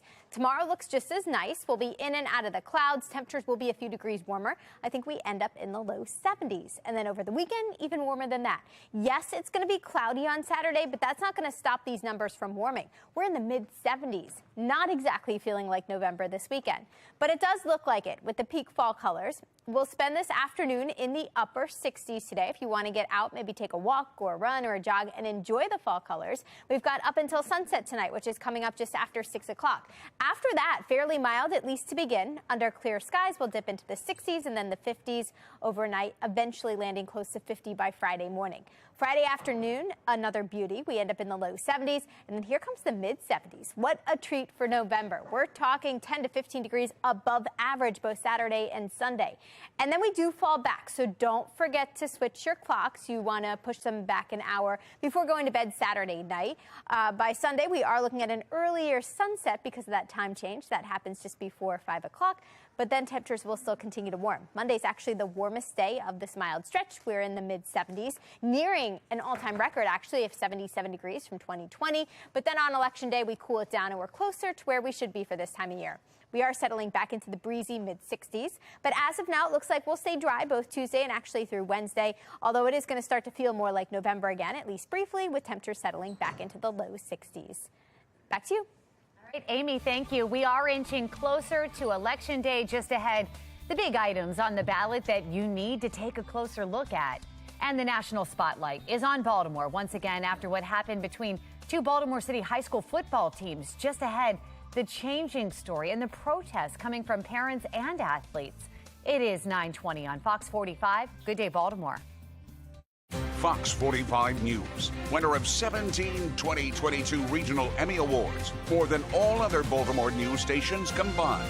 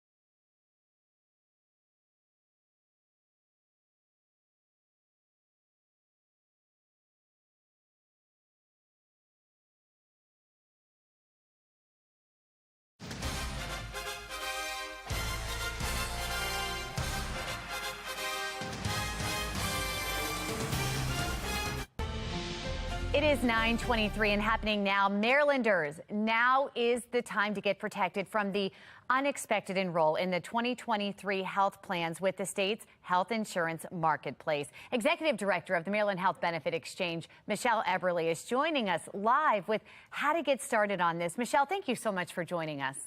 It is my pleasure, and thank you for helping us spread the word, Megan. This is huge. Enrollment is open right now. How long do people have to sign up?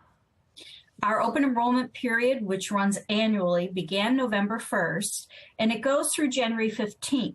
However, what's important to note is that for January 1st coverage, you want to make sure that you come in and enroll by December 31st to have January 1st coverage. Anyone that would enroll the first 2 weeks of January would have February 1st coverage. So that's important to note. There's so many different insurances out there. Why is getting the state insurance so important?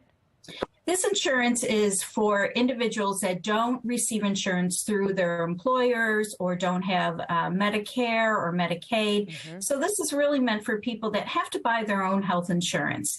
And as a state, we worked really hard to make purchasing your own health insurance not only affordable, but valuable. And by valuable, I mean we've built in things such as primary care visits, immunizations, things that are free before your deductible, before a copay. So we want you to not only have health insurance for those unexpected times when you need it, but also to help you prevent illnesses from occurring. You know, you mentioned the affordability right there. That is the main reason why many people decide not to go through with this. What is your advice to people watching right now thinking, I'm just going to put it off another year?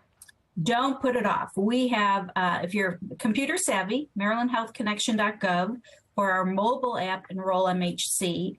If you prefer to work with someone over the phone, our call center, 855-642-8572, over 200 languages we can provide assistance with.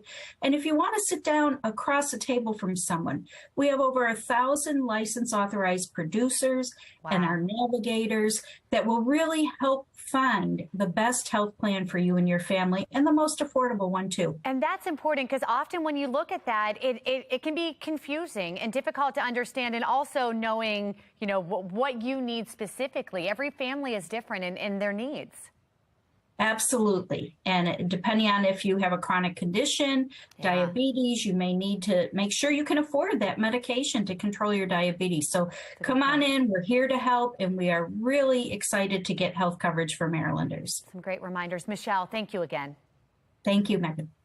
We've got a warmer, sunny day on tap. Meteorologist Amy Aronson letting us know if it continues into the weekend. A fight after the City Poly football game crushed any playoff dreams. I'm Olivia Danson. Coming up next, find out why there's pushback against the suspension. You're watching Fox 45. Good day, Baltimore.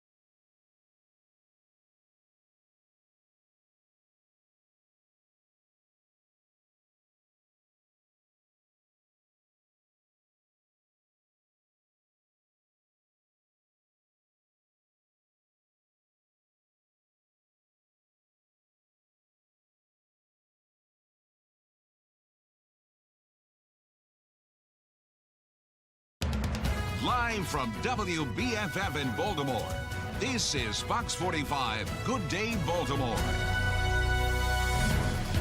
Good morning, everyone. Thank you for joining us. It's Thursday, November 3rd. I'm Megan Gillen. Let's check right in with meteorologist Amy Aronson and our look at our Friday Eve forecast. Yeah, it looks great, and heading into the weekend looks even better. We're starting to warm up now with the help of that sunshine that's making an appearance this morning. Low 50s to start in most spots right now, just a few lingering upper 40s. Let's jump ahead a day and talk about that weekend because it looks and feels fantastic. Low 70s on Friday, mid 70s on Saturday despite the extra cloud cover. Yes, we could see a few showers on Sunday, but I think the better part of the day is going to be the warm temperatures again. I don't think it's going to be a washout at all, and high temperatures end up in the mid 70s. Now, coming up in 10 minutes, I'll let you know exactly how long this 70-degree stretch is going to last. Megan? All right, Amy, thank you. Taking a look at our Len Stoller traffic network. Much improvement out there right now. Live look from our cameras around the region, and we're showing cars moving around just fine. No major issues to report.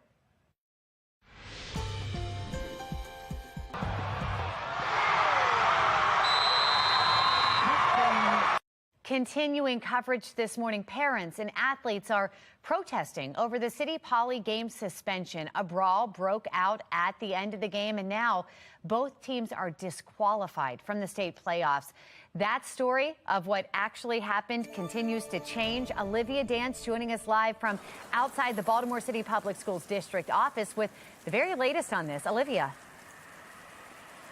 Well, Megan, as you mentioned, both teams no longer have a chance at going to the state playoffs. But just last night, a family gathered right here outside of the Baltimore City Schools headquarters to protest and say that their athlete is crushed. Gerard Mack is a 15-year-old running back and defensive midfielder at City College, and he feels that his season was unfairly snatched away because of the fight.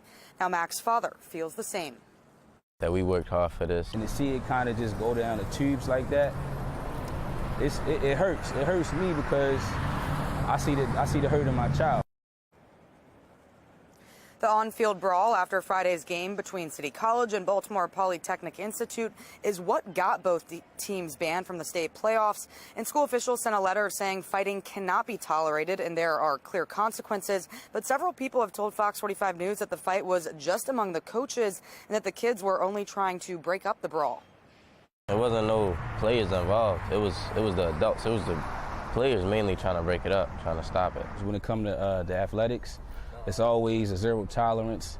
There's never no gray area or, it's just unfortunate a lot of the kids got to suffer. And again, as of now, both teams' dreams of going to the state playoffs have been crushed, but school officials say that they are still investigating the incident. For now, reporting live in Baltimore, I'm Olivia Dance, Fox 45. Good day, Baltimore. Thank you, Olivia. Fox 45 News is taking you beyond the podium as we inch closer to Election Day. In fact, today is your last day to vote early. Early voting centers close at 8 tonight, and Election Day is Tuesday. But before you head to the polls, we're taking a closer look at one of the questions that will be on the ballot in Baltimore City. Shannon Lilly joins us with why the Inspector General is urging you to say yes to question I. Yeah, believe it or not, we are now just 5 days out from that big day, and today marks the last day of early voting. So with that being said, when you get your ballot, Inspector General Isabel Mercedes Cumming is urging you to vote yes to question I. She says it's a vote for true independence, and here's why. If you want a strong Inspector General, if you want a strong watchdog for the city, they have to be independent. The question is, do you want politicians and elected officials selecting the next Inspector General, or do you want citizens of Baltimore City who aren't affiliated to truly look at the qualifications of the next Inspector General? So let's rewind a bit. Isabel Mercedes Cumming is the city's first independent Inspector General, and that was created through a charter amendment in 2018. But when voters created the role, though, it created an advisory board made up of elected leaders and people who she could be investigating. Now, Cumming is looking to voters to change that. Question I looks to replace the current oversight board membership, replacing current designees from City Council with people who are in the community. Otherwise, the IG has no teeth. Otherwise, the IG can be fired at any time, which two of my predecessors were.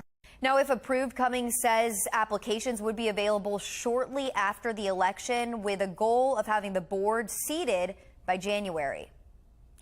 Shannon Lilly, Fox 45 News. Good day, Baltimore.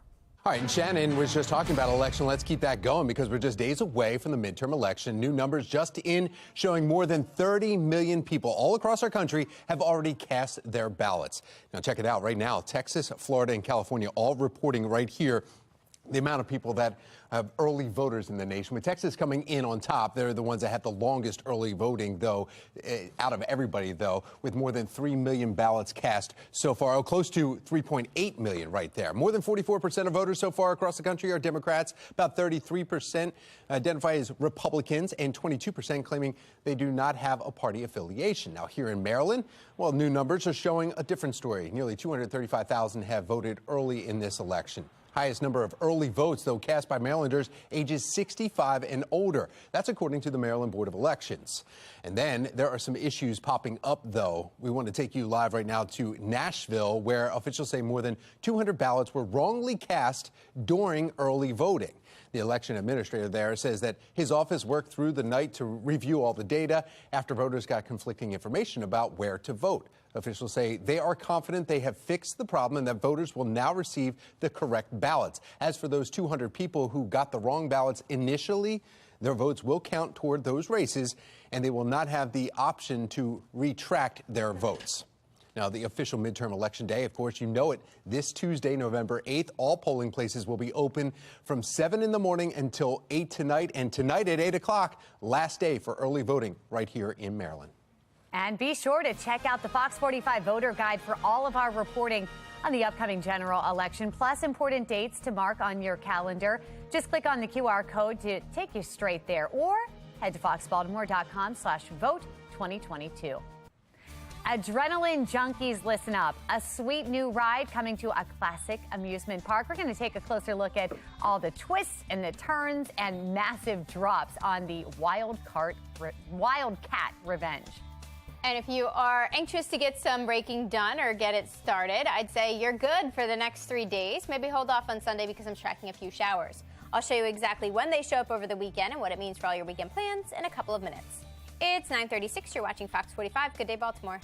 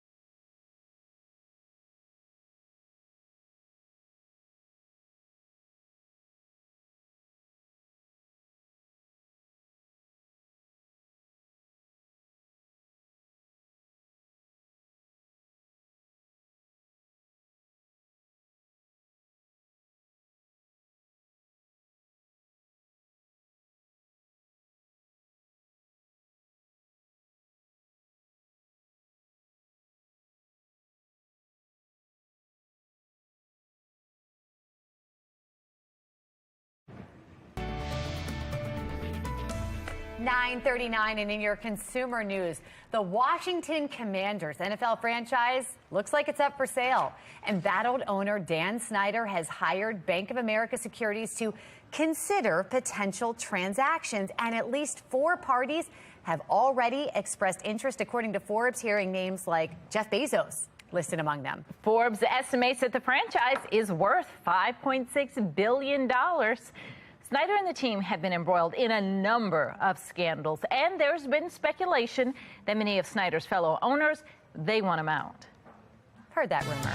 Well, it is November, but Hershey Park wants you to get excited about the summer. They're actually adding a new roller coaster, and this one is hybrid. Check it out. This is Wildcat Revenge. The steel and wood roller coaster will take guests on a 2-minute and 36-second ride. It's going to plunge from a 140-foot hill, look at that, and then go through 4 different twists and turns. We're going to hit a maximum speed of 62 miles per hour. That's fast. Wildcat Revenge will join 14 other rides at Hershey Park that keep growing.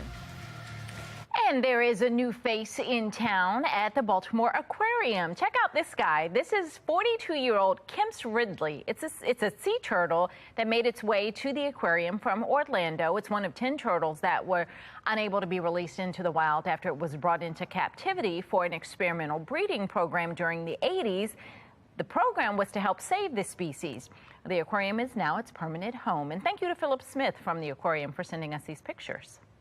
In your entertainment news, Avatar fans get an extended look at James Cameron's highly anticipated sequel, Avatar: The Way of Water. 20th Century Studios released this official trailer to the second film, sharing a new look at the world of Pandora, plus the new challenges that Sam Worthington's Jake Sully and Zoe Saldana's Neytiri are going to face. It will arrive in theaters December 16th.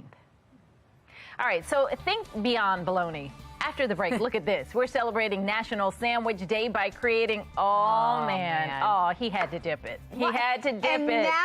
Now it's gone. Creating these unique sandwich lunches, and we're getting the help of Guinness to do this. So can't wait to see what that's about.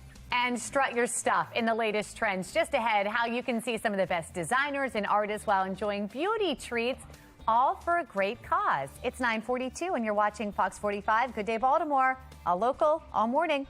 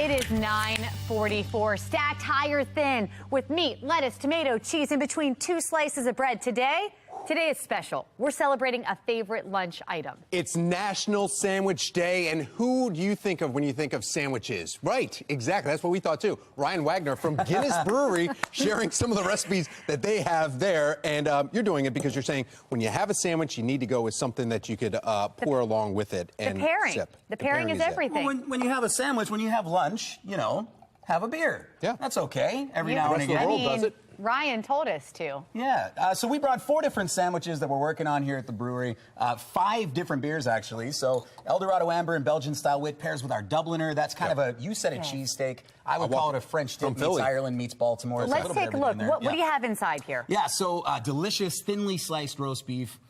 Little bit of cheese in there as well. The bread is delicious. It's a locally sourced bread. And then, of course, our French fries. Our French fries are very popular. Yeah, they are. And the au jus, even too. cold. The au jus, of course. Oh, that makes it. And the beer that goes with that, you said either of these two. Yeah, I like Eldorado Amber. It's got some caramelly notes, a little bit of that bready note. When I think about beer and food pairings, I love to talk about beer as the bread course. When it comes to food, now we're working with sandwiches, so we got a lot of bread here already. That goes well. Yeah, but look for some of that caramel note, a little bit of that Maillard effect, that browning effect to also work. Galaxy IPA, tropical, using hops from Australia, so things like peach rings, passion fruit. We've got that with a crab dip grilled cheese. Come on now, look at that. So I didn't know that was there. Otherwise, I mean, this is delicious. You but took a bite of that one. Yeah. How did you make this? Because I would love to have that at home. Yeah, so really simple, right? If you have a crab dip recipe at home, you're going to take that, slather it between 2 pieces of bread, add a bit of mozzarella on top, grill it like you would a normal grilled cheese. Now, that's going to be super rich. Yeah. But what I want to bring out is some of that delicate nature of the crab. And that's the beer is kind of quite delicate, too. So you've got, again, that tropical note, not nearly as bitter as a typical IPA. This one we're excited about because it's now out in the world at some bars and restaurants around the Baltimore area. I told you I hadn't seen that one before. That would go well. That All right. really good. No, I'm picking up a theme here, though. Size matters when it comes to bread. Yeah, we like a big bread. Yeah, down at the brewery. I noticed this. And look, when you talk about making beer, you talk about making bread. There's a lot of similarities there. We're using malted grain just like you do when you make bread. Oh, you double dip, Tom. You just double dip. That's actually 4 times now. That is his plate. He has claimed that plate now. Yeah, All right, no let's see one if else I can can have claim this one. Another good sandwich here. Yeah, so we've got a spinach and artichoke grilled cheese. So spinach and artichoke, something people are very familiar with. Dips like that. You can make one of those dips the same. Same thing here. So we did the crab dip. We did the spinach and artichoke. This one is going to be, I want to bring out some of that lighter vegetable character. Look, there's nothing terribly healthy about a grilled cheese sandwich. No. But we have some spinach in there. I want to highlight that vegetable character. We do that, hop exploration. What did Tom eat? I've been eating something that's amazing. There's some cheese in there. Pimento cheese, pork belly grilled cheese, tomato bisque, and this is the newest beer from the brewery. That is a Nitro Imperial Barrel-Aged Stout. That will put some hair on your toes right there. My goodness, this is a beer. You take the sandwich, I'll take the beer. You're going to take that? Yeah. All right. First one to try that beer, Tom. It doesn't release until 3 o'clock today. Look at this. All right. Yes. All right. Beer, sandwiches, National Sandwich Day, and Ryan was arguing with us that hot dogs, Amy, are not sandwiches. I don't know why he thinks that. Everyone knows hot dog is a sandwich. I'm staying out of that debate. But Maggie, you should try the Dubliner in front of you because that is my favorite sandwich. Really? Okay. Yeah.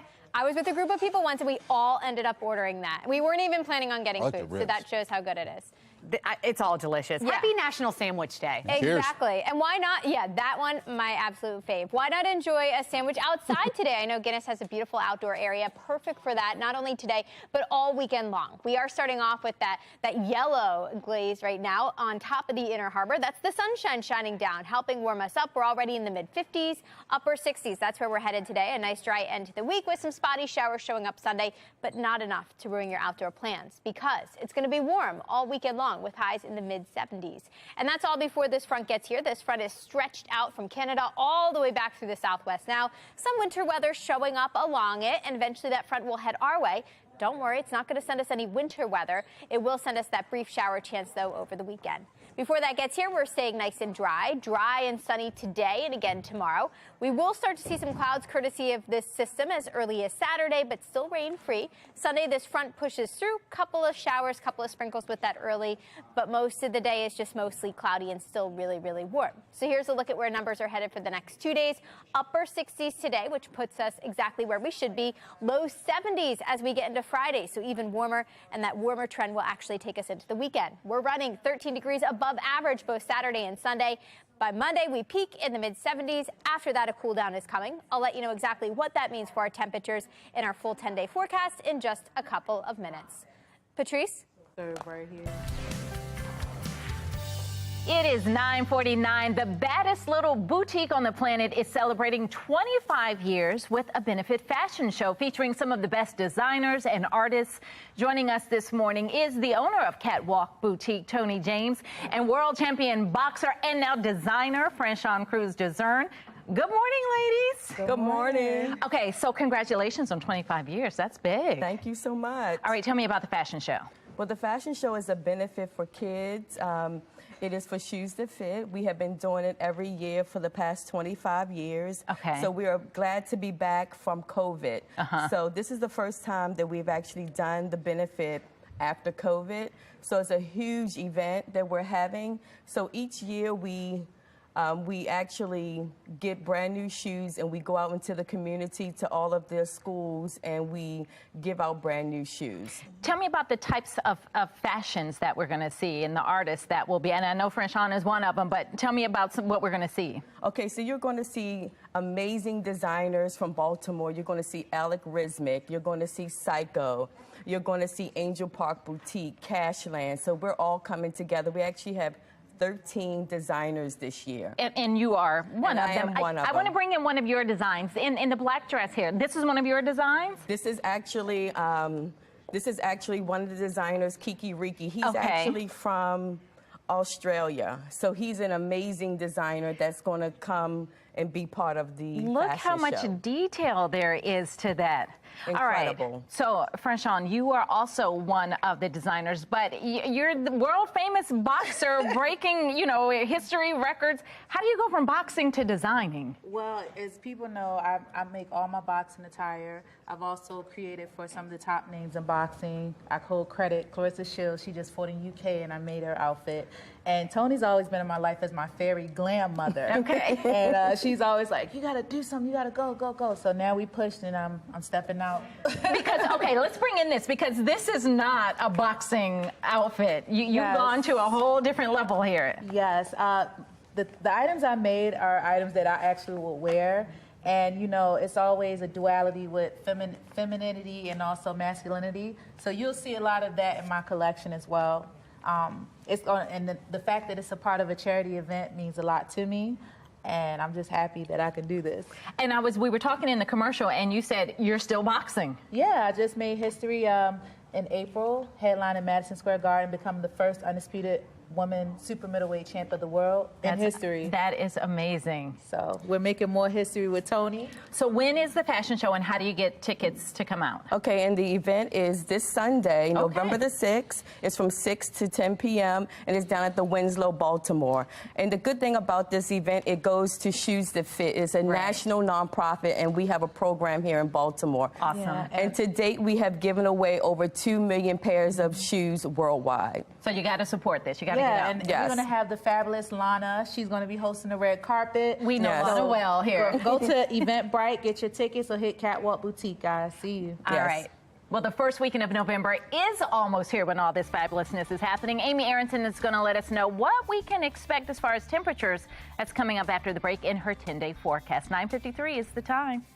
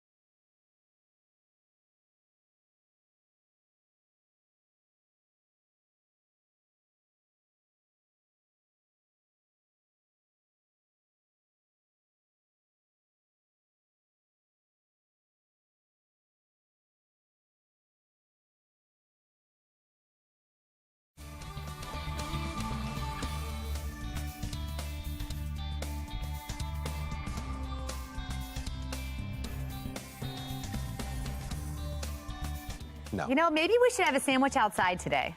Yeah, why not have lunch outside? Lunch and a beer outside? That sounds amazing on a day like today. Actually, not only today, but maybe tomorrow, Saturday, Sunday, 3 days in a row. Nice.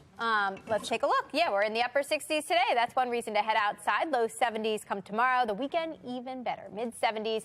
Yes, we have that time change. It just means you get that bonus hour of sleep, but it also means sunset comes before 5 o'clock on Sunday. After that, though, temperature's still warm. We're still in the mid 70s next Monday. Want a quick pro tip, by the way, from Guinness? Before you drink this, what do we do, Ryan? Yeah, so this one debuts today, the Nitro Barrel Aged Imperial. Directions on how to pour right on the label. That's what those little Pro pictures tip, are. You don't even have to read it. hot dogs today. It's sandwich day. Sandwich day. Hot dog We is a heard sandwich. Patrice. We heard Ryan. It's not a sandwich.